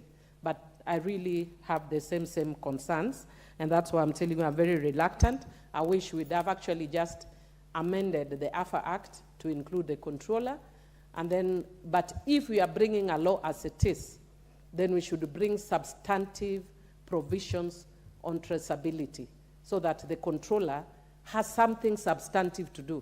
Right now, if you actually look at the work of a controller, nothing. He's like a clerk. He's doing clerical work. And then this is a very important position of a person doing clerical work. So that is something that we need to look. So, Mr. Speaker, those are my comments. I have my reservations. Thank you. Thank you very much. The Honorable Timothy Torotich, MP for Marakwet West. Yes, what is out of order, Honorable Joshua Kimina? Chair, through the powers given by the Constitution of Kenya, yes, I just request you to order the members, because this is important, very important, which I need to contribute. Can we just talk for 4 minutes, Mr. Speaker? Please. Yes, I want to confirm to you, Joshua, Honorable Joshua Kimilu, that your concern is right, but this is a bill which is not limited in time. It will continue up to tomorrow if it will be scheduled. So unless members want to conscript their own debates, let members have their time to deliberate on the issues being raised. Honorable Toroitich, proceed. Thank you. Thank you, Honorable Speaker, for giving me an opportunity to contribute on this very, very important bill, that is the Food and Feed Security, Safety Control Coordination Bill. Honorable Speaker, I rise to support this very, very important piece of legislation for the reason that we have a body, we have established an oversight body to check the competitive agencies, the authorities that have been established under other legislations. Honorable Speaker, the French philosopher Montesquieu, who is the father of separation of powers, talked of something called checks and balances. And Honorable Speaker, Montesquieu said that for any functional government to function well, there must be arms of government or agencies of government that to check the excesses of any other body. Honorable Speaker, we have had the Kenya Bureau of Standards for quite a long period of time. We've had the Pest Control Products Control Board for a quite long period of time. Honorable Speaker, the World Health Organization has banned 207 pesticides, but those pesticides are still in the shelves of this country. Honorable Speaker, there was a research that was done recently, and it was found that majority of people infected by cancer or diagnosed out of cancer are farmers because they are direct consumers of these products. Honorable Speaker, this House has on several occasions deliberated on the matter to do with the ban of those products. But Honorable Speaker, because of corruption, because there is no body that checks that particular control board, because the ministries that are charged have slept on their jobs, there is no oversight body that checks on those particular competitive authorities. Honorable Speaker, I believe that the establishment of the office of the controller will be effective in checking the excesses, in checking those particular competitive authorities that have been established under different legislations.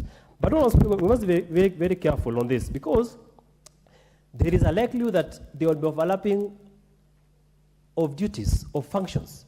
So the law must be very clear so that the controller cannot be able to stumble upon the other authorities established by law, so that oversight needs to be defined. To what extent is this, the regulator, be able to regulate these particular competitive authorities? So, Honorable Speaker, it must be very clear as to what extent that oversight shall be. Honorable Speaker, on the second issue, and on that limp I oppose, I reject the proposal that we legislate on behalf of county governments.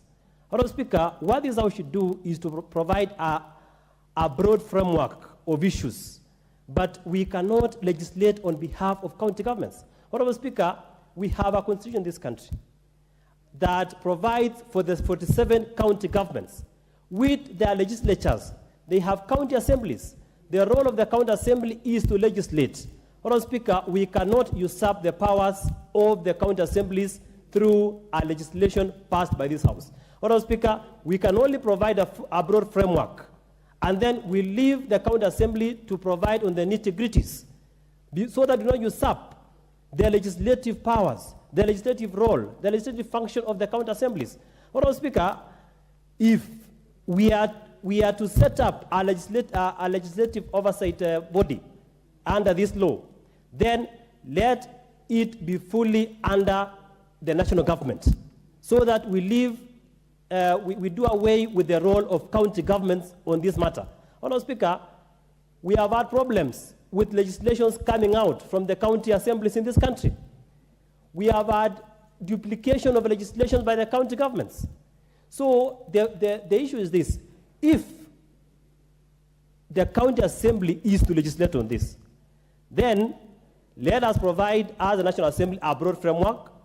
Then the Senate, which is in charge of county governments, which oversees the county governments, let them come up with specificities on this particular legislation, so that the National Assembly is not seen as usurping the powers of the county assemblies. So, Honorable Speaker, because of time, I support the legislation, particularly on oversight.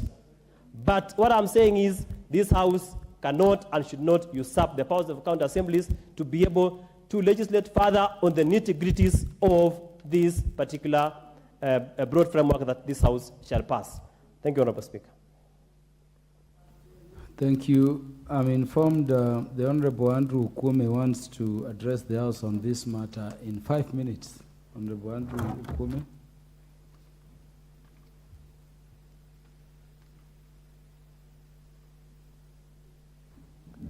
Thank you, Mr. Speaker. I'll be brief. I know maybe some of my colleagues also want to put in their opinions on this.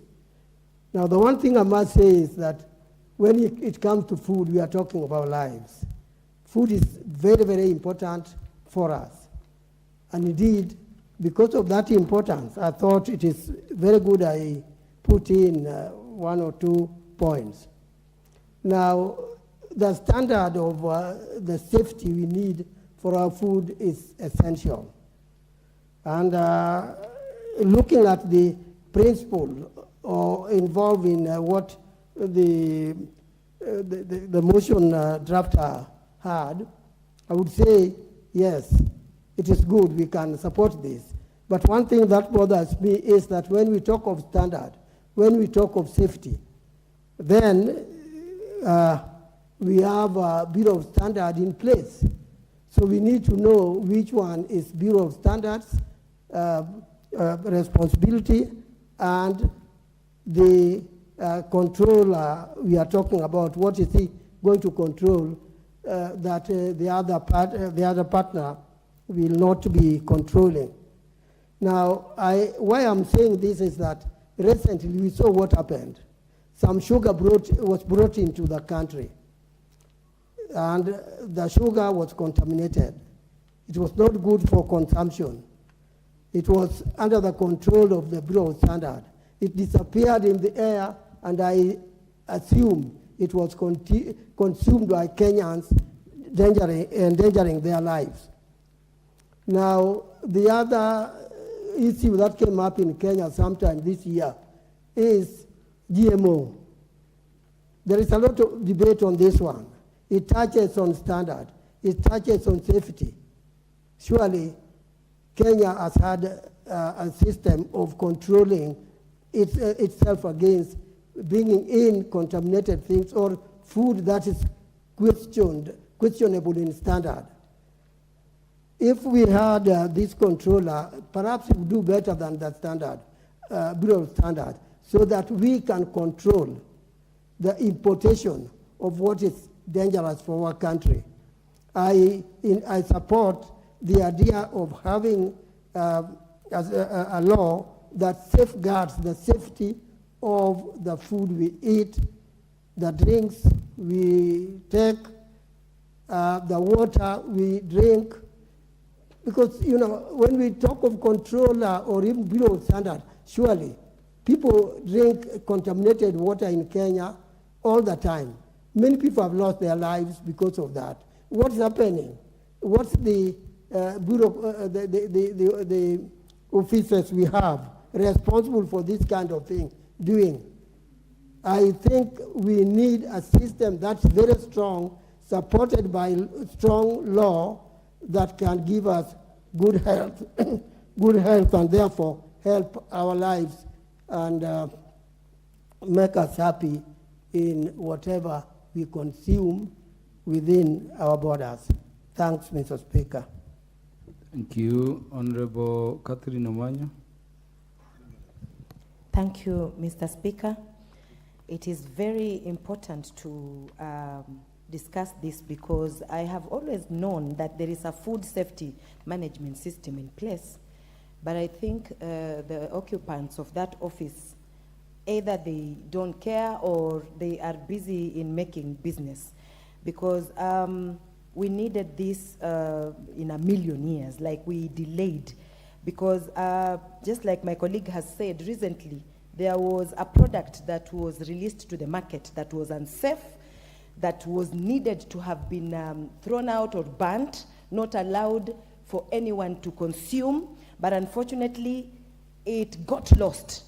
So I was wondering if we have a proper food safety management in place, it means we have trained officers or a team that can trace if maybe it's misplaced, and maybe with the proper documentation, it will show where it was taken, from which corner to which corner, and make sure that it doesn't reach anybody. So this motion is supported by me fully, because we need to have proper monitoring, comprehensive monitoring system in place, and traceability of everything, every product that comes into Kenya or is sold in Kenya.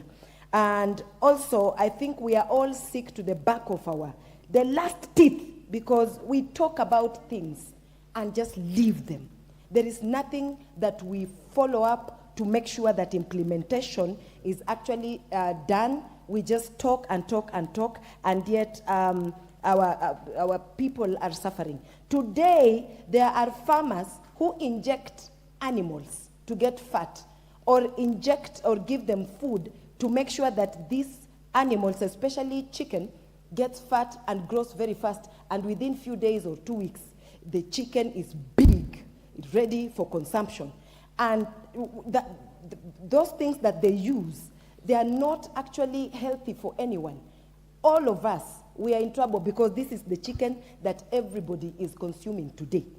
And even, I think, pig farmers as well, they inject or feed the animals some funny food or some funny pellets to make sure that these pigs grow very fat and look like they're healthy. And yet, in our hustle and bustle of life, when we buy such pork or poultry, and we cook in a hurry, sometimes we just microwave everything, we are eating something that is going into the system, our body.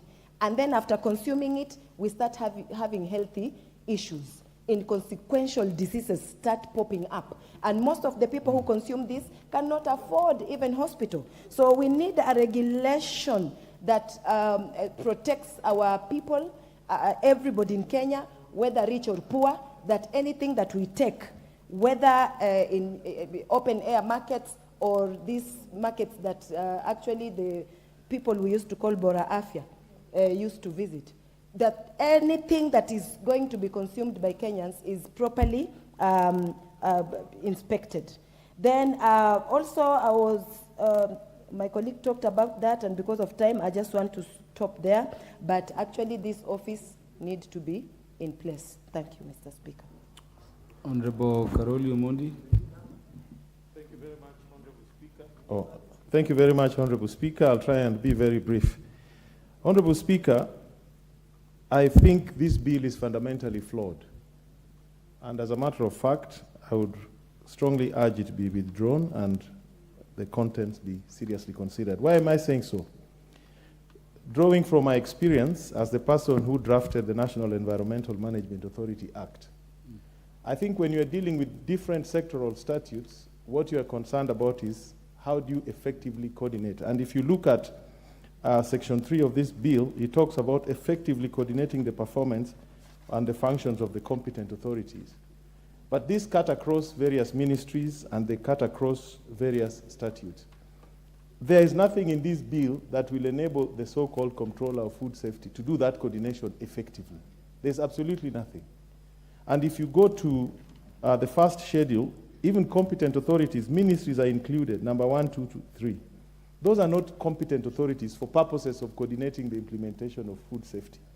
They should be the other institutions that you see there. The comptroller cannot coordinate as cabinet secretary. The comptroller cannot coordinate another body which is established by a statute of equal rank. So on that alone, it is fundamentally flawed. I did deal with this issue extensively when I wrote the MCA Act, and what I've seen here is something that will not work. But now let me go to the specifics. I would like to propose that the government side considers establishing what is called a National Food Safety Authority. That is what we need in the Republic of Kenya, instead of the Office of Food Safety Controller. And there are enough precedents across the world.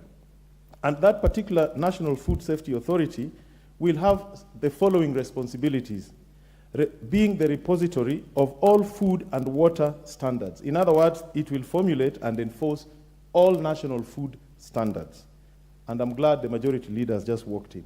Secondly, that authority should be in charge of certification and registration of all competent specialists under those competent authorities. Majority leader, what is out of order? There's nothing out of order, Honorable Speaker. Maybe just as a point of information to the Honorable Karoli Omondi. Honorable Karoli Omondi, you want to be informed? No.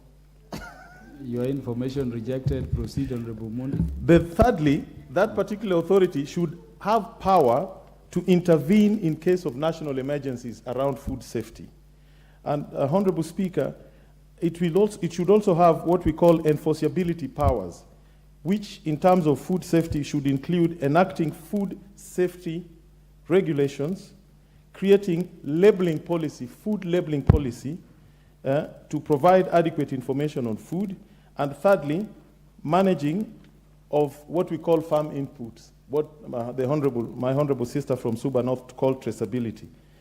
And finally, because there's shortage of time, I'm just trying to put my thoughts on record so we can debate them later. We should separate, as the honorable member said, food regulation from feed regulation. They are completely different, even in terms of the qualifications of who needs to oversee them. And finally, Honorable Speaker, I think the proposed National Food Safety Authority should recognize traditional methods of food preservation as well as the modern ones. I've done it in a rush, simply because there's not much time, but as somebody with experience in creating an overarching institution in the environmental sector, I can assure the majority leader, this is not good work. It should be withdrawn and we start afresh and create a National Food Safety Authority. Thank you, Honorable Speaker. Honorable Frederick Ikana. Thank you so much, Mr. Speaker, for giving me an opportunity to contribute to the motion. I want from the onset to put on record that I fully support the bill on food and feed safety coordination. Mr. Speaker, coming from a community where matters food are very emotional subjects and dear to our hearts, I want to support this motion in a way that we create this office and ensure that the food and the feeds that our population and our animals are consuming are very safe. Mr. Speaker, a few months ago, I lost 3 students and a staff at Mukumu Girls High School. As we speak, we have got no idea of exactly what transpired, but we know that for sure this would have been prevented if we had mechanism in place to ensure that the food and the feed that are being consumed by our students and by our population are safe for consumption. Mr. Speaker, we have been speaking a lot on matters food security, but now we have an opportunity to put in place an office that will ensure that we have mechanisms to monitor food right from production to processing and even to preservation and ultimately consumption. I seek to support the bill. Thank you. What is out of order, Honorable Japhet Nkundi? Nothing is out of order, Mr. Speaker, sir, but I think we have debated and deliberated on this bill, so we request that the mover to reply on this bill. I think that's all. Honorable Japhet Nyakundi has stood at his place and asked that the mover be called upon to reply. Will as many as are of that opinion say aye? Aye. Will as many as are of a contrary opinion say nay? The ayes have it. The ayes have it. Mover. Thank you, Honorable Speaker.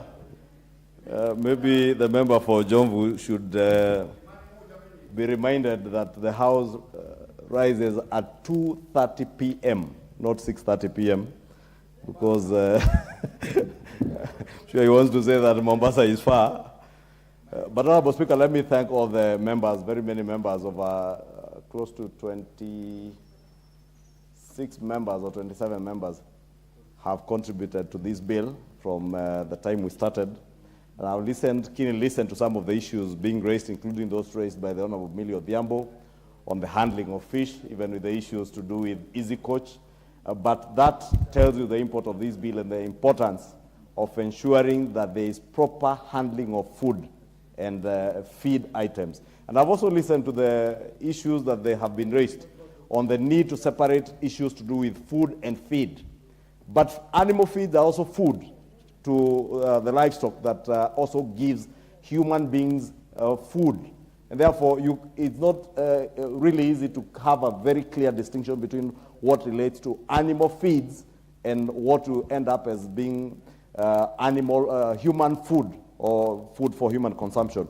As I was, if they were there earlier, Honorable Speaker, as I move this bill, because I know they were all not there, I did indicate that you are feeding livestock, you are feeding dairy cattle that are producing milk that is ending up being consumed by human beings. The same thing with fish, because we're not just talking about fish that is being fished in lakes, because there are people who are rearing fish with the blue economy now thriving in this country. You go to Odhaya, you go to Kikuyu, you find people who are growing fish in fish ponds, and they are feeding these fish with a feed that is being manufactured.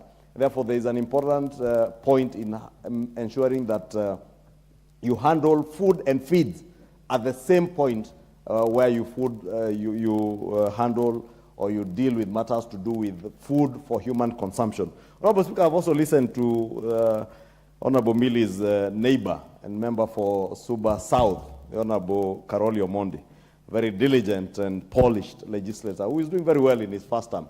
And as much as the Honorable Millie Odhiambo is complaining about additional positions being created in the office of the food controller, the neighbor, Honorable Karoli Omondi, is asking us to now create an authority that will be heavier to the exchequer than an office that is being created within government. And this is in line with the Public Service Act.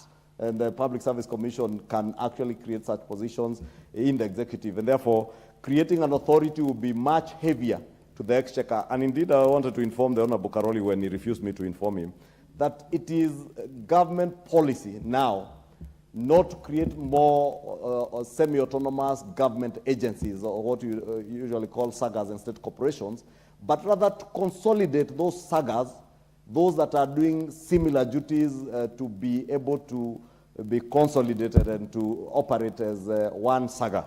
And therefore, Honorable Speaker, just to inform the Honorable Karoli Omondi that indeed I've had the issues that he has raised in terms of additional responsibilities and functions that will be given to this office of the controller. You do not need an authority to perform those functions. The controller's office can still perform some of the functions that you have mentioned, as happens in other jurisdictions in the rest of the world. And you are at liberty, hopefully next week, should this bill go through second reading, to bring the necessary amendments to incorporate additional functions that you may want to see being done by the Office of the Controller. I really want to persuade him to join those of us who support this bill, to support it with the necessary amendments to increase the functions that he's speaking to. And I do agree to some of the functions he was agreeing to could be additional functions that would enrich that Office of the Controller without having to create an additional authority that we will need the people of Suba to cough a little bit more of their taxes to operationalize that authority as a semi-autonomous government entity. With that, Honorable Speaker, I beg to reply. Honorable Majority Leader, thank you very much. I think we will end the debate at that. The question will be put for the convenience of the House when this matter will be listed in the order paper the next time by the people who prepare the House business. Order, Honorable Members. Honorable Members, the time being 7:04 p.m., this House stands adjourned until Wednesday, 16th August 2023 at 9:30 a.m.